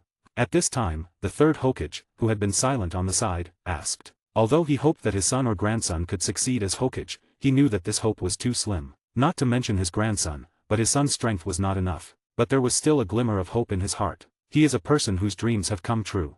Heitake Satoru didn't say the other person's name, but instead showed a smile. Naruto can indeed be said to be a dream come true. Although Naruto now has the help of his parents, the process of realizing his dreams is not so difficult, but in Konohagakure village, there are too many people eyeing the position of Hokage. To stand out from these people, apart from the guidance of Minato and Kushina, it also depends on Naruto's own efforts. A person whose dreams have come true. Everyone was recalling this sentence in their minds, and then thinking about the person who fits this sentence in their minds. People who often hang the two words Hokage on their lips, although there are quite a few, but there are only a few who have the ability. Hey, Minato, do you think it will be our child, Naruto? Kushina leaned her head to Minato's ear and whispered softly. After all, if others heard this sentence, it might cause some hatred. I think it must be, I believe in our child. Minato showed a signature smile and recalled the scene where Naruto had been shouting to be Hokage since he was a child. I also believe. Hearing Minato's affirmative words, Kushina also smiled and nodded. Then, the two of them turned their eyes to Heitake Satoru again. Seeing Heitake Satoru also smiling at them, they were even more sure of their guess. What's wrong? The problem has been solved, why are you still unhappy? After the meeting ended, Kakashi noticed a look of worry on Heitake Satoru's face and asked. No, the problem has not been solved, only the problem of future spacetime has been solved, and in our spacetime, the Otsutsuki clan still exists. End of chapter. You can read 30 advanced chapters at my Patreon. 275, Chapter 275, Kakashi's Blind Date. Although Heitake Satoru now knows the location of the Otsutsuki clan, he still dares not act rashly, or dare not trouble the Otsutsuki clan, dare not destroy the Otsutsuki clan, because he does not have enough strength now, his current strength has not yet reached his future self's level, can directly use blue to release a black hole. If he goes to the Otsutsuki clan now, he may face the same end as his future self. He is sure that he will be sealed. If he is sealed once, he is not sure whether someone will solve him then. Is everyone in that Otsutsuki clan very strong? Standing next to Heitake Satoru, Kakashi asked with a serious face, because the Otsutsuki clan is now a potential threat to their Konohagakure or the entire ninja world. Yes, although the number of people in the Otsutsuki clan is not large, everyone in it has reached the Kage level strength, and some people even have strength above the Kage level. Above Kage level, that is, the 6 paths level. Hearing what Heitake Satoru said, Kakashi's pupils instantly widened a lot. The strength above the Kage level is something he dare not even think about now. If he can reach the Kage level strength, he will be content. Or to say that his talent can only support him to reach the Kage level, and if there is no special opportunity, the Kage level is the highest limit for all ninjas in the ninja world. Before you are absolutely sure, you must not act rashly. If something happens to you, whether it's your father or me, we will risk our lives to save you. Kakashi spoke with a serious face, but he was telling the truth. If something unexpected happened to Heitake Satoru, they would definitely do everything they could to save him. Even if they failed in the end, they would have done their best. Don't worry. Heitake Satoru smiled at Kakashi. I won't act impulsively without absolute certainty. That's good, I hope you can keep your word. Although Kakashi had heard Heitake Satoru's promise, he was still not at ease with Heitake Satoru. He understood Heitake Satoru, who was not only confident in his own abilities but also somewhat arrogant. Alright, you're back, take a good rest for a while. I think Hokage-sama won't assign you any tasks for a while. After all, according to the time in this world, the Chunin exam had just ended not long ago. Although Orochimaru had caused a commotion in Konohagakure village, it did not cause any loss to Konohagakure. Although Konohagakure village had recently stepped up its pursuit of Orochimaru, since the Chunin exam, Orochimaru seemed to have disappeared in the ninja world, with no news at all. Haha, even if he assigns me tasks now, I won't do them. After finishing speaking, Heitake Satoru directly teleported back home and started eating the delicacy that Heitake Satoru had given him. Although it was meant for Kakashi and Sakumo just now, who made these two people not have that good fortune. On the way back, Karasuki had already told him that unless the same situation as last time occurred, it was impossible to return to the Jujutsu world. Even if someone messed with the space tunnel again, it couldn't just open the gap in the Jujutsu world. Whether it's time or opportunity, if either is missing, it's impossible to succeed. In the following few days, Heitake Satoru could say that he enjoyed it very much. Every day, he was either strolling around a corner of Konohagakure village or checking in at another corner of Konohagakure village. And he also brought his phone back from the Jujutsu world, allowing his figure to be photographed and remembered in every corner of Konohagakure village. As for charging the phone, that was also a very simple thing. Just use Reikari, but you also have to control the energy of Reikari well, otherwise, it is very likely that the battery will be blown up in an instant. When Kakashi found out that Heitake Satoru was using the ninjutsu he had created with great difficulty to charge an unknown gadget, Kakashi fell into deep self-doubt. Could it be that his Chidori was so useless? But in the end, Kakashi recognized himself, took out the dignity of being a younger brother, and gave Heitake Satoru a good lesson. Even though Heitake Satoru showed a serious attitude in class, he was still unrepentant after class. At this, Kakashi had nothing to say. If he could beat Heitake Satoru, he would definitely let him experience the power of Reikari. Apart from these things, Heitake Satoru and Heitake Sakumo were also planning a big event for Kakashi, which was to arrange a blind date for Kakashi. Heitake Satoru couldn't let the Heitake family end with his generation, so he had to entrust this important task to Kakashi. At the beginning, Kakashi saw two people whispering behind his back and showed a puzzled expression, but he didn't take it seriously. It wasn't until Heitake Satoru secretly gave him a movie ticket and insisted that he must not miss it, that Kakashi understood what was going on. When he went to the cinema and found a beautiful girl sitting next to him, Kakashi was completely stunned for a moment. Initially, Kakashi thought it was a coincidence. But when she kept making advances towards him, Kakashi immediately had a bad feeling. He thought about leaving early, but he knew his father and brother were definitely watching him from a secret corner. If he left now, he might face a mixed doubles match. However, when her two peaks leaned on his arm, Kakashi was quite enjoying it. After all, he had only read about this in novels before, this was his first real experience. Luckily, Kakashi was wearing a mask. If he took off the mask, one would definitely find that Kakashi's current expression was quite lewd. It seems Kakashi is enjoying it. In another corner of the cinema, just as Kakashi had guessed, Heitake Sakumo and Heitake Satoru were watching Kakashi. In the dim cinema, Heitake Sakumo might not see clearly, but Heitake Satoru with Rikugen could see Kakashi's expression clearly. How about it? Satoru, do you think they have a chance? Heitake Sakumo asked nervously on the side. After all, this was related to his child's lifelong matter. Don't worry, father, the girl is very satisfied with Kakashi, I think Kakashi will not refuse. That's good. Heitake Sakumo breathed a sigh of relief, and a smile appeared on his face, feeling a sense of relief. End of the chapter. You can read 30 advanced chapters at my Patreon. 276, Chapter 276, The Betrayed Satoru. Although Kakashi looked very happy, excited, and thrilled during the movie, as if his heart was about to fly, but when the movie ended, Kakashi immediately showed a serious look and righteously refused the girl. Although you are excellent, I don't think we are suitable. I now hope to make my strength stronger, to protect Konohagakure village, to protect Hokage-sama. Kakashi refused with a reason that others could not refuse. Hearing this, the girl nodded sensibly, but from the tears in her eyes, she might really like Kakashi, and what Kakashi said hurt her heart. I hope you can find a better choice in the future. Kakashi said irresponsibly, and the girl didn't even say goodbye, she just turned around and ran towards the distance. At this moment, Kakashi suddenly felt a murderous aura. Before he could react, he felt a heavy blow on his head. Although he couldn't see it, he could feel that there was a big bump on his head. You guy, you wasted a good opportunity. A voice that Kakashi was too familiar with sounded in his ear, and the speaker was Heitake Satoru. This kind of thing doesn't necessarily have to be me, you can do it too. Kakashi naturally knew why Satoru and Sakumo did this, so he said so. Kakashi, when you return to the clan, you will face the ancestors and think about it for 3 days. Suddenly, a very serious voice sounded in Kakashi's ear. Hearing the tone of this voice, Kakashi immediately felt a chill. In the history of our Heitake clan, there has never been a clansman who made a girl cry. You really give the Heitake patriarch a face, Kakashi. The person who said this was Heitake Sakumo. Of course, these words were just an excuse for Sakumo to scold Kakashi because he was angry. This can't be blamed on me, father. It's because you and my brother took it upon yourselves to do this. Kakashi said with a wronged face. He really had grievances that he couldn't express. So you mean to blame me and Satoru? Heitake Sakumo directly raised his eyebrows. No, no, no, blame me, blame me. I'll go back and reflect on my actions. Without thinking, Kakashi immediately took the responsibility on himself. These two people, whether it's his father or his brother, are people he can't afford to offend in every sense. But Kakashi is right, we really can't neglect you. After Kakashi left, Sakumo turned his gaze to Satoru. At this moment, Satoru felt the same as Kakashi just now, equally shivering. I have something to do, I need to leave the village for a while, father, see you next time. After saying this, Heitake Satoru disappeared in front of Sakumo in an instant. Satoru didn't expect that he, a fire starter, would also draw fire on himself. Heh, can you escape? If you and Kakashi don't give me a grandchild in my lifetime, I'm not worthy to be your father.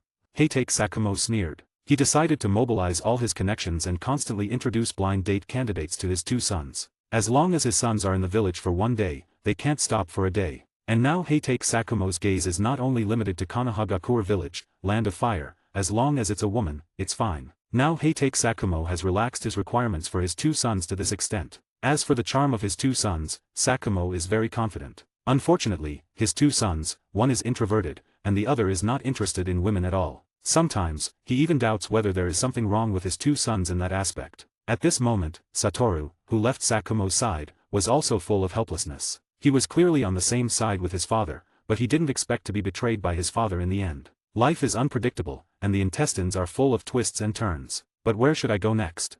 Standing on Hokage Rock, looking at the scenery of Konohagakure village, Heitake Satoru was also somewhat lost at this moment. At present, in the ninja world, except for the Itsutsuki clan, there should be no one who can interest him. And the Itsutsuki clan, Heitake Satoru dare not provoke easily now. Wanting to improve strength through training is not something that can be easily achieved. Kakashi's life is very fulfilling every day now, because Sasuke has completely accepted Kakashi as his teacher. Teaching Sasuke, a rebellious person, every day, Kakashi is never tired of it. Every day, Kakashi tortures Sasuke very miserably, but Kakashi also enjoys this feeling very much. They are all geniuses who became famous when they were young. It's very fulfilling to torture someone of the same level as oneself. In Kakashi's words, it's like, I like the way you can't stand me, but you can't do anything about it.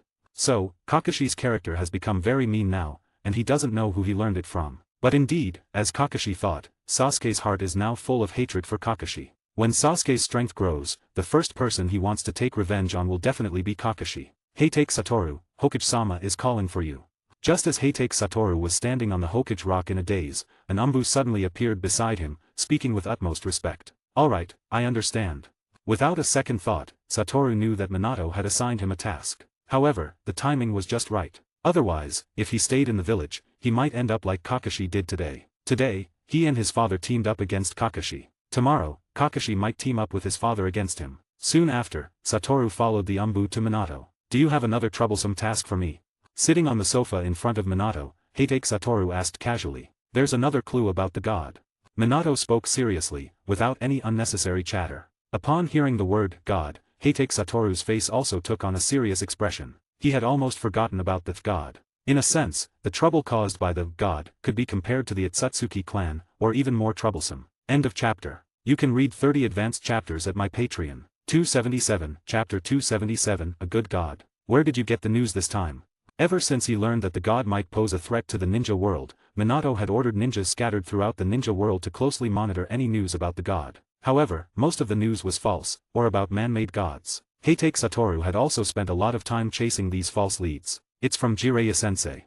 Minato answered. Hearing that it was from Jiraiya, Heitake Satoru felt much more at ease. He believed that with Jiraiya's discernment, he should be able to distinguish the true from the false in these god religions. On the way to teaching Naruto, in the land of snow, Jiraiya-sensei suspected that he had found traces of the existence of the snow god. After some time of investigation, he was sure that there were indeed people who worshipped the snow god. However, this snow god was different from the gods we knew before. The followers who worshipped the snow god didn't do anything harmful, they only sacrificed pigs, cows, and sheep. Moreover, their purpose of worshipping the snow god was to pray for peace in the land of snow. After all, the land of snow is a land of only ice and snow mountains, where avalanches are a common occurrence. Their purpose of worshipping the snow god is to reduce the occurrence of avalanches. Minato shared all the information he had learned from Jiraiya with Heitake Satoru. Jiraiya-sensei originally didn't plan to report this matter, but considering that I had told him about the gods that had appeared before, he was afraid that there might be secrets he didn't know about in this matter. It was only after hearing that you had returned that he reported this news. So, from what you're saying, this snow god is indeed a good god. Heitake Satoru, with his legs crossed, said thoughtfully. So, after the sacrifice, has the situation of natural disasters like avalanches improved? Heitake Satoru asked thoughtfully after thinking for a while. That's what I find most strange. Minato crossed his hands, put them to his mouth, supporting his head, his eyes filled with depth. According to Jiraiya-sensei and the local villagers, the situation of natural disasters such as avalanches has indeed eased after the ceremony. For this, Minato is also puzzled. After all, since they knew about the so-called gods, none of them were truly good gods. It seems necessary to understand the situation.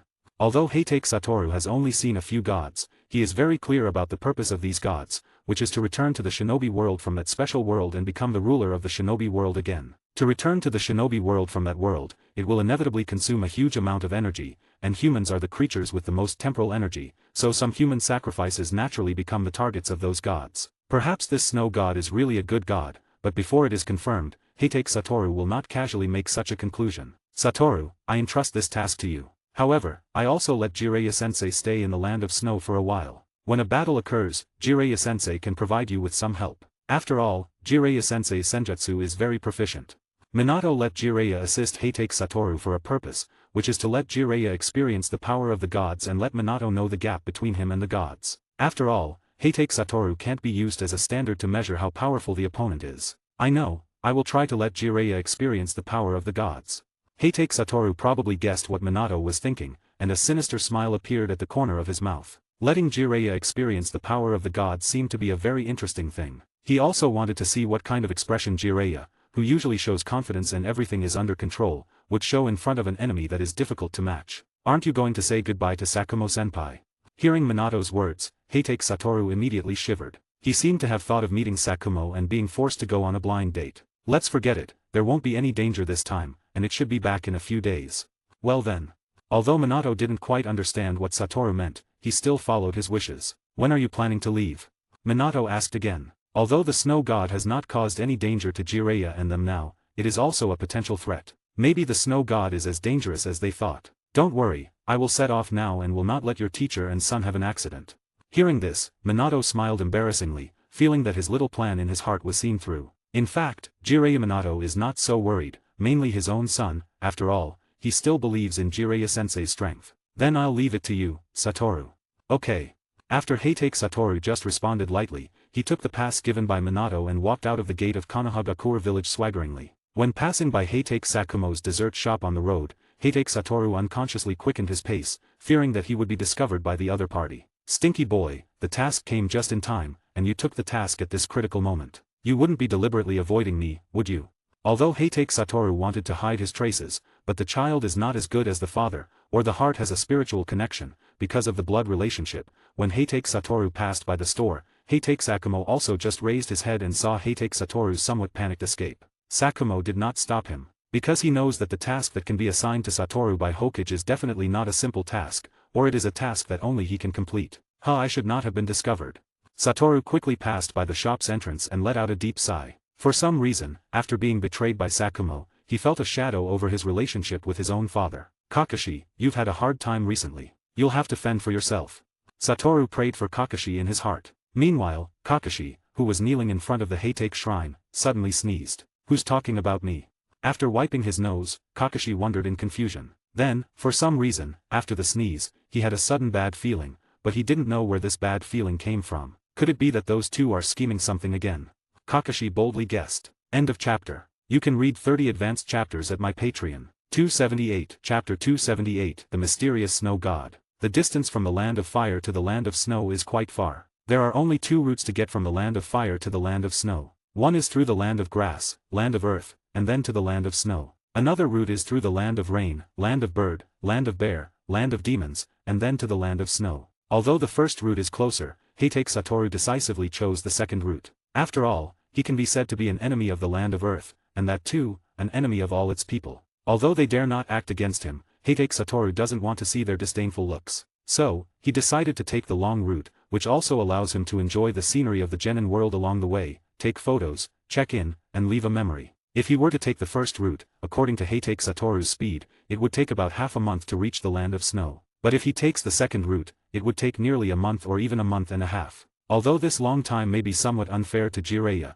Heitake Satoru has never known what the emotion of shame is. The further he went towards the land of snow, the lower the temperature became. The villagers' clothing also changed from short sleeves to long sleeves, and finally to cotton-padded clothes. When he saw everyone wearing cotton-padded clothes and cotton hats, he had already reached the territory of the land of snow. As expected of the land of snow, the temperature is really low.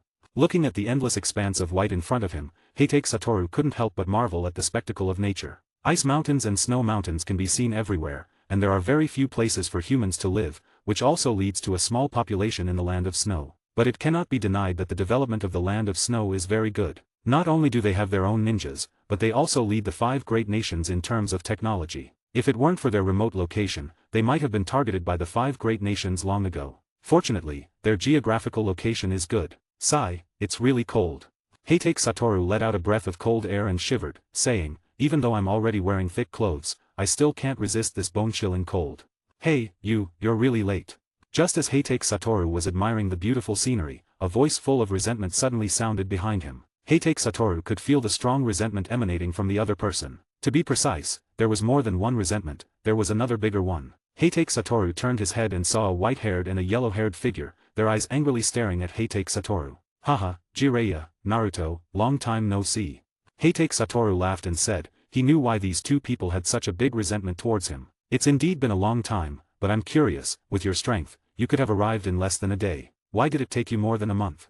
Jiraiya's tone suggested that if Heitake Satoru didn't give him a reasonable explanation, he would make him pay. Originally, when Jiraiya learned from Minato that Heitake Satoru was coming, he was relieved and even felt a bit fortunate. With Heitake Satoru's speed, he could arrive in less than a day, and all problems could be solved in 2 or 3 days. At most, they could leave Land of Snow in 10 days and continue to travel to other countries. However, unexpectedly, since Heitake Satoru left Konohagakure village, he lost contact. No matter how they tried to contact Heitake Satoru, they couldn't reach him. If it weren't for their belief in Heitake Satoru's strength, they would really think something had happened to him. If I say I got lost, do you believe it? Heitake Satoru scratched the back of his head and spoke apologetically. What do you think? Haha, alright, I won't hide it from you anymore.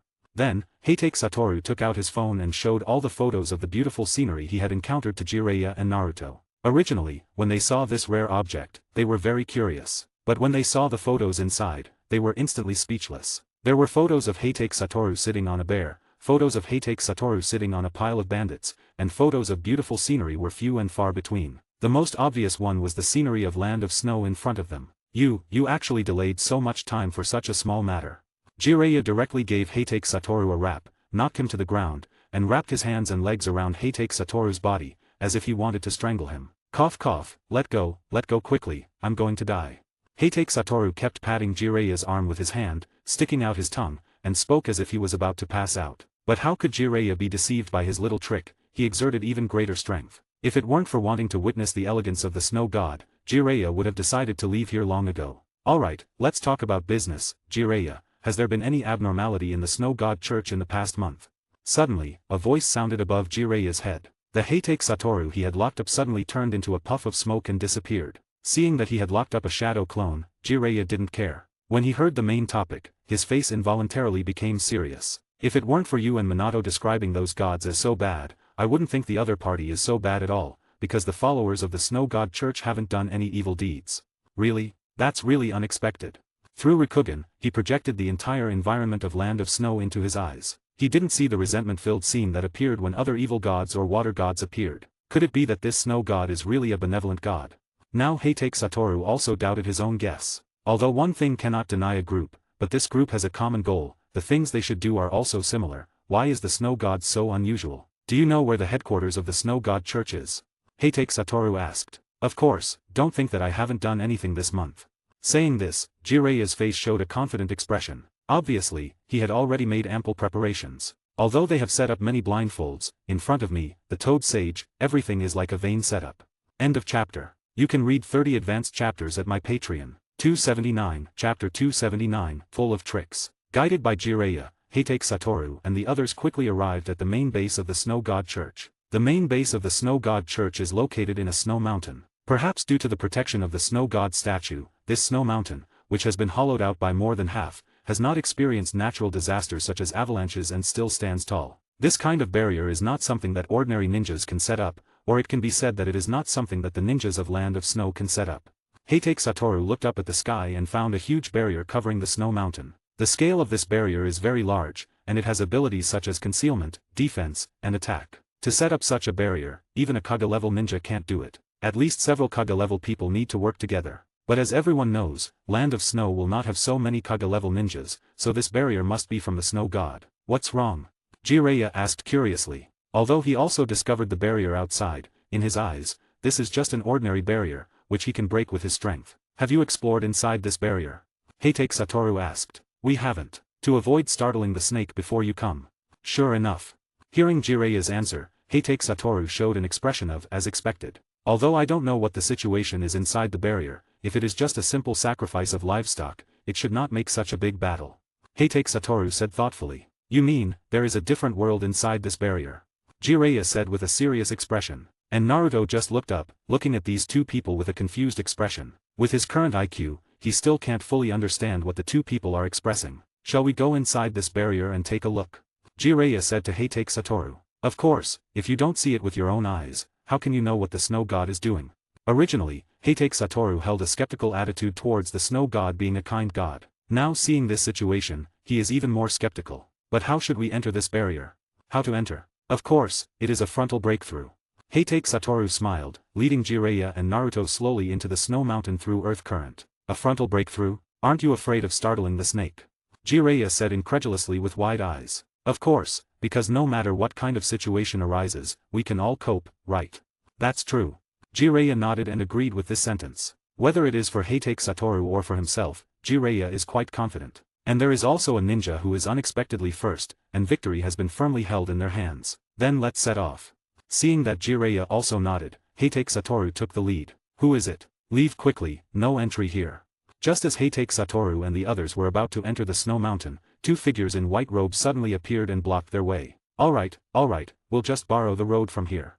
At this time, Jiraiya suddenly took out a stack of money from his pocket. However, their eyes clearly showed a contempt for money, the expression of treating money as dung. This point, ordinary people are still very difficult to do. Take your money away, I'll say it again, leave here quickly. The other party reached out their hand, and a long spear made of snow appeared in the hands of the two, pointing at the three Jiraiyas. Just as Jiraiya wanted to say something else, Heitake Satoru waved his hand directly, and the two cultists who were guarding the door were instantly broken in half. What are you doing? Naruto and Jiraiya directly asked angrily. Even if they are believers of the snow god, they are also ordinary people, and we have not figured out what the true face of the snow god is. You are so heavy-handed, isn't it a bit too decisive? Jiraiya was angry, he really couldn't understand Heitake Satoru's approach. First look carefully to see if they are human. Heitake Satoru said with a helpless tone. Hearing this, Naruto and Jiraiya turned their heads to look at the bodies of the two people, and then they widened their eyes in disbelief. The broken body disappeared, but instead turned into two broken snowmen. What's going on? Naruto looked at Jiraiya, hoping to get an answer from Jiraiya. Transformation jutsu? No, transformation jutsu can't turn a dead object into a living one. What's going on? Jiraiya frowned, also puzzled. Then, Jiraiya turned his gaze to Heitake Satoru. It's simple, since it has transcended human beings, this is naturally the handwriting of the snow god. Maybe all the believers you see are these snowmen. Hearing Heitake Satoru's explanation, Jiraiya was shocked. If it was really as Heitake Satoru said, it would be too scary. Let's go in. Heitake Satoru stretched out his arm, and an invisible barrier appeared instantly, blocking the way forward. Then, Heitake Satoru made a knocking gesture, knocked, and seemed to feel the strength of the barrier. Well, it's much weaker than the one that refused me and Gojo to enter. Heitake Satoru thought to himself. How about it, can it be broken? Jiraiya asked. Of course, who do you think I am? After speaking, Heitake Satoru clenched his right hand, and the terrifying chakra directly condensed on his hand, and then punched out. As a result of this shock, snow kept falling on the snow mountain, and the barrier also shattered in response. Then, a very large and deep hole appeared in front of the three. Let's go in now.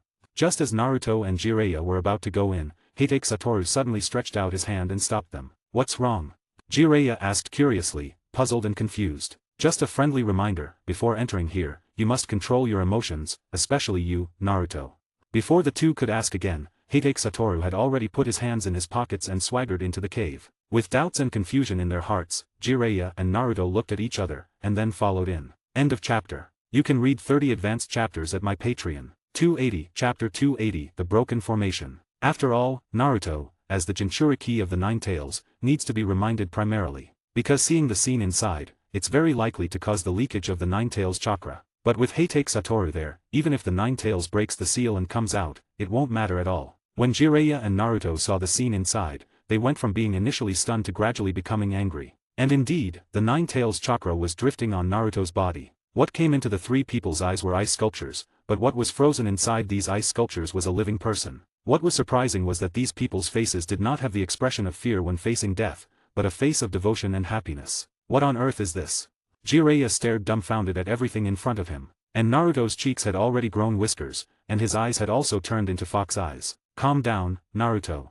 At this time, Jiraiya, who was next to Naruto, naturally noticed Naruto's abnormality and quickly spoke. And hearing Jiraiya's reprimanding voice, Naruto also closed his eyes, calmed his emotions, the Nine Tails leak chakra disappeared, and the changes on Naruto's face also disappeared. But looking at the ferocious expression on Naruto's face, he still harbored anger. It seems this is the masterpiece of the snow god. Indeed, there is not a single good thing about gods.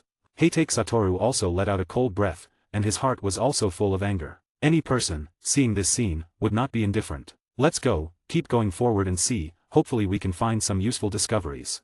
In the end, it was still Jiraiya who first calmed his emotions. After all, among these three people, the one with the most experience was only Jiraiya. The three of them slowly moved forward, and the number of ice sculptures inside became more and more. Originally, the population of Land of Snow was small. Now, the number of people frozen here, Heitake Satoru felt, should be about 1/10 of the total population of Land of Snow. And 1/10 of the total population has disappeared, and Land of Snow has no reaction at all, which is enough to show that this matter is well hidden. Finally, several people walked to the deepest part of the cave. Inside, there was a formation that had been split in half. But even though the formation had been destroyed, everyone still felt a terrifying chakra and a terrifying mental power from it. Was this destroyed by someone? This was Jiraiya's first thought after seeing the broken formation. No, Heitake Satoru reached out and touched it. This was not destroyed by external force, but it broke down on its own. Broke down on its own. Jiraiya was somewhat puzzled. I think it should be that the power of this formation is not enough to summon the snow god. It was the powerful force of the snow god that directly destroyed the formation, which led to the failure of the formation to summon. Hearing Heitake Satoru's explanation, Jiraiya became more and more shocked. How powerful is this god? Jiraiya exclaimed in shock. The residual chakra on it was even more terrifying than his chakra in Sage mode. You will experience the power of the god when the time comes. But the top priority is to find the trace of the snow god church. Presumably, this place is already an abandoned place. If they are not found, when they summon the snow god next time, it will be more troublesome. Heitake Satoru said solemnly. He felt that the snow god should be like the water god. The water god can control all the water in the world, so the snow god should be able to control the snow. Forget it. I have no interest in the snow god. Jiraiya gave an awkward smile. He originally thought that the god was at most Kage-level strength. With his strength in Sage mode, he could fight the god anyway. But when he felt the chakra of the snow god from the broken formation, he immediately dismissed this idea. The snow god is not an opponent he can match. Don't worry, I'll back you up when the time comes.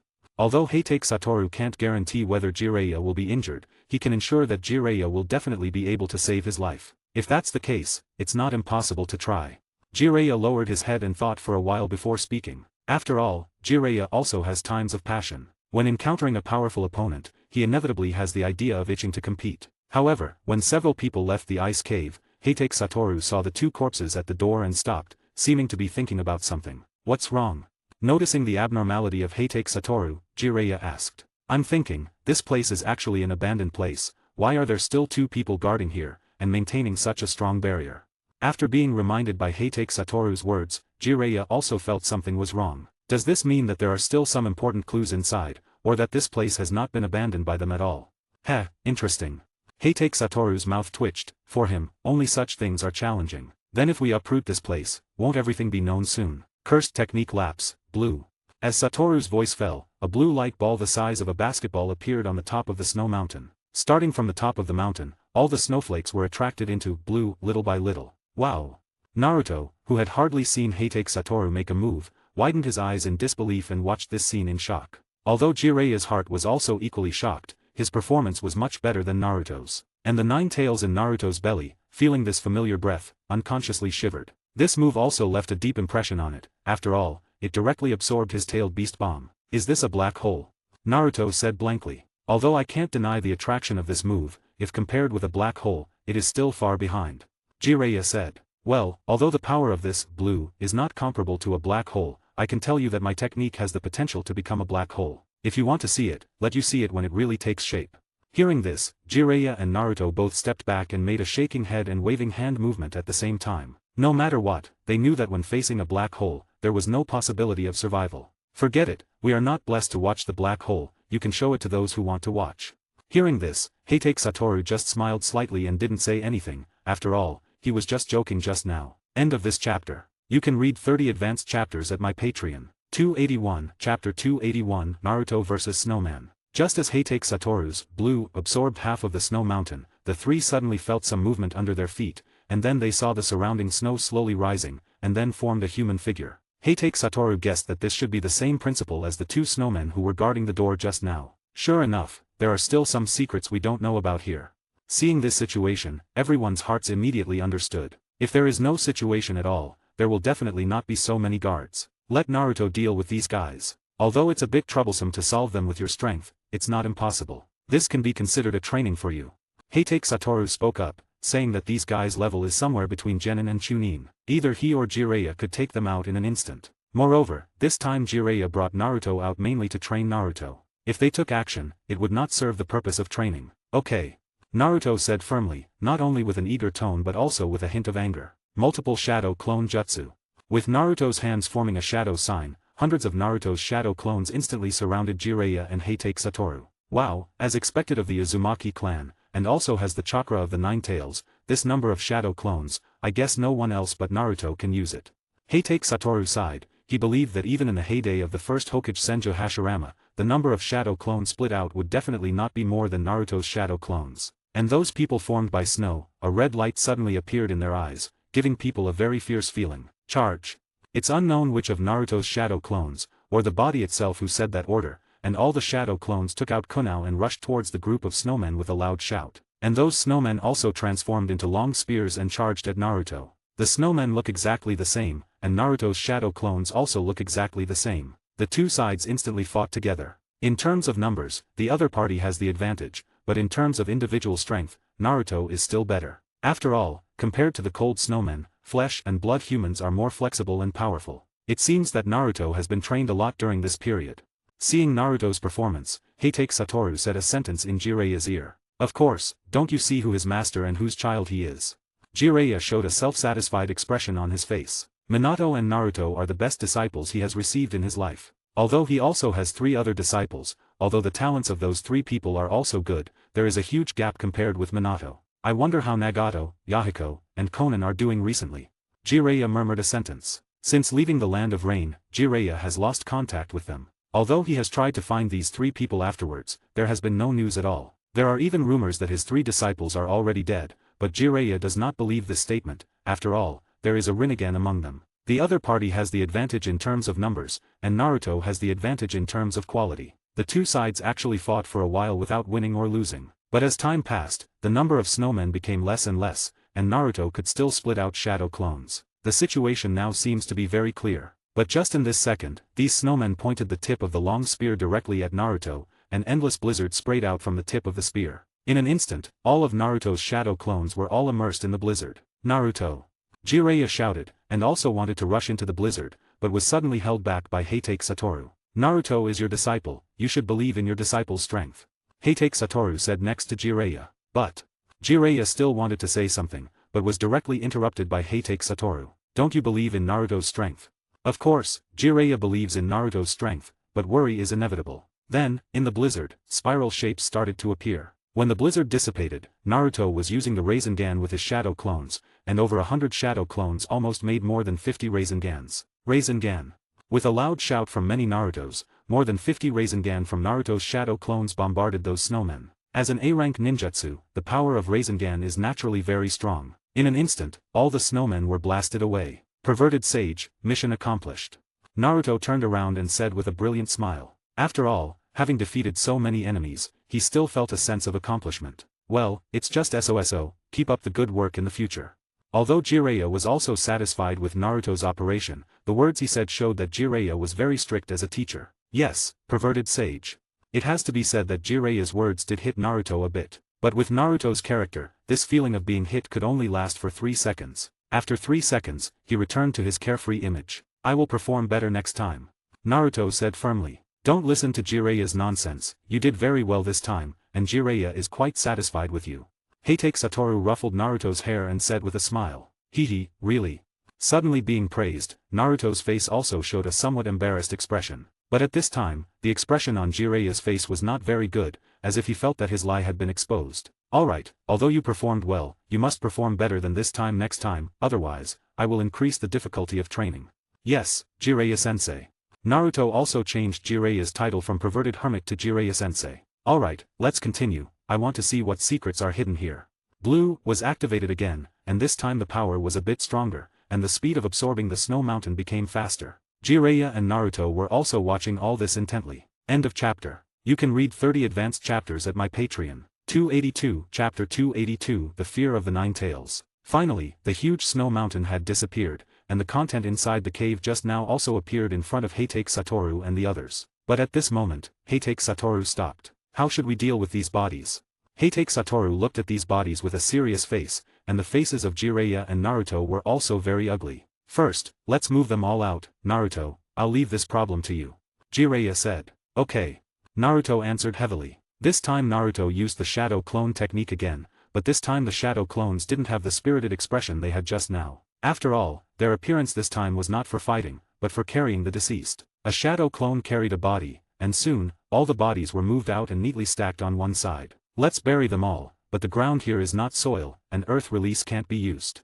Jireya said somewhat annoyed. If the ground was soil, he could directly use earth release, directly flip the ground, and these bodies would naturally sink into the ground. But here it is snow and ice. Jireya, who knows nothing about these two, can't think of a good solution at this time. Leave it to me. At this time, Heitake Satoru stepped forward. Cursed technique reversal, red dot. As a blue ball the size of a basketball appeared in front of them, a terrifying repulsive force suddenly appeared, and a deep pit also appeared on the ice and snow surface due to this huge repulsive force. I'll need your help again, Naruto. After all, Heitake Satoru can't do this kind of hard work. Okay. Naruto, who rarely refutes such requests, ordered his shadow clone to neatly arrange these corpses and then move them into the ice and snow pit. After burying these people, an hour had passed. After all, to show respect for the dead, they had to be serious and careful when doing these things. After clapping his hands twice and bowing his head in silence for 2 seconds, this matter was over. After all, Satoru and the others still have more important things to do. Since there are no traces of them on the ground, it must be underground. Heitake Satoru looked down, but he felt as if something was blocking his line of sight. Even Rikugen could only see a vast expanse of whiteness. If it's something under the ground, you still need to deal with it. Jireya said. Okay. Satoru responded, and just as he was about to create a deep pit like before, his Rikugen suddenly observed other things. The vast expanse of fog-like thing disappeared, and then, the sound of thump-thump-thump fighting came from the ears of several people, as if it was the heartbeat of some creature. Without much consideration, Heitake Satoru directly grabbed Jireya and Naruto and left here, standing on a distant snow mountain to observe the situation of that place just now. What was that just now? Jireya didn't have time to be shocked about how he got here, because all his attention was attracted by the heartbeat-like sound just now. That sound made him feel a huge pressure. He didn't know who the owner of that sound was, but he knew that if the other party was a creature, it definitely had the power to kill him. I don't know, but it feels like something is about to come out. However, at this moment, Naruto suddenly covered his stomach with a painful face and unconsciously groaned. What's wrong, Naruto? Hearing Naruto's somewhat painful voice, Jireya immediately asked with concern. I don't know, the fox in my stomach suddenly became restless. Naruto bent over, holding his stomach, and stammered out such a sentence. Just as Heitake Satoru was about to speak out and suppress this fox, Naruto's momentum suddenly changed. This change made people feel completely unlike Naruto, but rather like a fox with Naruto's appearance. Run quickly, this is not an opponent you can deal with. Naruto's tone and voice changed, becoming somewhat hoarse, somewhat low, and somewhat majestic. Are you, the Nine Tails? Hearing this unfamiliar voice, Jireya let go of Naruto, unconsciously stepped back. After all, he is a ninja, and his heart will more or less fear the Nine Tails. You can actually control Naruto's body. Jireya didn't pay attention to what the Nine Tails said just now, but looked at Naruto in front of him with a shocked and horrified face. This is only temporary. Controlling his body will consume a lot of my mental power. I won't do this unless I have to. Naruto said with a grim face. And now is not the time to say these things, leave here quickly, otherwise, whether it's you or this kid, you will die here. Unless this kid can perfectly control my power, there may be a possibility of survival. Oh. Heitake Satoru said a word in surprise. The Nine Tails should be very clear about his strength, but he still said such words, which means that the Nine-Tails thinks that the other party's strength is stronger than him. Do you know what is going to appear? Hatake Satoru began to speak. After giving Hatake Satoru a serious look, Naruto spoke up. What's going to appear is a god, and if I'm not mistaken, it should be the god's true body. As soon as the Nine-Tails words fell, a violent explosion occurred directly at the location where Hatake Satoru and the others were just now. The snow on the ground kept spraying into the sky, forming a snow pillar. Damn, is it too late? Naruto looked serious and murmured to himself. And Jireya's speed was also very fast. He directly summoned the two old toads, planning to enter Sage mode. Hey, little Jireya, what's going on? Why is the natural chakra here so chaotic? As soon as he appeared, Toad Fukazaku frowned and asked. He also looked at Naruto on the side. The aura emanating from him made him feel a bit scared. There's not much time to explain, Fukazaku. I need to enter Sage mode as soon as possible. Okay, I understand. Fukazaku didn't hesitate too much. He knew that it was now a very urgent situation. Just seeing that the snow pillar reaching the sky was slowly falling, and then a figure directly appeared from the falling snow pillar in front of everyone, an indescribable aura emanated from the other party. End of chapter. You can read 30 advanced chapters at my Patreon. 283, Chapter 283, The Selfishness of God. The moment the other party appeared, the Nine-Tails had already hidden into Naruto's body, and the control of the body was once again taken over by Naruto. So beautiful. The moment Naruto saw the other party's appearance, his eyes immediately popped out in heart shape. Originally in his eyes, Sakura was the most beautiful girl he had ever seen, but this person came out and directly killed all the girls Naruto had ever seen. Even Jireya's eyes kept looking at the other party. After all, his title of lecherous hermit is well deserved. If he could control his eyes and behavior, he wouldn't be Jireya. This is not a god at all, it's simply a monster. However, unlike what Jireya and Naruto saw, Hatake Satoru showed a very forced smile after seeing the other party's face. The other party's face was so disgusting that he wanted to vomit. But the aura on the other party, it's really not bad.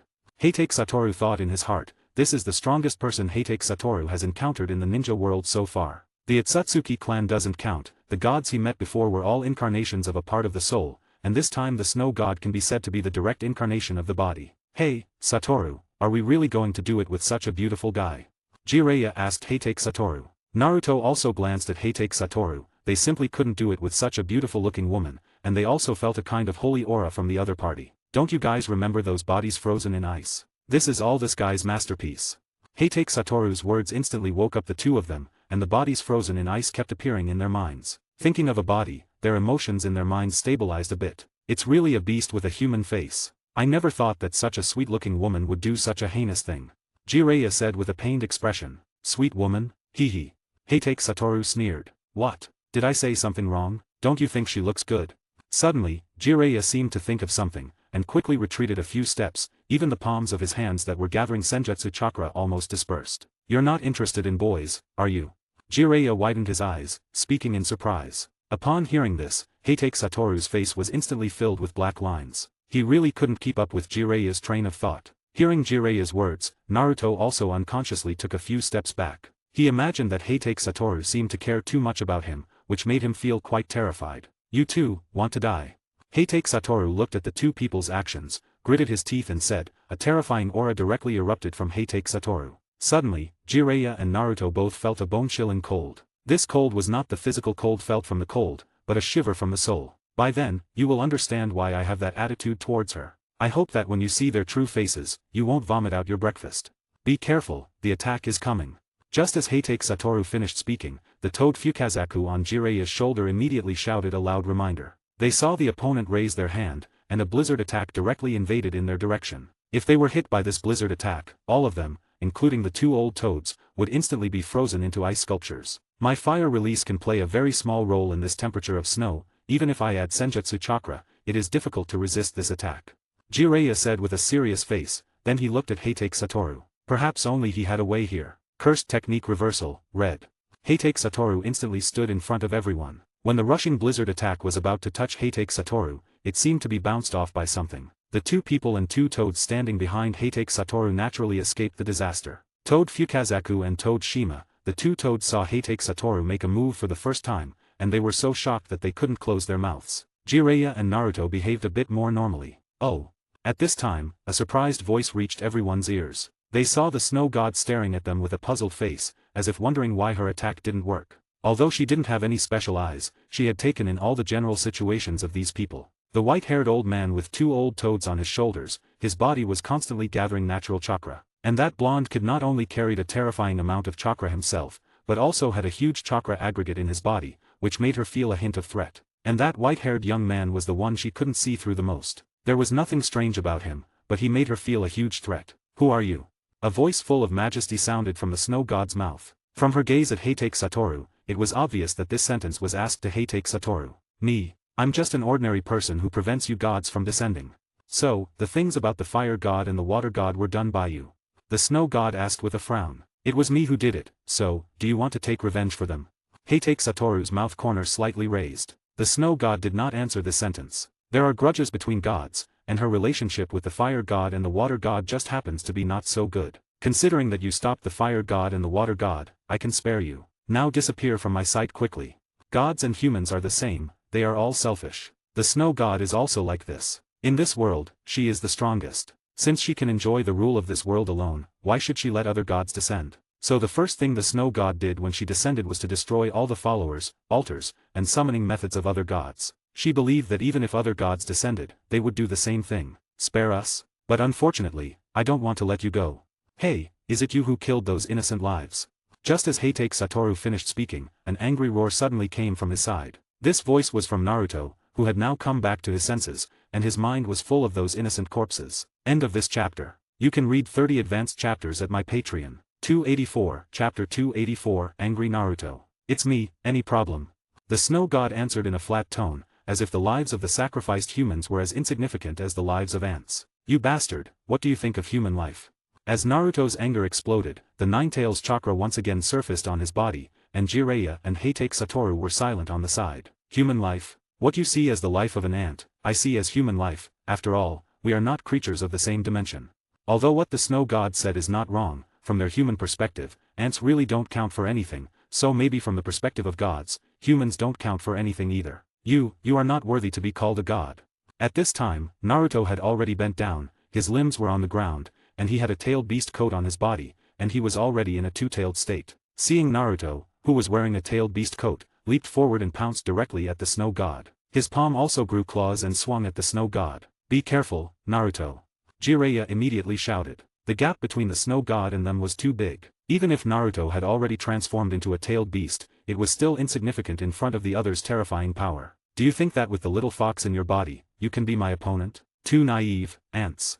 The snow god waved her hand, and several snow spears condensed behind her, and then pierced directly at Naruto. Naruto swung his claws, although he shattered a few snow spears, but there were too many snow spears, and the remaining few directly pierced Naruto's body. At this time, Jiraiya's sage mode had also condensed, and the sage lines condensed on his face, and a few toad bags also appeared on his nose. He leaped forward and stretched out his hands to catch Naruto. Having been pierced a few times, Naruto had already retreated from the Ninetales chakra at this time. After all, the Ninetales in Naruto's body did not intend to fight the snow god. So when Naruto was injured, the Ninetales chakra disappeared immediately, but also because of the Ninetales in his body, those penetrating wounds were slowly recovering, but there was a special force on the wound, organizing the repair of the injury. "You bastard!"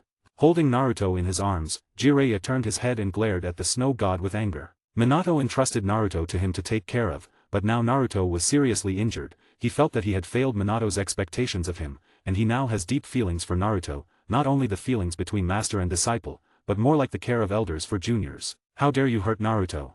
I originally wanted to spare you, but you are seeking your own death." The snow god clapped her hands together, and the blood around her seemed to be summoned or controlled in some way, and directly covered Jiraiya. Sage Art, Super Big Ball Rasengan.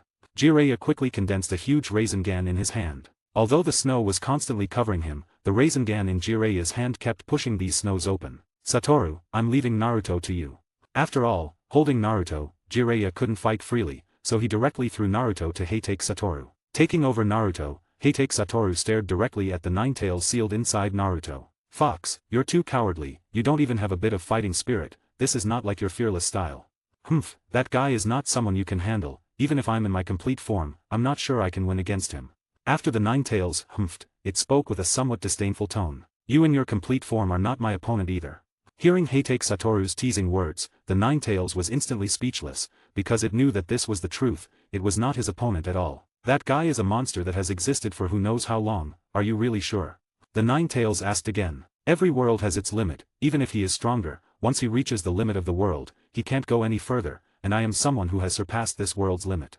Heitake Satoru patiently explained to the Nine Tails. You have confidence, that's good, don't capsize in the gutter by then, even if I die, I can still resurrect, and this is only half of me, but if you die, it's different, it's really entering the yellow Izumi. Heitake Satoru was surprised. Am I still the Nine Tails I know? It even cares about people, it really has changed. Humph. The Nine Tails let out a thunder sound and honestly lay down in the cage again. While Heitake Satoru was talking with the Nine Tails, the battle between Jiraiya and the Snow God in the outside world was also extremely fierce. As Heitake Satoru said, every world has its limit, and the limit of this world is the Six Paths level. No matter how long the other party has lived, how strong they are, at most they do not exceed the Six Paths level. But like these gods, they must be top-notch existences even in the Six Paths level. And Jiraiya is just a powerful Kage level, even if he enters Sage mode, he is only at the peak of Kage level, he can't reach the Six Paths level at all, so there is an insurmountable gap between him and the Snow God. It didn't take long for Jiraiya's body to be covered in wounds, large areas of his skin had turned snow white, and even the two old toads on his shoulders were panting at this time. Jiraiya, we are not the other party's opponents, take advantage of the fact that we still have a bit of strength to escape quickly, otherwise, we won't even have the chance to escape. Toad Fukazaku hurriedly said, he didn't care if he died, after all, he had lived for so many years, but he couldn't implicate his old wife. There's no chance, unless we can use spacetime ninjutsu, otherwise, we can't leave alive from the other party's hands. Jiraiya said solemnly. He had almost tried his best, but the other party's face was still very calm, as if he had only used less than 50% of his strength. And indeed as Jiraiya guessed, although Jiraiya's strength can be said to have reached the peak among ninjas, it is still not enough in the eyes of the Snow God. The reason why she hasn't killed Jiraiya yet is entirely because she is paying attention to another person. A person who can successfully stop the Fire God and Water God must be very powerful. End of chapter. You can read 30 advanced chapters at my Patreon. 285, Chapter 285, Jiraiya's Strength. Hey, Jiraiya, are you okay, do you need me to make a move? Heitake Satoru shouted at the embarrassed Jiraiya, his face full of a hint of amusement. After all, this state of Jiraiya, he saw it for the first time. Jiraiya's Sage mode is very powerful, even if facing the complete form of the Nine Tails, he can do 3 to 7, but Jiraiya is 3, and the Nine Tails is 7. But you have to know, the Nine Tails is the most powerful existence among the 9 big-tailed beasts. In this ninja world, people who can suppress the Nine Tails can be said to be very few. So, having a 30% chance of winning in a battle against the full form of the Nine Tails is not considered low, it's enough to prove that Jiraiya has great strength. But this level of strength is not enough in front of the Snow God. There's no need for now, it's been a long time since I've encountered an opponent that excites me this much. Jiraiya wiped the blood from the corner of his mouth, a strong desire to fight appeared in his eyes. Although the two toads on his shoulders were constantly urging Jiraiya to leave quickly, Jiraiya also wanted to use the pressure of this battle to see if he could make some breakthroughs in his strength. Moreover, with such a powerful force like Heitake Satoru by his side, who can ensure his safety 100%, what can't he let go of in this battle? The only thing that Jiraiya regrets is that the current battle environment is not suitable for him. Well then, let me also see the strength of Jiraiya-sama, one of the Sannin. Heitake Satoru squatted on the side, propped his chin with his hand, and showed an interested expression on his face. Are you sure? Jiraiya, although it's undeniable that he has the strength to ensure your safety, accidents can happen at any time in a battle, and no one can guarantee your life safety 100%. Toad Fukazaku reminded worriedly on the side. He also knew that Heitake Satoru had a very strong strength, but in case of any accident, it would be difficult to ensure that Heitake Satoru would not be too late. Others may not be able to guarantee my life safety 100%, but if it's that guy, he definitely can. Perhaps in other places, Jiraiya cannot trust Heitake Satoru, such as in terms of character, but in terms of strength, Jiraiya truly recognizes Satoru. Alright, then since you trust him so much, my wife and I will accompany you to go crazy. After saying that, Toad Fukazaku and Toad Shima looked at each other, and then the two toads clapped their hands together, and a terrifying senjutsu chakra directly erupted from Jiraiya's body. Oh! Seeing this scene, a surprised voice also came out from the Snow God's mouth. She didn't expect that there was such a terrifying power hidden in this seemingly unremarkable mortal. Is it because of those two old toads? The Snow God took another look and immediately understood what was going on. Those two old toads were continuously transferring senjutsu chakra to that mortal. In that case, let's deal with those two toads first. Then, the Snow God raised her hand towards Jiraiya, and the snow on both sides of Jiraiya instantly turned into two white palms and grabbed towards Jiraiya. Be careful, Jiraiya, that guy's target is on me and my wife. Toad Fukazaku immediately reminded aloud. I know. Jiraiya squatted up, then jumped hard, and the whole person directly jumped into the air, successfully avoiding the attack of those two snow-white palms. Do you think you can escape, mortal? The snow god's voice was full of majesty, and all the snow on the ground rose up to the sky. This scene was like the end of the world, and Jiraiya's figure in front of the snow-filled sky seemed so small. At this time, Naruto, who had been protected by Hatake Satoru, frowned and gradually woke up. Yo, kid, you're awake. Hatake Satoru greeted Naruto. What happened?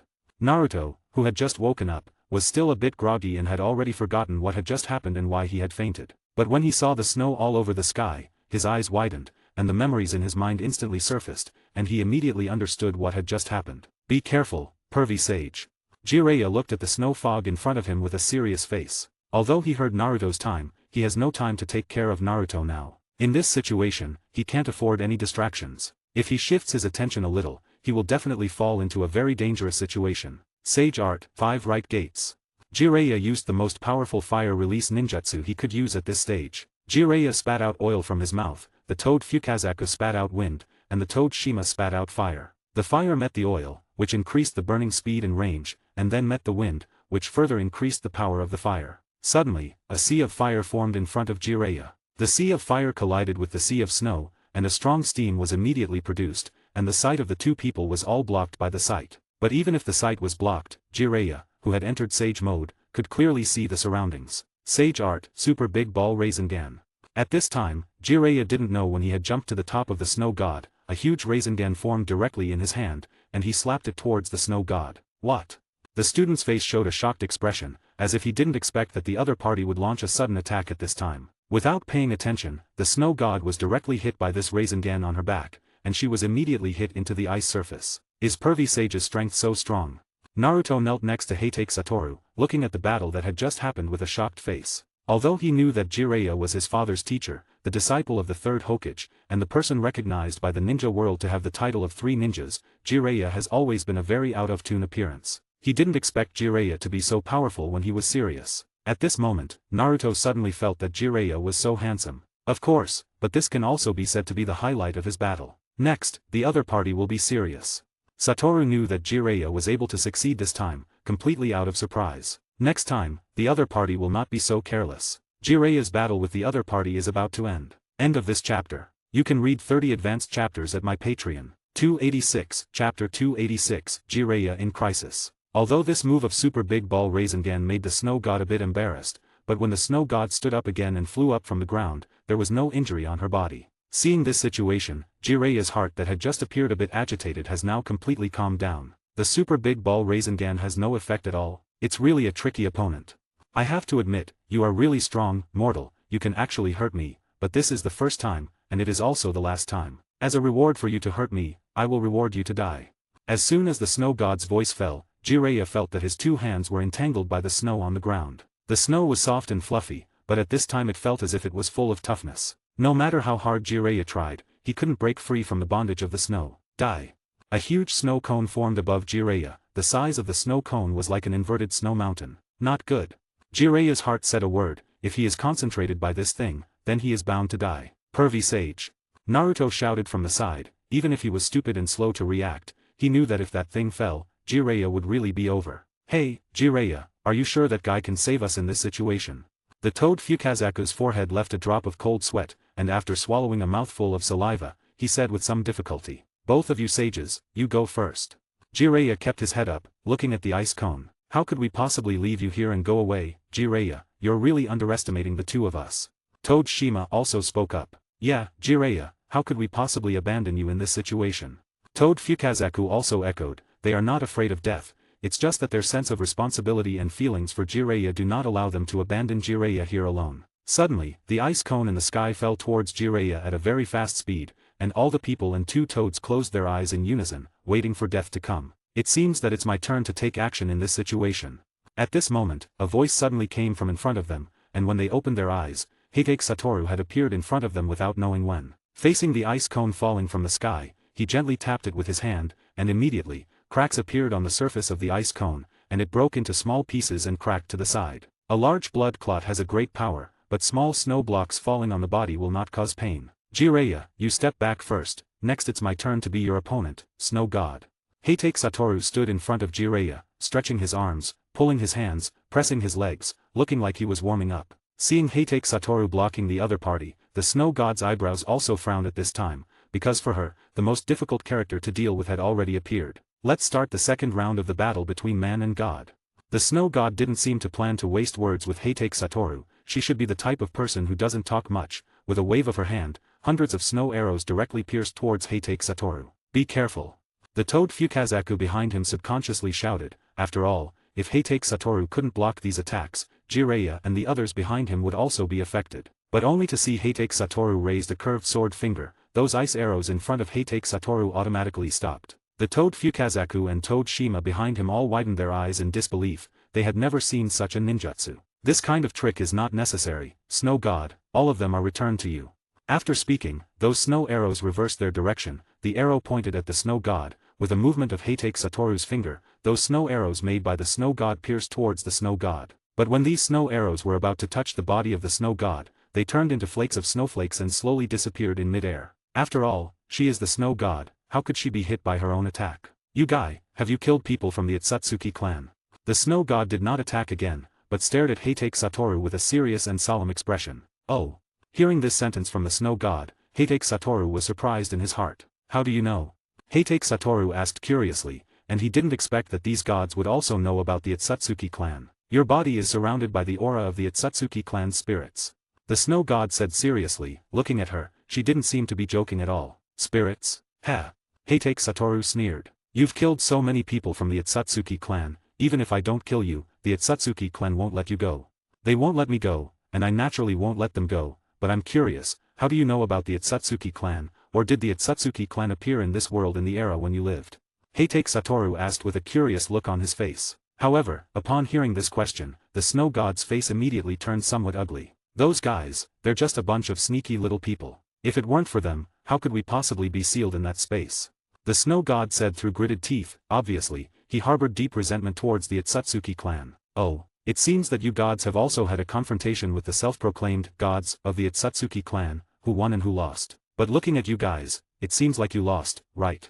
Satoru said with a laugh. This smile seemed to be mocking the snow god and his companions. They dare to call themselves gods. What qualifications do they have to be gods? If they didn't play tricks and schemes, how could their conspiracy succeed? A student yelled at Heitake Satoru, seemingly wanting to vent his anger towards the Itsutsuki clan on Heitake Satoru. The ultimate victor of that great war was us, it's just that we fell into their scheme in the end and were sealed. The snow god's mood calmed down a bit as he spoke. Originally, as enemies of enemies, we should have been allies, but unfortunately, we are also enemies. Heitake Satoru said with a regretful look on his face. Once I dominate this world, collect other energies, and become an omnipotent god, I will personally take revenge on the Itsutsuki clan. Then you won't have that chance. End of the chapter. You can read 30 advanced chapters at my Patreon. 287, Chapter 287, The Powerful Ability of the Snow God. What Heitake Satoru said about not having a chance was not because the Itsutsuki clan had been wiped out by them. After all, the Itsutsuki clan in this spacetime had not been completely wiped out yet. What Heitake Satoru meant was that the other party's life would not survive today. Then you come and stop me. The snow god's eyes widened, and a heavy snowfall suddenly started in the sky. In the face of this natural power, Heitake Satoru's figure looked so small, but the confidence emanating from his whole body was not something that these snowflakes could cover. That guy, can he remain so calm in front of a god? Frog Fukazaku didn't dare to blink, because he didn't want to miss this level of battle, and he didn't know when he would encounter this level of battle next time. Fukazaku sage, don't measure Satoru with the eyes of ordinary people. Compared to us, he is the closest to God, or has already surpassed God. Jiraiya said seriously. As for whether Heitake Satoru would be a match for God, he had no doubt about it, because he believed that Heitake Satoru would never fail at any time, and the only person who could defeat him was himself. On this point, Jiraiya was absolutely certain. Indeed, I felt an unusual aura from that child. If he could use senjutsu, he should be able to exert even greater power. Shima Sage also spoke up. At first glance Heitake Satoru seemed ordinary, at second glance Heitake Satoru seemed a bit off, and at last glance Heitake Satoru would reveal how unfathomable he was. But I guess Heitake Satoru probably won't be interested in senjutsu. After all, senjutsu should not be the finishing touch for him, more likely it should be gilding the lily. When he said this, Jiraiya's tone also had a touch of lost emotion. He also hoped that someone could carry forward the inheritance of Mount Myaboku. Now Minato can be said to be the most outstanding disciple of Mount Myaboku, even in the ninja world can be said to be one of the best, but if compared with Heitake Satoru, it is still a bit inferior. Alright, Jiraiya, we at Mount Mayaboku are already very content with having one Minato, which is much better than Ryokai Cave and Shikotsu Forest. Frog Fukazaku comforted on the side. Now, Shikotsu Forest only has one inheritor, that is Tsunade, but Tsunade has not mastered the sage mode of Shikotsu Forest. Ryokai Cave also only has one inheritor, that is Orochimaru, but Orochimaru has not mastered sage mode either, so among the 3 sacred places, their Mount Mayaboku is the best in terms of inheritance. This kind of attack is of no use to me, it can't even touch my body. Heitake Satoru stood in the snowstorm, speaking calmly, and began to walk step by step towards the outside of the snowstorm. Why do you have such an impossible power? Now, the snow god also understood what Heitake Satoru had mastered, and asked incredulously. This power is not something you humans can master, even our god clan does not have people who can master this power. Even if you can't master it, that doesn't mean I can't.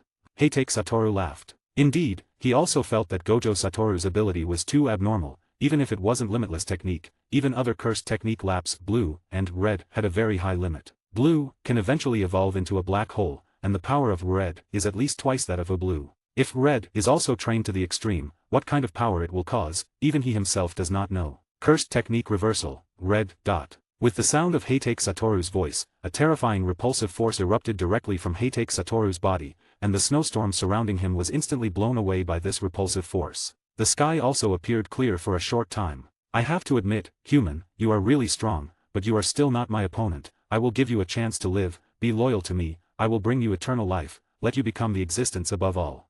The snow god, not knowing where his confidence came from, enticed Heitake Satoru. And hearing the snow god's voice, the hearts of the 2 old frogs, Frog Fukazaku and Frog Shima, were immediately raised. If Heitake Satoru were to turn against them, they would really be done for. Jiraiya, if Satoru turns to the god clan, then we might really be done for. Frog Fukazaku said with a somewhat lost tone, this tone seemed as if Heitake Satoru's defection had become a fact. Don't worry, Sage Shima, Satoru is not that kind of person, although I don't know if he is interested in immortality, but with his character, he will not be inferior to anyone, even if it is a god. Sure enough, just as Jiraiya guessed, he had already figured out Heitake Satoru's character. Who gave you the confidence to say such words? Spare my life? Shouldn't you be begging me? If you submit to me, then I might consider sparing your life. Heitake Satoru returned the words that the snow god had just given him. Since you are so stubbornly insistent, it's truly a pity. I can only grant you death.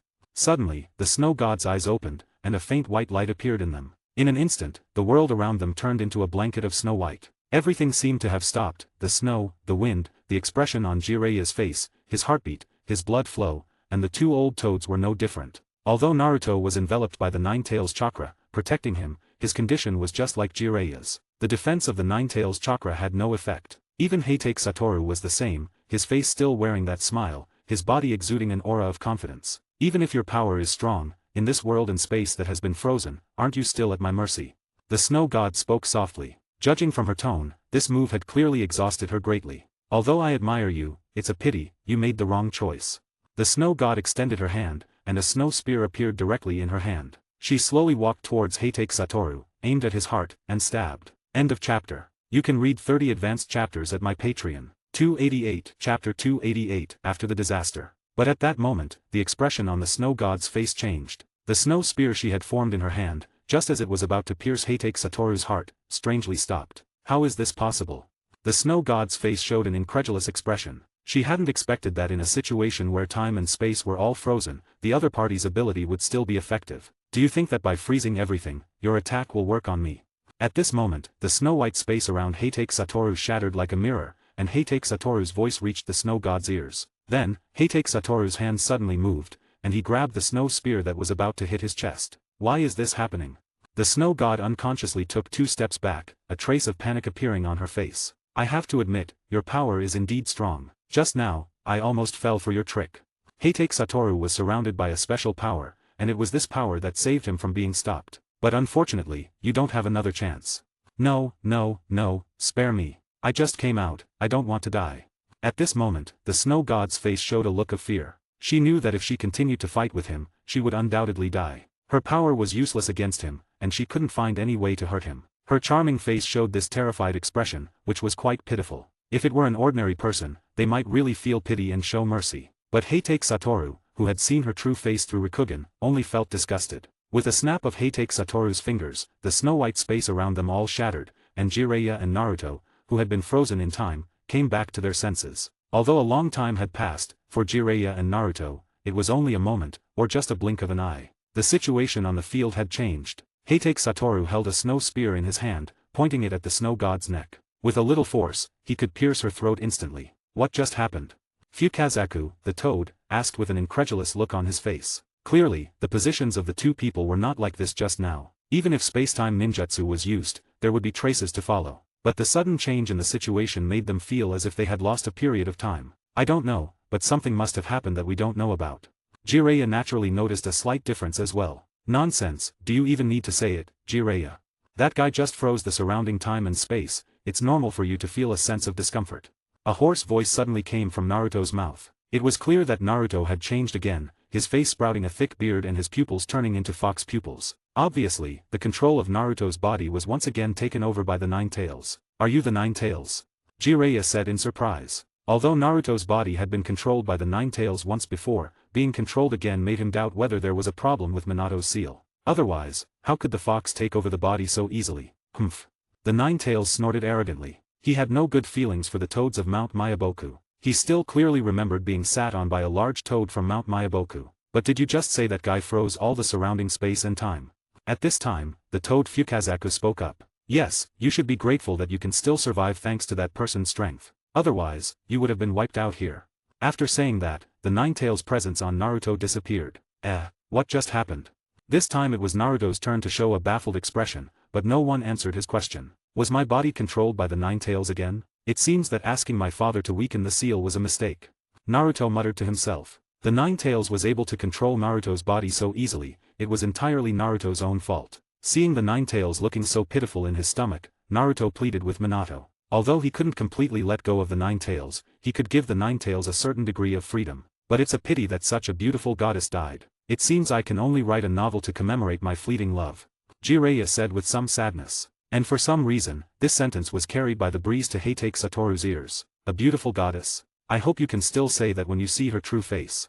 Then, Heitake Satoru's snow spear swept across the face of the snow god, and immediately, the snow god's face changed. The beautiful face disappeared instantly, replaced by a green-faced, fanged monster. It looked very fierce and had nothing to do with gentle beauty. Toad Fukazaku and Toad Shima both looked at Jiraiya with contemptuous eyes, as if to say, your taste is really heavy. Seeing the true face of the snow god, Jiraiya was also stunned. He turned around and lowered his head, thinking of the words he had just said, he felt a bit nauseous. Naruto was no better than Jiraiya. After all, as a teenager, there were still many fantasies in his mind. Go to hell. After saying that, Heitake Satoru's long spear pierced directly through the snow god's throat, but at the moment of piercing, the snow on the long spear seemed to merge with the snow god's body. The snow god, who had already given up, closed her eyes, but after a while, no pain came. She opened her eyes a crack, seemingly wanting to see what was going on. But the next second, she immediately understood and let out a hearty laugh. Ha ha ha, ha ha ha, you who don't have Senjutsu chakra in your body, can't kill me. The snow god laughed wildly. After all, it was almost like surviving a catastrophe. Damn it. Jiraiya inwardly cursed his luck. If he couldn't kill the snow god, it would really be troublesome. Although he knew Senjutsu, his attacks couldn't cause much damage to the snow god. Oh dear, I almost forgot. Physical attacks don't have much effect on gods of your element. End of chapter. You can read 30 advanced chapters at my Patreon. 289, Chapter 289, Satoru's Self-Blame. How about we each take a step back? I'm not your opponent, but you can't kill me either. And from now on, I won't step into the shinobi world, I'll just stay in this small land of snow. How about it? The snow god immediately proposed to Heitake Satoru with a gleam in her eyes. Although she knew that Heitake Satoru couldn't kill her, she wasn't so arrogant as to forget her place. No way. Heitake Satoru shook his head with a smile, refusing. So, since you can't kill me, what are you going to do? The snow god showed a look of indifference at this moment. Since Heitake Satoru couldn't do anything to her, she naturally had no fear in her heart. Since physical attacks are useless, let's make you brain dead. As soon as these words came out, the snow god had a bad feeling. She turned around and flew away. No matter what Heitake Satoru was going to do next, she didn't want to stay here any longer. She wanted to get as far away from this dangerous guy as possible. Heh, do you think you can escape? Heitake Satoru sneered, clapped his hands, and appeared directly on the path of the snow god's escape. Domain expansion, infinite void. As Heitake Satoru's majestic voice fell, a huge black sphere that could be seen from the outside enveloped the snow god and Heitake Satoru. What is that? Fukazaku and Shima, the toads below, looked at the black sphere in confusion. However, no one could answer their question. I don't know either. I've only seen Satoru use this move once. This is the second time. But when Satoru uses this move, the outcome of the battle is already determined. Jiraiya said confidently. They didn't know what the inside of the black sphere looked like, but they didn't dare to go inside to experience it. After all, no one knew if there would be any accidents. After about 3 minutes, from the outside, cracks appeared on the surface of the black sphere, and white light was visible in the cracks. It was as if the black sphere was enveloping a dazzling light. Then, more and more cracks appeared on the surface of the black sphere, eventually forming a dense network. After that, with a pop, the black sphere turned into countless faint light spots and disappeared. With the shattering of the black sphere, Heitake Satoru and the snow god appeared in front of everyone again. However, the states of the two were completely different. Heitake Satoru stood tall in the sky, his expression cold and indifferent. The snow god, on the other hand, fell from mid-air, landing heavily on the ground and kicking up a large amount of snow. Although the outcome of the battle seemed obvious now, Jiraiya and the others still didn't dare to act rashly. After all, these guys' backup plans were definitely more terrifying than they imagined. Is the battle over, Satoru? Jiraiya put his hands to his mouth, making a loudspeaker, and shouted at Heitake Satoru in the sky. Hearing this voice, Heitake Satoru turned his head back, looked at Jiraiya on the ground, gave him a thumbs up, and smiled at him, showing a dazzling big tooth. Done. Satoru's voice sounded a bit strange, but the confidence in his tone was undeniable. Hearing Heitake Satoru's affirmative answer, everyone breathed a sigh of relief, then immediately jumped to the side of the snow god's body. She's so ugly, it's really a waste of my feelings. Looking at the incredibly ugly snow god lying on the ground, Jiraiya's face showed an evil expression. He felt that he had been completely deceived by the snow god. However, Heitake Satoru didn't fall, but seemed to be contemplating something in the sky. If I didn't exist in this world, how would the snow god that appeared be eliminated? Heitake Satoru was very puzzled about this. The snow god was very powerful, but there were people in the ninja world who could match him, such as Naruto and Sasuke at their peak, and Minato at his current stage. But according to the original story, Minato had already died, and Naruto and Sasuke hadn't grown up yet. There shouldn't be anyone who could take on the task of eliminating the snow god. Hey, Satoru, what are you thinking about?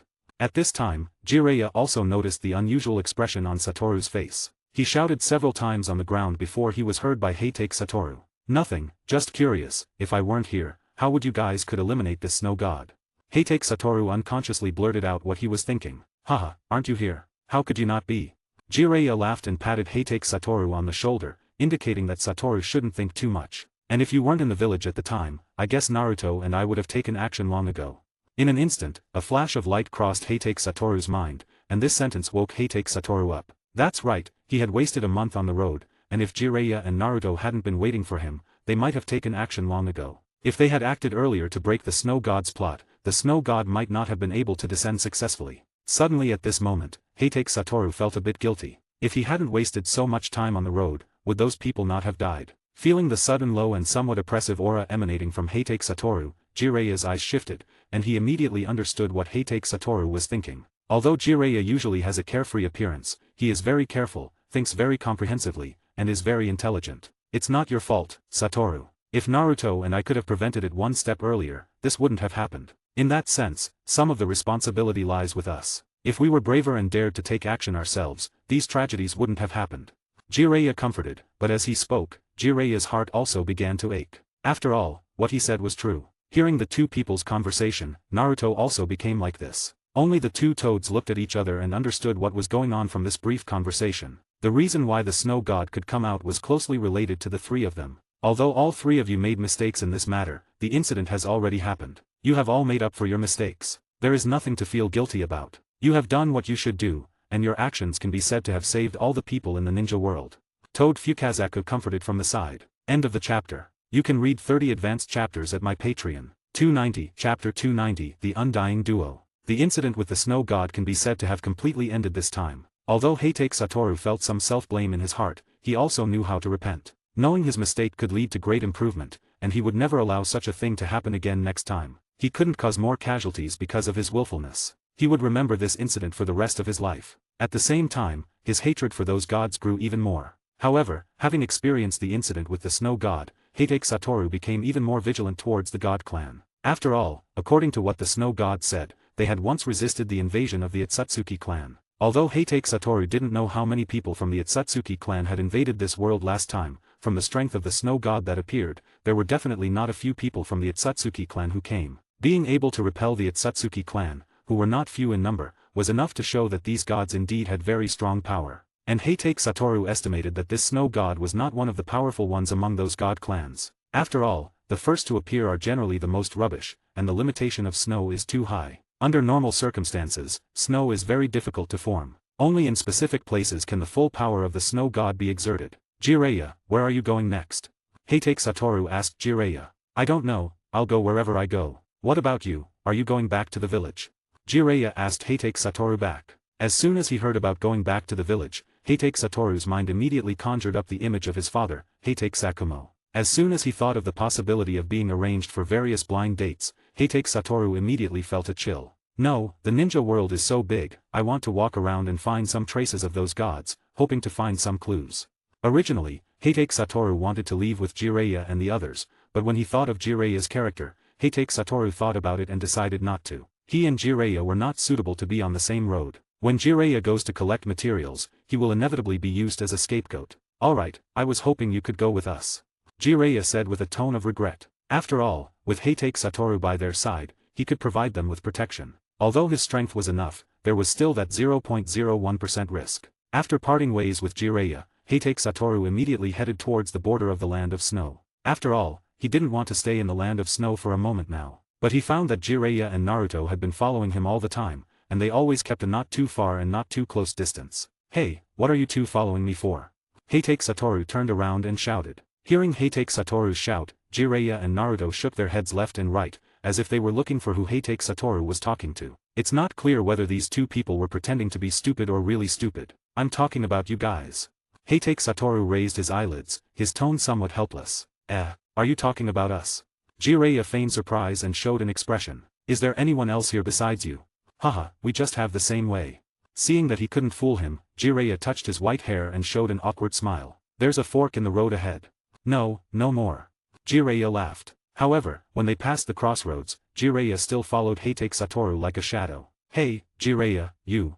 Before Heitake Satoru could finish speaking, a rustling sound suddenly came from the bushes ahead, and then two men in red cloud black robes appeared in front of Heitake Satoru and Jiraiya. At a glance, they were members of the Akatsuki organization. Jiraiya, who was originally thinking of an excuse, immediately showed a serious expression when he saw these two. At the same time, he also lamented his bad luck. He had just encountered a god, and now he had run into members of the Akatsuki. However, one of them was someone Jiraiya and Heitake Satoru were quite familiar with. It was Kakuzu, a man who had almost died at his hands. When Kakuzu saw these people, or rather when he saw Heitake Satoru, he was stunned. Although he looked calm on the surface, the cold sweat on his forehead showed how unsettled he was at this moment. Hey, Kakuzu, what's wrong? At this moment, an impatient voice sounded from the side. A man with white hair, purple-red eyes, and a scythe on his back spoke. This man was Kakuzu's partner, also a member of the Akatsuki, Haiden. Oh, shinobi from Konohagakure? Hey, Kakuzu, don't tell me, a few shinobi from Konohagakure scared you like this. Haiden said in an incredulous tone after taking a closer look. At this moment, Haiden's heart was full of disbelief. This was the first time he had seen Kakuzu like this. Yo, isn't this Kakuzu? Long time no see, I didn't expect you to still be alive. I thought you were already dead. Even though these words were so insulting, Kakuzu's heart still didn't rise to any emotional atmosphere. Hey, Kakuzu, everyone is mocking you like this, and you still don't do anything. You wouldn't be scared silly, would you?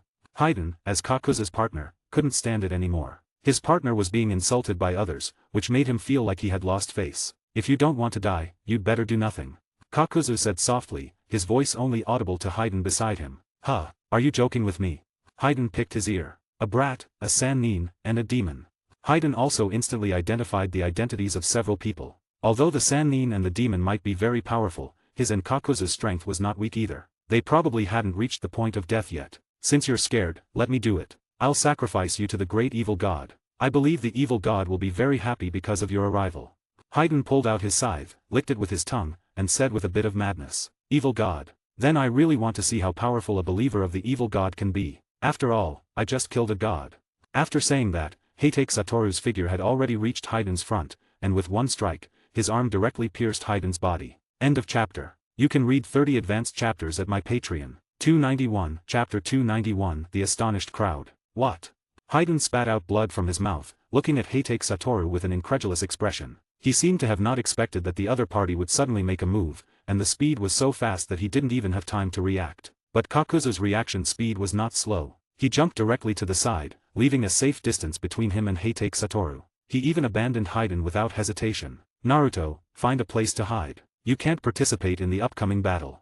Jiraiya instructed Naruto with a serious face. Although he didn't know how strong the person who was pierced through the chest by Satoru was, he knew Kakuzu's strength. If Heitake Satoru's strength was indeed strong, but when a battle occurs, there will inevitably be some negligence. Hide. Didn't Satoru already take care of one person? Hearing Naruto's words, Jiraiya also thought about it. Hey, it hurts, bastard. At this time, a voice suddenly came from the mouth of the person whose body was pierced by Heitake Satoru. What? He didn't die from that. Jiraiya and Naruto were both shocked and opened their mouths wide. They had never seen someone who had suffered a fatal injury and had not died. Some people could persist for a while even if they suffered a fatal injury, but obviously, the other party's state was not something that could be achieved by a strong will. I'm going to offer you to the evil god, and the evil god will help me ravage you. After speaking, Haiden grabbed the arm that pierced his body with his left hand, directly pulled out the scythe from behind with his right hand, and then chopped it towards Heitake Satoru. Be careful. Jiraiya instinctively shouted, but knowing Heitake Satoru's ability, he obviously knew that Heitake Satoru would not be injured by this attack. But the next second, Jiraiya was stunned, Naruto was stunned, Kakuzu was stunned, even Heitake Satoru himself was stunned. Seeing the blood spurting out in his line of sight and the pain coming from his body told him that he was indeed hit by the other party. Even the other party involved, Kakuzu, was also stunned. Even if he caught Heitake Satoru's arm, anyone should make a struggle when he wants to swing a knife. But the other party just stood there blankly, as if waiting for him to cut. But then Kakuzu's face showed an excited expression. As long as he got the other party's blood, he would have a 100% chance of winning in any battle. Satoru. Jiraiya shouted at Heitake Satoru from behind, but this also made him come back to his senses. He instantly broke free from Haiden's control, then retreated a large distance and came to Jiraiya's side. Satoru, what's going on with you? Jiraiya asked with a puzzled face. I don't know.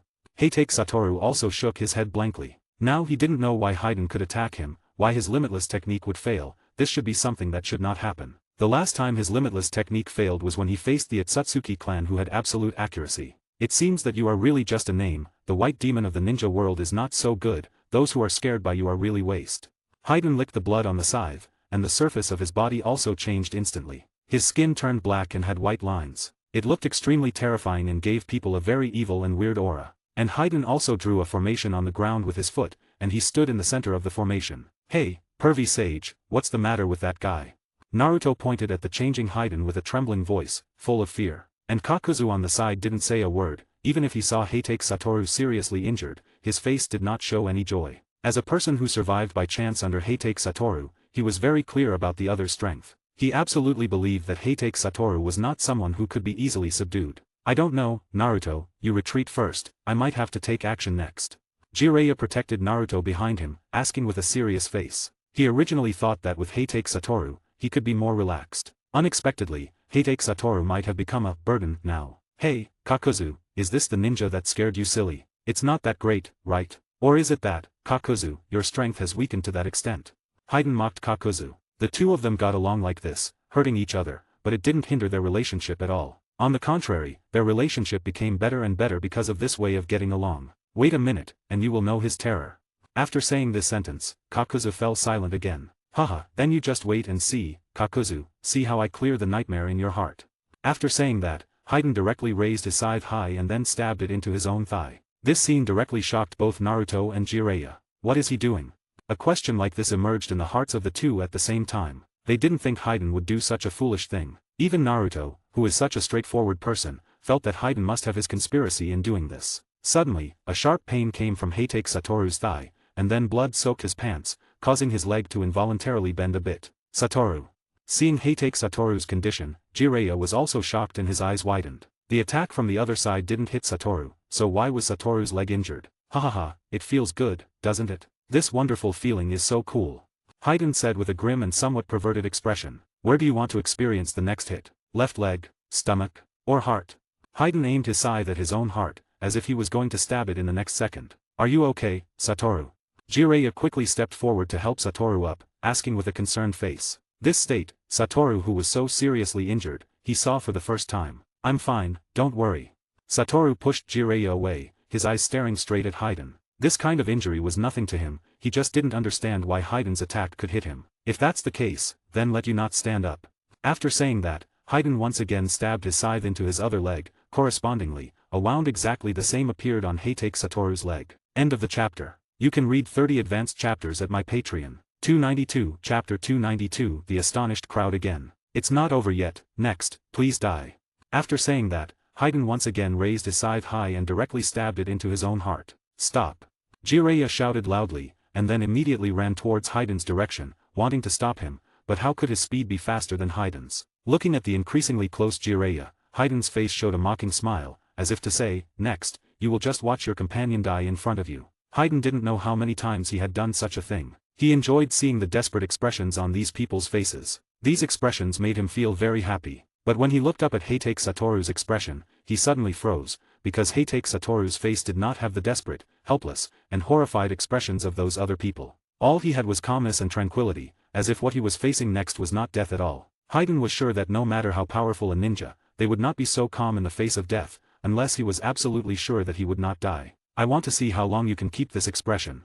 Thinking of this, Haydn, without any hesitation, stabbed his own heart with a knife. The black knife went in, and the white knife came out. Meanwhile, Jiraiya, who was moving forward, also stopped. He turned around shakily, his face showing a bit of panic and disbelief. He didn't dare to look back at Heitake Satoru's current state, but he had to turn around. Heitake Satoru was seen kneeling on the ground, his hands tightly covering his heart, as if he was in great pain. Satoru. Jiraiya shouted loudly, running back directly towards Heitake Satoru. He knelt beside him, speaking in a somewhat panicked tone. At this time, Naruto also came to Satoru's side. Looking at Heitake Satoru's current state, his expression was not only panicked but also angry. Did this man really die so easily? Kakuzu, standing aside, also had such a thought in his heart. After all, he had never seen anyone who could survive after their heart was destroyed, except for him and Haydn. After all, both of them were practitioners of forbidden techniques. But as a legitimate ninja of Konohagakure village, they should not practice forbidden techniques. Ha ha ha, ha ha ha, is the white demon of the ninja world just like this? Kakuzu, we are going to make a fortune this time. The bounty of the white demon in the black market is the highest, even the 5 Kage can't compare with him. Although Haydn was not greedy, who made him team up with the finance minister. Under the influence, he naturally had a bit of longing for money. After all, money can solve 99% of things, even their Akatsuki organization can be hired by money. Your ability is really weird. Just as Haydn was feeling complacent, a calm voice suddenly reached Haydn's ears. Hearing this voice, Haydn's expression on his face was somewhat stunned for a moment, because this voice felt somewhat familiar, as if he had just heard it. And hearing this voice, Kakuzu's body involuntarily shivered. For some reason, hearing this voice speaking in this tone, a very bad premonition rose in his heart. Just now, Satoru, who was kneeling on the ground and covering his heart, slowly stood up. Looking at the 3 wounds on his body, they were already gone. If it weren't for the fact that Haydn's wound was still bleeding, one would not be able to tell that Heitake Satoru had been injured. Impossible, impossible, your heart has clearly been pierced by me, how are you not dead? After swinging his scythe twice, Haydn shouted crazily. After all, such a thing had happened, which had exceeded Haydn's cognition. Except for Kakuzu and him, he had not seen anyone who was still alive after being stabbed in the heart. What's impossible? Whether it's you or the guy next to you who has several hearts, aren't you all immortal? Heitake Satoru asked back in a puzzled tone. What exactly are you? Haydn said through gritted teeth. Haven't you said it? I am the white demon. Heitake Satoru answered with a smile, but this smile looked extremely gloomy in Haydn's eyes. I don't believe it, no one can survive after being stabbed in the heart. I want to see how many times you can resurrect. After saying that, Haydn once again inserted the scythe into his own heart. Sure enough, Haydn also saw a painful expression on Heitake Satoru's face. This shows that his attack is useful, just don't know why. Heitake Satoru did not die. Hey, Satoru, are you okay? Seeing Heitake Satoru stand up unharmed, Jiraiya's face also showed an expression as if he had seen a ghost. After all, for an ordinary person, this situation is a bit too creepy. He guessed that even Orochimaru, after being pierced through the heart, wouldn't be able to survive. Don't worry, I won't die, Heitake Satoru said. Although he didn't look at Jiraiya when he spoke, he still gave Jiraiya a sense of reassurance. If you're not going to die, then you might as well endure this pain a few more times. After saying this, Haydn once again pulled the scythe from his body and crazily stabbed it into his own body. His upper body and thighs were almost full of holes. The expression on Heitake Satoru's face twitched from time to time. Even though he had the reverse curse technique, the pain of being stabbed by a sharp weapon was very real. Just as Haydn was about to attack himself again, he found his arm was caught. The person who caught him was Heitake Satoru, who he had cursed. Although I won't die, the pain is always there. And I don't have a masochistic hobby. Heitake Satoru had already given him a lot of face by letting Haydn stab him for so long. But Heitake Satoru wasn't standing there being stabbed for no reason. He wanted to know the principle of his injury. Even forbidden techniques couldn't transfer the injuries on one person to another. Through continuous observation just now, Heitake Satoru found that every time Haiden hurt himself, a strange energy flowed from his body into the target, which was Heitake Satoru's body. It was this energy that caused Heitake Satoru to get hurt so fast. Haiden was once again shocked by Heitake Satoru's speed. End of the chapter. You can read 30 advanced chapters at my Patreon. 293, Chapter 293, The Embarrassed Immortal Duo. Pulling Haiden's scythe, he directly pulled his body out of the formation under his feet. If you leave this formation, your ninjutsu should not have any effect. After saying this, Heitake Satoru's other hand, an elbow hit Haiden's arm holding the scythe. Suddenly, Haiden's hand felt a severe pain. This pain made him unable to hold the weapon in his hand for a moment, and it slipped out directly. The weapon that slipped out was also caught by Heitake Satoru. Heitake Satoru, who had taken Haiden's weapon, swung the scythe in his hand. The next second, the tip of the knife directly pierced Haiden's neck. Ah damn, it hurts. Haiden, whose neck was pierced, couldn't help but yell loudly. After all, this kind of pain is really unbearable for ordinary people. Even if Haiden had been hurting himself for so long, when he suffered this fatal injury, he was no different from ordinary people when he was unprepared. Satoru. Seeing Heitake Satoru's decisive attack on Haiden's vital point, Jiraiya also couldn't help but shout worriedly. After all, he was also afraid that Heitake Satoru would suffer serious injuries again. Although he didn't know how Heitake Satoru's injuries had just recovered, he didn't want Heitake Satoru to continue to get hurt. But the next second, Jiraiya found that there were no injuries on Satoru's neck. Sure enough, once you leave the formation under your feet, your ninjutsu, or your curse, has already failed, right? Haiden, with blood constantly gushing from his neck, looked at Heitake Satoru with a grim face. Damn, hurry up and give me back my weapon. Haiden's voice was hoarse and angry. Give it back to you? Perfect, I'm not comfortable using this thing anyway. After saying this, Heitake Satoru directly threw the scythe in his hand at Haiden. The immense force gave the scythe an extremely fast speed, instantly splitting Haiden's body into two halves. This time, no matter how strong Haiden was, with his upper and lower body separated, he no longer had the ability to move. Hey, Kakuzu, hurry up and stitch my body back together.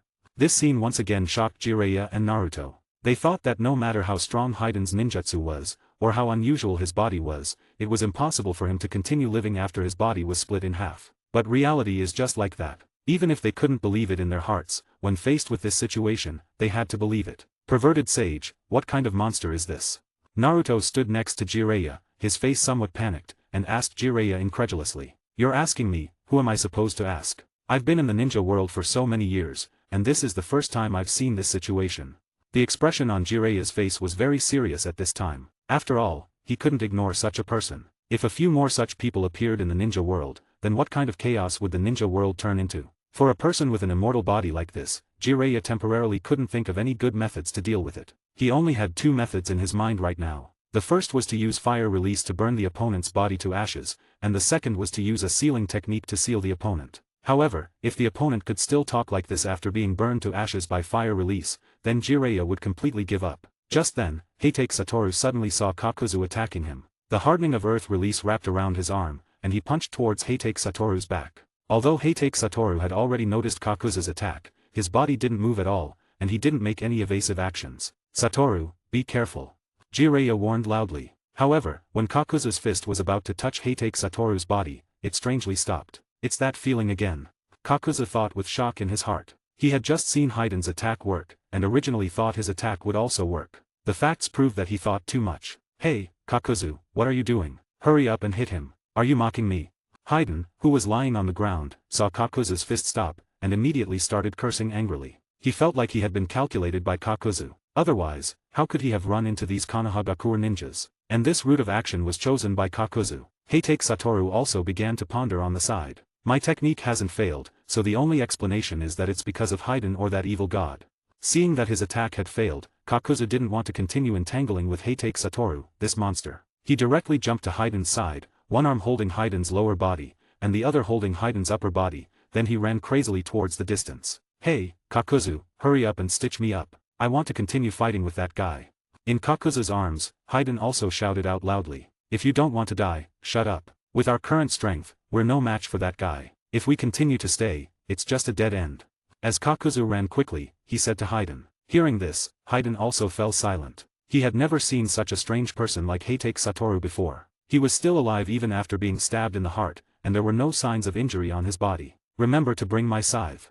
This was Haiden's final defiance in Kakuzu's arms. If the other members of the organization knew that he had been beaten to the point of losing his weapon, it would be too embarrassing. I'll try my best.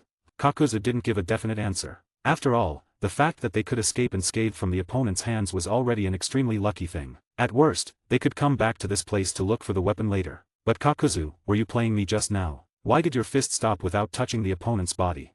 Haydn raised his eyebrows and asked with a doubtful face. I don't know. The last time I fought him, it was the same situation. My attack couldn't touch his body at all. Huh, are you joking with me? How could it be possible that you couldn't hit him? Haydn couldn't understand what Kakuzu was saying at all. After all, his attack was indeed real, and he had easily injured Heitake Satoru. Although it seemed that his attack had no effect at all. End of chapter. You can read 30 advanced chapters at my Patreon. 294, Chapter 294, Akatsuki's Reinforcements. Kakuzu didn't understand why Haydn's attack was useful, just like Haydn didn't understand why Kakuzu's attack was useless. Both of them were confused about each other. Hey, Satoru, they're going to run. If we let them go, it will definitely be a disaster for the ninja world. Seeing Kakuzu and Haydn quickly leaving, and Heitake Satoru still hadn't recovered, Jiraiya shouted again. Run, they can't escape from me. Now, the only one who could form a combat power was Kakuzu. As his former defeated general, he was nothing in front of Heitake Satoru now. Then, Heitake Satoru noticed Kakuzu's fleeing figure. With a clench of his hands, his whole figure disappeared in front of Jiraiya in an instant. When he appeared again, he was already on Kakuzu's escape route. Seeing Heitake Satoru appear in front of him, Kakuzu was instantly shocked. He braked urgently and slid on the ground for more than 10 meters before stopping. Hey, Kakuzu, why did you stop? Because he was held horizontally by Kakuzu, Haydn couldn't see what was in front of him at all. When he noticed Kakuzu's expression and looked up at the front, his face was also stunned. No way, Kakuzu, how did this guy get in front of us? Haydn widened his eyes, staring at the figure of Heitake Satoru greeting them in front, and asked Kakuzu incredulously. You ask me, how would I know? But if my guess is correct, this should be a space-time ninjutsu. Cold sweat was already flowing down Kakuzu's forehead. He was not the opponent's opponent in the first place, and now he even had such a burden in his arms. He felt that his chances of survival were already slim. Kakuzu, I'll give you a chance to survive. At this time, Heitake Satoru in front of them suddenly spoke. What are the conditions? Kakuzu knew that even if the other party wanted to let him go, it wouldn't be so simple to let him leave here. It's simple, or it's simple for someone like you. As long as you hand over this guy in your hands to me, I'll let you go. Hey, Kakuzu, you can't do this, can you? We are teammates after all. Upon hearing Heitake Satoru's conditions, Haydn looked at Kakuzu with a panicked face. At this moment, Kakuzu also started to hesitate. For someone like him, only his own life and money are the most important. If he could exchange Haydn's life for his own, Kakuzu would be 100% willing. But he was also thinking about the consequences. This would undoubtedly be a betrayal to his teammates, and the Akatsuki organization would not let him go. Even someone like him, when facing the many strong people in the Akatsuki organization, would feel overwhelmed. Every person in the Akatsuki organization has strength not weaker than his. So the choice in front of him now is to die now or die in a few days. Hey, Kakuzu, you're not really planning to abandon me, are you?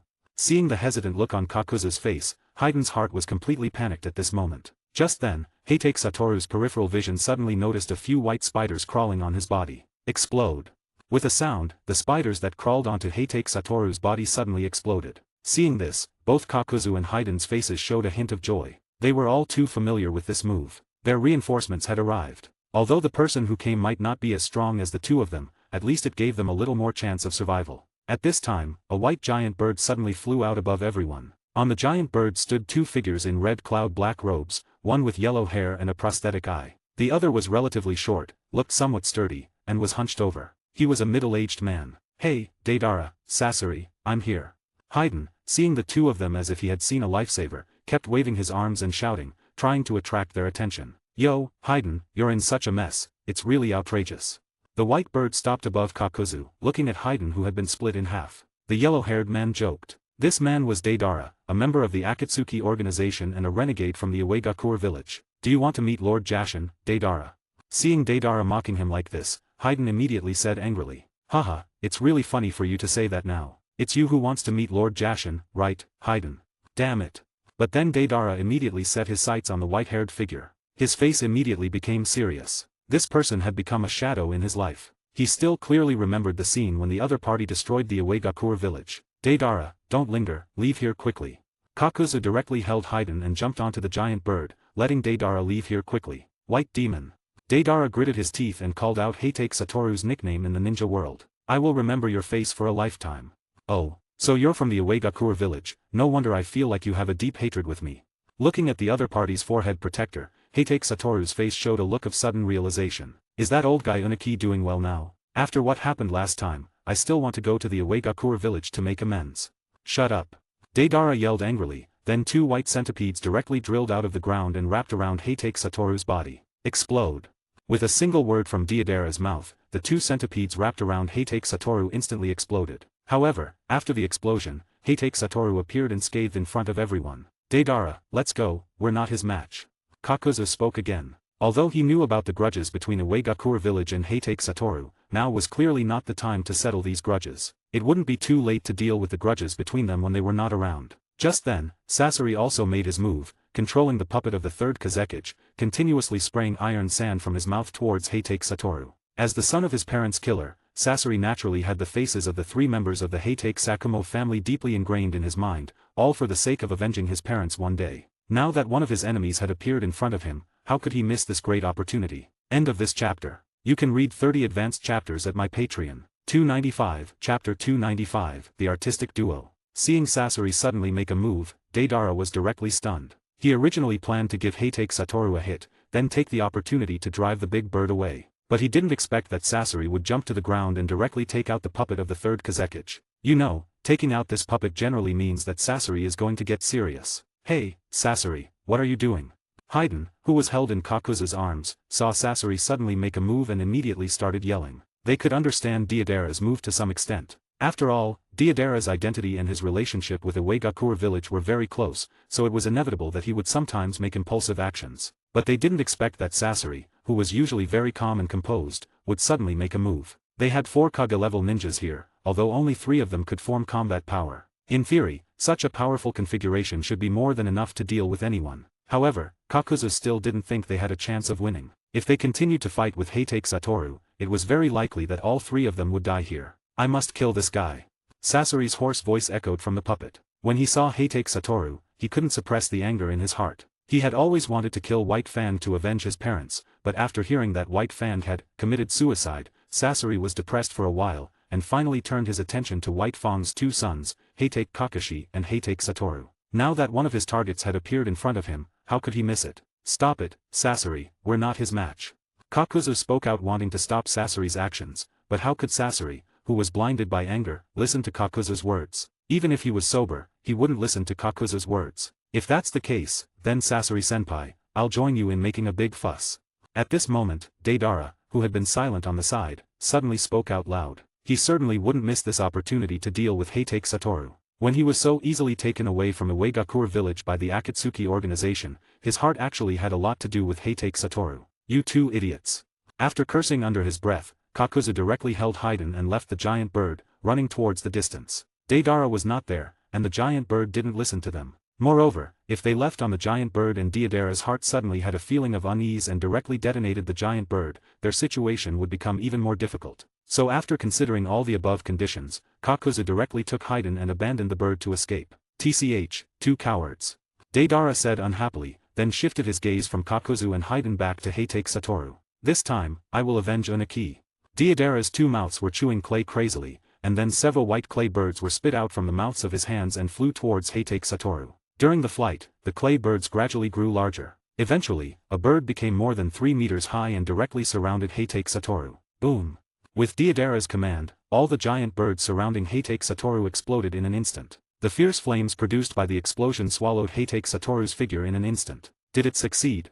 Deidara asked himself quietly, his face also showing a look of glee, but he was somewhat doubtful in his heart. After all, he was able to defeat the third Tsuchikage, destroy Uegakure village, and retreat with his whole body under the condition that all the combat power of Uegakure village was present. If he said that he could be dealt with so easily, Deidara himself did not believe it. But the scene of Heitake Satoru being submerged in the sea of fire could not be faked. Deidara of Uegakure village and Sasori of the red sand of Tsunagakure village. While the 2 were fighting with Heitake Satoru, Jiraiya, who was on the side, heard their conversation and figured out the identities of the 2. And that puppet is the third Kazekage. So the disappearance of the third Kazekage was due to his own people. The mystery that triggered the Third Ninja World War was finally solved, but Jiraiya's heart was very heavy. And the few people who appeared in the Akatsuki organization were all very dangerous. He couldn't believe who brought these dangerous people together and what the purpose of bringing them together was. This is also something worth thinking about. It really is a beautiful firework, but it's only a fleeting moment. It's a pity. Heitake Satoru's voice came from the gradually dissipating flames. Although it sounded like a compliment, Deidara felt a hint of mockery. Humph, what do you know, the perfection of a moment is art. For his own explosion art, Deidara had reached a level of obsession. The eternal beauty that can be passed down forever is art. Before Heitake Satoru could speak, Sasori of the red sand on the side took the lead in retorting. As an art duo, their views on art were completely opposite. Explosion is art. Eternity is art. The two of them argued face to face. This made Heitake Satoru, who was watching on the side, feel a bit embarrassed. He was one of the protagonists just now, but now he has become a bystander. He wanted to speak and attract the attention of the two, but he didn't know where to interject. Heitake Satoru reached out his hand, trying to attract the attention of the two. Shut up. The voices of Deidara and Sasori rang out simultaneously. Immediately after, the two launched an attack on Heitake Satoru at the same time. A huge iron sand cone appeared above Heitake Satoru's head and directly smashed down on him. Deidara also used several flying birds, which exploded again in front of Heitake Satoru. However, the two's scheme was not bad. They used their quarrel to distract Heitake Satoru's attention, and then when he was not paying attention, they launched a fatal blow. But the attacks of these two had no effect on Heitake Satoru. Two idiots. Hearing the violent explosion behind him while fleeing, he couldn't help but curse the two again in his heart. However, he still appreciated them for buying him time. They won't die there, will they? Haydn, who was in his arms, said. End of the chapter. You can read 30 advanced chapters at my Patreon. 296, Chapter 296, The Duo on the Run Again. Speaking of which, you should hurry up and stitch my body together. You holding me like this all the time makes me feel very uncomfortable. Haydn, who was in Kakuza's arms, struggled a bit and said. Wait until we get to a safe place. If you keep struggling, be careful, I'll just throw you here and leave you. Hearing Kakuza's threatening words, Haydn immediately became honest. If he was really thrown here, even a ferocious beast might eat him. By then, no matter how strong his immortal body was, it wouldn't be able to resurrect after becoming a pile of feces. So you better run faster. This was the last struggle Haydn made in Kakuza's arms, to show his unyielding will as a strong person. Deidara and Sasori of the red sand, who were fighting with Heitake Satoru, were incredulous and widened their eyes because the other party appeared in front of them unscathed. They had never met anyone who could still be unharmed under such a strong attack. Whether it was before joining the Akatsuki organization or after joining, the two of them had encountered very powerful opponents. But none of the opponents could be as abnormal as this person. Although every member of the Akatsuki organization can be described as abnormal, Heitake Satoru is definitely the most abnormal among the many abnormalities. Although your attacks are quite powerful, it's a pity that they have no effect on me. What are you going to do next? Heitake Satoru tilted his head and smiled at the two. He was also curious whether the two who had resolutely attacked him just now would continue to attack him after knowing that their attacks were useless. What kind of monster is this guy? Deidara's body involuntarily took a step back. This was a manifestation of fear of food. Brother Sasori, or else we should run. The two of us are not his opponents at all. Deidara suggested in a low voice. At this time, Sasori of the red sand, who had already calmed down, also had such a plan. Although he wanted to avenge his parents, he would not be so foolish as to stake his own life on it. Okay. Hearing Sasori's affirmative answer, Deidara didn't waste any words. The clay instantly formed a giant bird, and the two jumped onto the giant bird and flew away. Do you think I will let you two leave after letting my prey escape? Just as the white giant bird was about to take off, a voice suddenly reached the ears of the two. They saw Heitake Satoru, who didn't know when he had appeared above the giant bird, staring at the two with a playful smile. When did he? The two were shocked by the sudden appearance of Heitake Satoru. Just now, they didn't see Heitake Satoru moving in their direction at all. But I had expected this situation to happen a long time ago, so are you planning to leave us, or are you planning to protect those two people? A white dot fell from the body of the giant bird. Then, with Deidara forming a seal, the inconspicuous dot instantly turned into a huge white puppet. Judging from the chakra contained within the puppet, if it exploded, everything within a kilometer radius could potentially be leveled. At this time, Jiraiya and Naruto also noticed the huge puppet falling from above. Their faces instantly turned pale. From observing Deidara's battle just now, they already knew what the function of this puppet was. If such a big thing exploded, Jiraiya himself wasn't sure he could survive, let alone Naruto who was next to him. Unless Naruto could unleash the chakra of the Nine Tails, they might still have a glimmer of hope. Seeing this, Heitake Satoru's face also instantly darkened. Without thinking, Heitake Satoru directly chose to protect Jiraiya and the others. His entire figure instantly moved in front of Jiraiya and Naruto. Seeing Heitake Satoru appear, the hearts of the two, which had been in their throats, instantly relaxed. Just looking at Heitake Satoru's back gave them a strong sense of security, as reliable as a mountain. Stand quietly behind me and don't move. Heitake Satoru's voice echoed in Jiraiya and Naruto's ears. Okay. The two tightly gripped the corner of Heitake Satoru's clothes and hid behind him. Satoru raised both hands and aimed at the white puppet. Suddenly, a dazzling white light flashed from the puppet's body. The white light grew brighter and brighter, then boom, the sound directly made Jiraiya and Naruto feel a ringing in their ears. The terrifying explosion instantly engulfed the three of them. After Deidara and Sasori glanced at each other from a distance, they immediately left. They didn't dare to see the result of the explosion. If Heitake Satoru was still unharmed, they would be in danger. Kakuzu, who was running away, also felt a slight vibration coming from the ground. Is this an earthquake? No, it's Deidara's ninjutsu. Just thinking for a second, Kakuzu understood what caused this vibration. Using such a large-scale explosion, it seems that those two guys are also preparing to run away. After analyzing for another second, Kakuzu also understood why Deidara used such a violent explosion. He didn't think Deidara would use such a strong explosion in a normal battle. After all, such a large-scale explosion could easily hurt oneself if not careful, especially when Sasori was next to him. Even if Sasori's real body was hiding in the puppet, this explosion was enough to seriously injure him. Sure enough, just as Kakuzu analyzed, about a few minutes later, a shadow flashed over Kakuzu's head. Although the speed was very fast, Kakuzu could see clearly what it was. It was Deidara's big bird. No need to think, Deidara and Sasori must be standing on it. Kakuzu didn't blame Deidara for not taking him along. After all, they were the ones who first abandoned Deidara and the others. The explosion lasted for nearly 5 minutes. After the explosion disappeared, only the ground under Heitake Satoru and Jiraiya was intact. The rest of the ground had a very smooth deep pit, and they could hardly see any green in their field of vision. All the trees were burned in the explosion just now. This attack, although not Deidara's strongest explosion, was enough to rank in the top 5. What a terrifying monster. Jiraiya swallowed and muttered to himself. This scale of explosion was also the first time he had seen it. End of this chapter. 297, Chapter 297, Akatsuki's Meeting. Looking at the scale of the explosion, both Jiraiya and Naruto were dumbfounded. This doesn't feel like his most powerful move, and the scale of this explosion is enough to destroy a village. The people of Akatsuki are really terrifying. Jiraiya's face changed as he spoke. Don't worry, even if Akatsuki has more power, it won't pose a threat to Konohagakure. You have to think carefully about how strong our Konohagakure village is. Heitake Satoru said on the side. He knew what Jiraiya was worried about, afraid that the opponent would throw a clay bomb into Konohagakure village, but even if Deidara had this intention, he didn't have the ability. Just having Minato in Konohagakure village is not something Deidara can handle. Using the Flying Thunder God-guided thunder can completely move the explosion to other places. Now more than half of the people in Akatsuki have seen Heitake Satoru, but more than half of these people have all cast a shadow on Heitake Satoru. This shows how powerful Heitake Satoru is. At this time, in the base of Akatsuki in the Land of Rain, several illusory figures appeared, including the 4 people from Akatsuki who had just met Heitake Satoru. Deidara, Sasori, Haiden, what happened to you 3 to cause such a mess? Pain's Rinnegan frowned and asked Deidara 3 people. The rest of the people also showed a curious expression. After all, it is not common for any person in Akatsuki to appear in a mess, let alone 3 people. We encountered the white demon of Konohagakure, Heitake Satoru. As soon as Deidara said this, Pain and Konan's expressions didn't change, but Tobi, Uchiha Itachi, and Hoshigaki Kisame's faces changed. You guys can actually come back from his hands. It seems that he didn't take this battle seriously.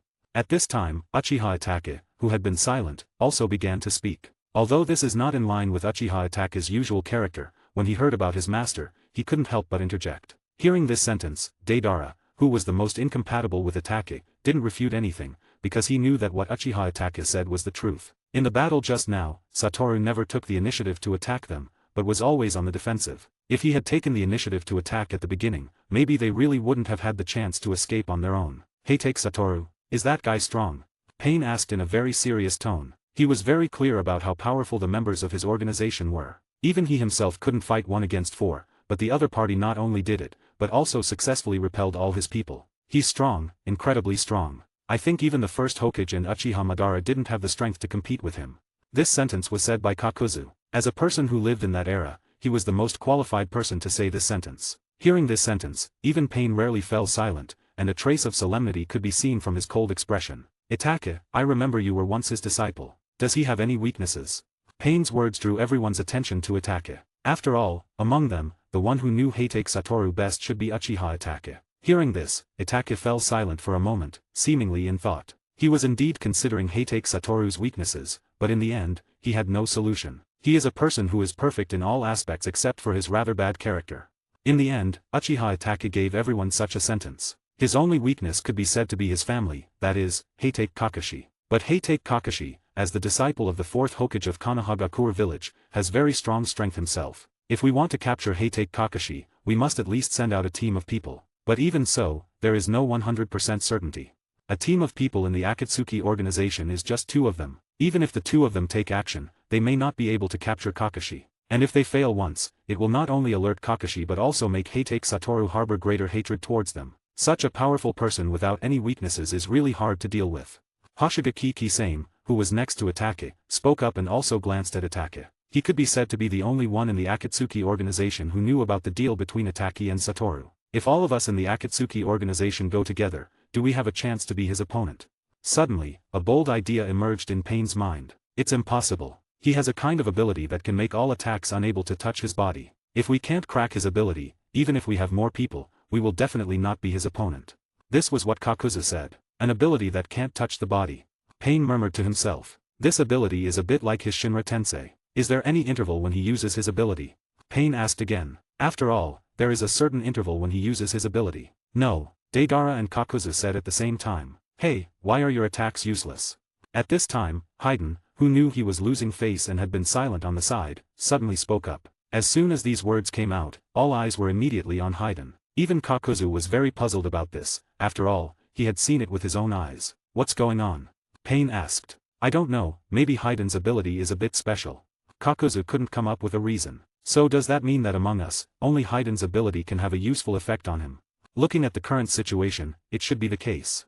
Even Atake was a bit surprised by this. He knew very well what his teacher's ability was, but he didn't expect that someone could crack his teacher's ability. At this time, Uchiha Atake's gaze at Haiden was also filled with a hint of danger. He was even thinking in his heart whether he should secretly get rid of Haiden. Although Haiden's ability is very strong, once he knows his ability, as long as he is careful, there won't be too much danger. And he is mainly a Genjutsu master. Genjutsu is more suitable for dealing with someone as straightforward as Haiden. But after thinking about it, he gave up this idea. He doesn't need to meddle in Heitake Satoru's problem. End of the chapter. 298. Chapter 298. Return to the village. At this point, the Akatsuki had already regarded Heitake Satoru as a major enemy, but they still had no way to deal with him. Although Haiden's ability could hurt Satoru, if it was just Haiden alone, the chances of defeating him were 0. In the end, they could only end up dying themselves. After all, Heitake Satoru was a person who wouldn't die even if his heart was pierced. Haiden had already developed a deep fear of Heitake Satoru. However, as long as there was a chance, the Akatsuki would definitely not hesitate to attack Heitake Satoru.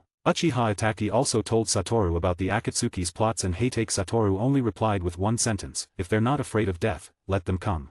A simple sentence, but it fully displayed Heitake Satoru's confidence. The only person in the ninja world who could interest Heitake Satoru now was Haiden. After all, he still hadn't figured out why Haiden could hit him. He didn't want to get rid of Haiden so quickly. After all, a toy that interested him had finally appeared, and he had to play with it for a while. It had been about 2 years since the last encounter with the snow god. During these 2 years, Heitake Satoru had been traveling in the ninja world with Jiraiya, teaching Naruto from time to time. Life was quite enjoyable. However, during these 2 years, they had never found any traces of other new gods. Although there were various kinds of news, most of them were fake news. They were just a bunch of people pretending to be gods. Perverted sage, when are we going back to the village? In the land of hot water, Naruto, who was soaking in the hot spring, asked Jiraiya. He had long wanted to return to the village. He missed his parents, missed Sakura, and missed Ichiraku ramen. Although there were many ramen shops outside, he could never find the feeling of Ichiraku ramen. Now Naruto looked much more mature than before, but his personality was still as impulsive as ever, and he was full of enthusiasm for everything. Well, you have to ask the person next to you. Jiraiya pointed his mouth in the direction of Heitake Satoru. Heitake Satoru was leaning on the edge of the hot spring, looking up, with a white towel covering his face. His casual posture looked very comfortable. What? Isn't it you who doesn't want to go back to the village? Even with his eyes closed, Heitake Satoru knew that Jiraiya had thrown the topic to him. He took off the towel on his head and looked at Jiraiya. When Jiraiya noticed Heitake Satoru's blue eyes, he suddenly felt a sense of shame. Because this gaze gave people a feeling of being too pure and innocent. So, shall we go back to the village now? After all, the land of hot water is not far from Konohagakure village. With our speed, we should be able to reach the village in half a month if we take it easy. Of course. Satoru thought for a moment and replied. After nearly 2 years, he felt that Heitake Sakumo probably wouldn't target him anymore. Yay, finally going back to the village. Hearing the conversation between the two, Naruto jumped out of the hot spring in excitement. The splashing water directly splashed Jiraiya and Heitake Satoru's faces. You, behave yourself. Jiraiya also stood up, held Naruto's head, and directly pushed him into the water. After about half a month of long journey, everyone finally saw the gate of Konohagakure village, and the expressions on the three people's faces were different. Heitake Satoru's face showed a calm expression, as if for him, whether to return to the village or not was not a very important matter. Jiraiya's face showed a complex expression. After all, Tsunade was still in the village. And Naruto's face was very excited. Looking at the open gate, Naruto rushed in without saying a word. The two Chunin guarding the gate of Konohagakure village only felt a gust of smoke flying directly in front of them. An intruder. One of them was about to sound the alarm when he was suddenly held down by Jiraiya's hand. "Don't worry, it's me," Jiraiya said. "You are Jiraiya-sama." The ninja who was held down was immediately alert at first, but when he heard the other party speak and saw the other party's face, his tone and expression immediately became excited. Although Jiraiya is a ninja of Konohagakure, he is not usually in the village. For these ordinary ninjas, Jiraiya is also known as a legendary ninja. There are quite a few people in Konohagakure village who regard Jiraiya as an idol. But if they knew Jiraiya's true face, their idol's great image might be destroyed. It's me. At this time, Heitake Satoru also slowly walked in from outside the gate. "Yo, you two, long time no see." Heitake Satoru greeted the two gatekeepers. "You are Heitake Satoru." Another ninja immediately exclaimed excitedly. Heitake Satoru is also a legendary ninja for them, and in their hearts, Heitake Satoru's status is much higher than Jiraiya's. Of course, this may also be due to strength. After all, Heitake Satoru has a very impressive record. Although Jiraiya is known as the three ninjas of Konohagakure and indeed has very strong strength, the record that can be taken out is pitifully small. This also led to many people in the ninja world hearing about the name of the three ninjas, but they are not afraid of them, because they do not have a record that can deter others. Unlike Heitake Satoru, he has the proud record of destroying a village and killing a tailed beast. "You two guys, you really change your hearts quickly," Jiraiya said unhappily. Of course, this is just pretending. He didn't blame these two people in his heart. After all, he is such a person with status, and he is not going to care about two small people. And Heitake Satoru is more handsome than him, and stronger than him. Jiraiya also admires him. If the two of them worship a person who is uglier and weaker than him, then Jiraiya has to talk to them. Minato, who was correcting documents in the Hokage office, suddenly felt a familiar breath, and immediately showed a very cheerful and sunny smile on his face. "Finally they are back, Naruto. I really want to see how much you have changed over the years." Minato could feel Naruto's breath because of the nine tails inside him. So Kushina at home also felt Naruto's breath. This stinky kid, after going out for so long, he finally knows to come back. When he gets home, see if I don't clean him up.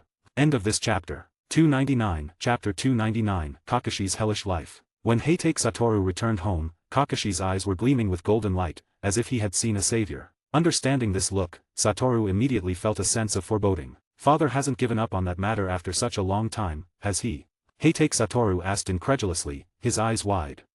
Kakashi shook his head helplessly. No one knew how he had spent these past 2 years. No one knew how tormented he had been during this time. Every day was spent in fear and trepidation, afraid that his father would set a trap for him, and he would jump in. Although he thought he was smart enough, he was always one step behind his father when it came to playing mind games. Kakashi had thought about taking a long-term mission like Satoru and taking Sasuke out for training, but the 4th Hokage simply didn't assign him long-term missions. After all, as one of the main forces of Konohagakure village, Kakashi couldn't be away for too long. And as a disciple of the 4th Hokage, it was his duty to help the 4th Hokage share the pressure in the village. "It seems I came back at the wrong time."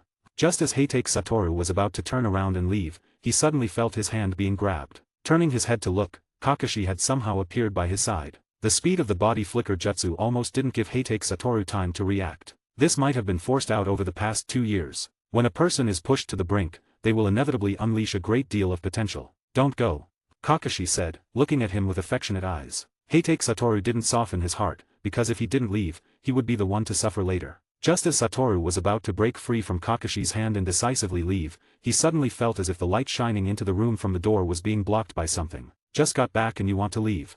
A majestic voice suddenly reached Heitake Satoru's ears, and hearing this voice, Kakashi involuntarily shivered. "Father, long time no see." Heitake Satoru slowly turned around, looked at Heitake Sakumo's figure, and said with a forced smile. Indeed, it's been a long time." Heitake Sakumo said with a heavy face. He obviously looked in a bad mood, and it was precisely this look that made Heitake Satoru's heart tremble. He immediately had a bad premonition. "You came back just in time, I have a task for you to complete."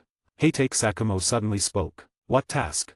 Heitake Satoru asked with a trembling voice. He knew it wouldn't be good news, it might even be a conspiracy. "Help me deliver these sweets to Granny Natsuda in the next street."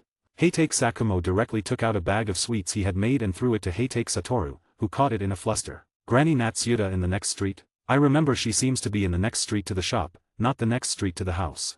Heitake Satoru said. The distance from the shop to the house is much farther than going to Mrs. Wang's house. Why don't you deliver it yourself, but run all the way home to let me deliver it?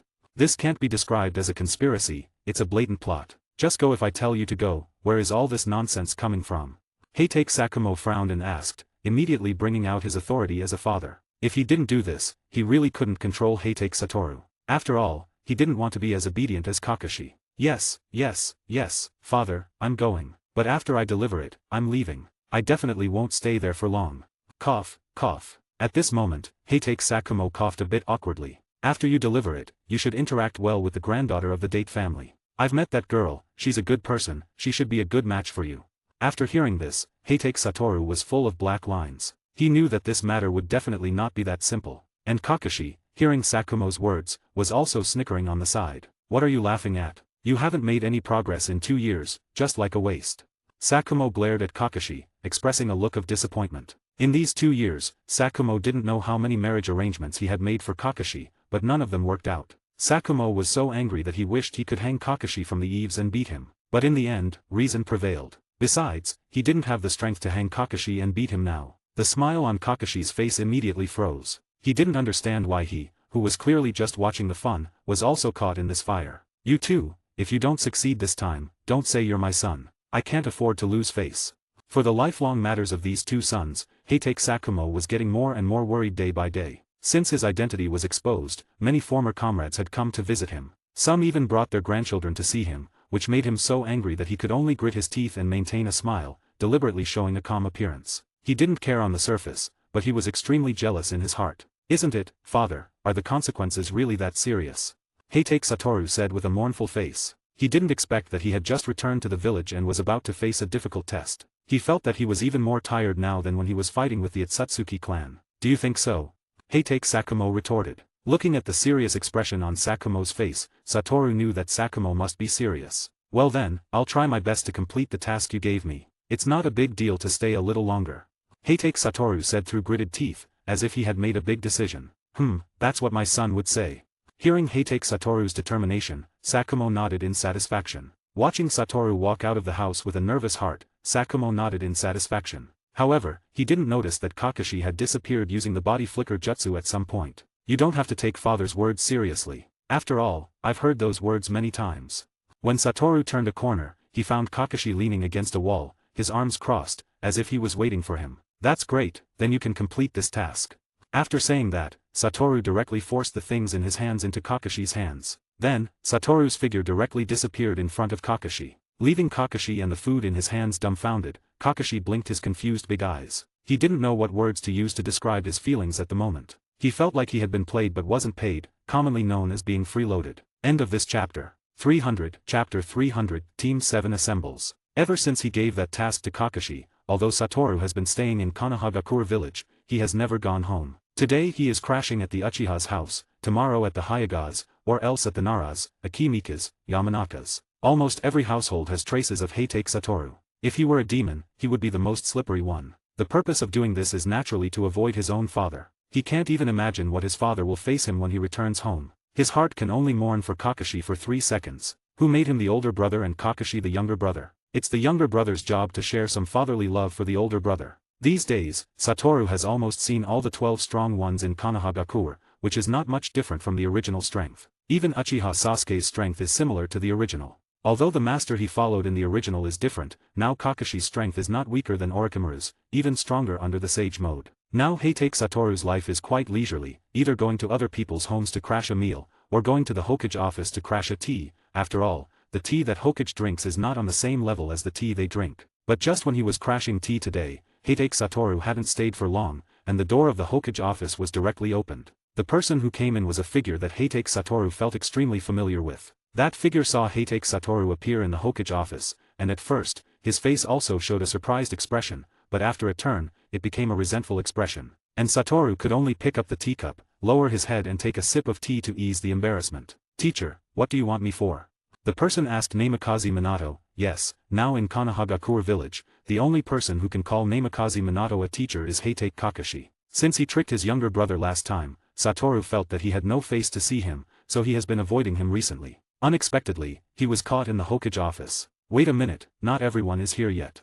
Namikaze Minato waved his hand, indicating Kakashi to sit next to Satoru. But Kakashi just looked at Satoru and sat in a position farthest from Satoru. Minato looked at Satoru and Kakashi with a puzzled face, completely unable to figure out what was going on with the awkward atmosphere between the two brothers. But he didn't interfere on his own. After all, this can be said to be their family affair, and at this moment, Namikaze Minato is an outsider. Just when Heitake Satoru wanted to leave here, the door of the Hokage office was opened again, but this time it just eased Satoru's embarrassment. The ones who came in were Kakashi's students from Team 7, Namikaze Naruto, Uchiha Sasuke, and Haruno Sakura. Hokage-sama.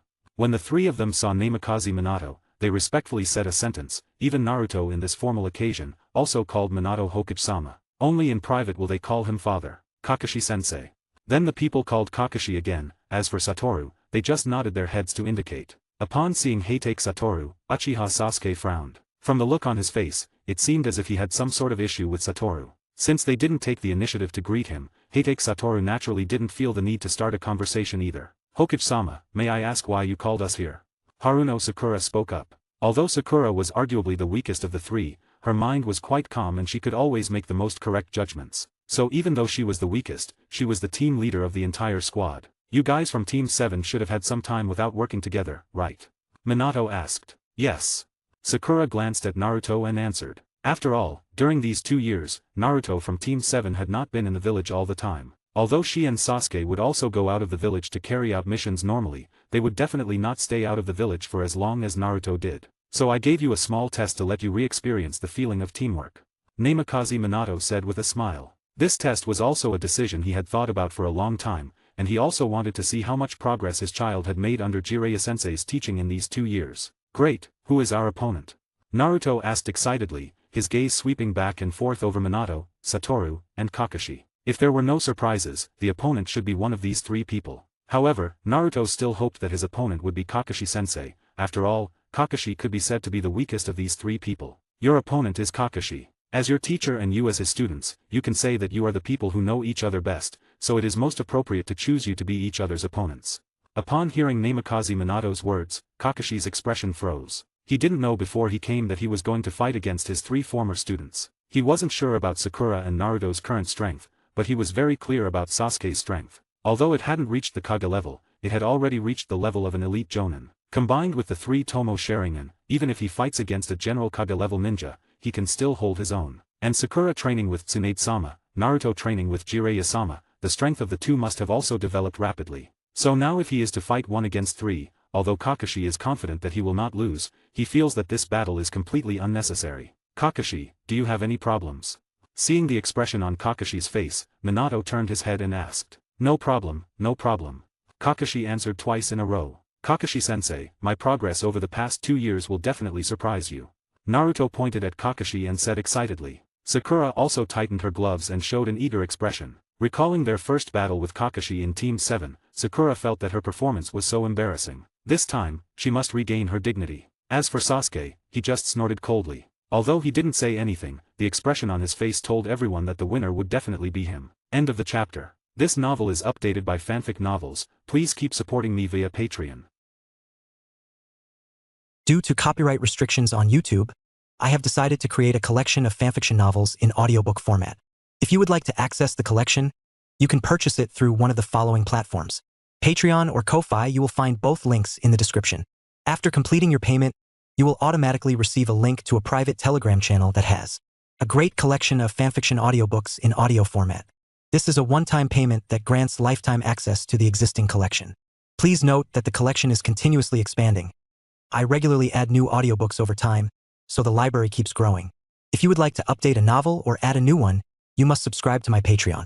Depending on the tier you select, you will be able to request a specific number of chapters weekly, which I will then produce in audiobook format.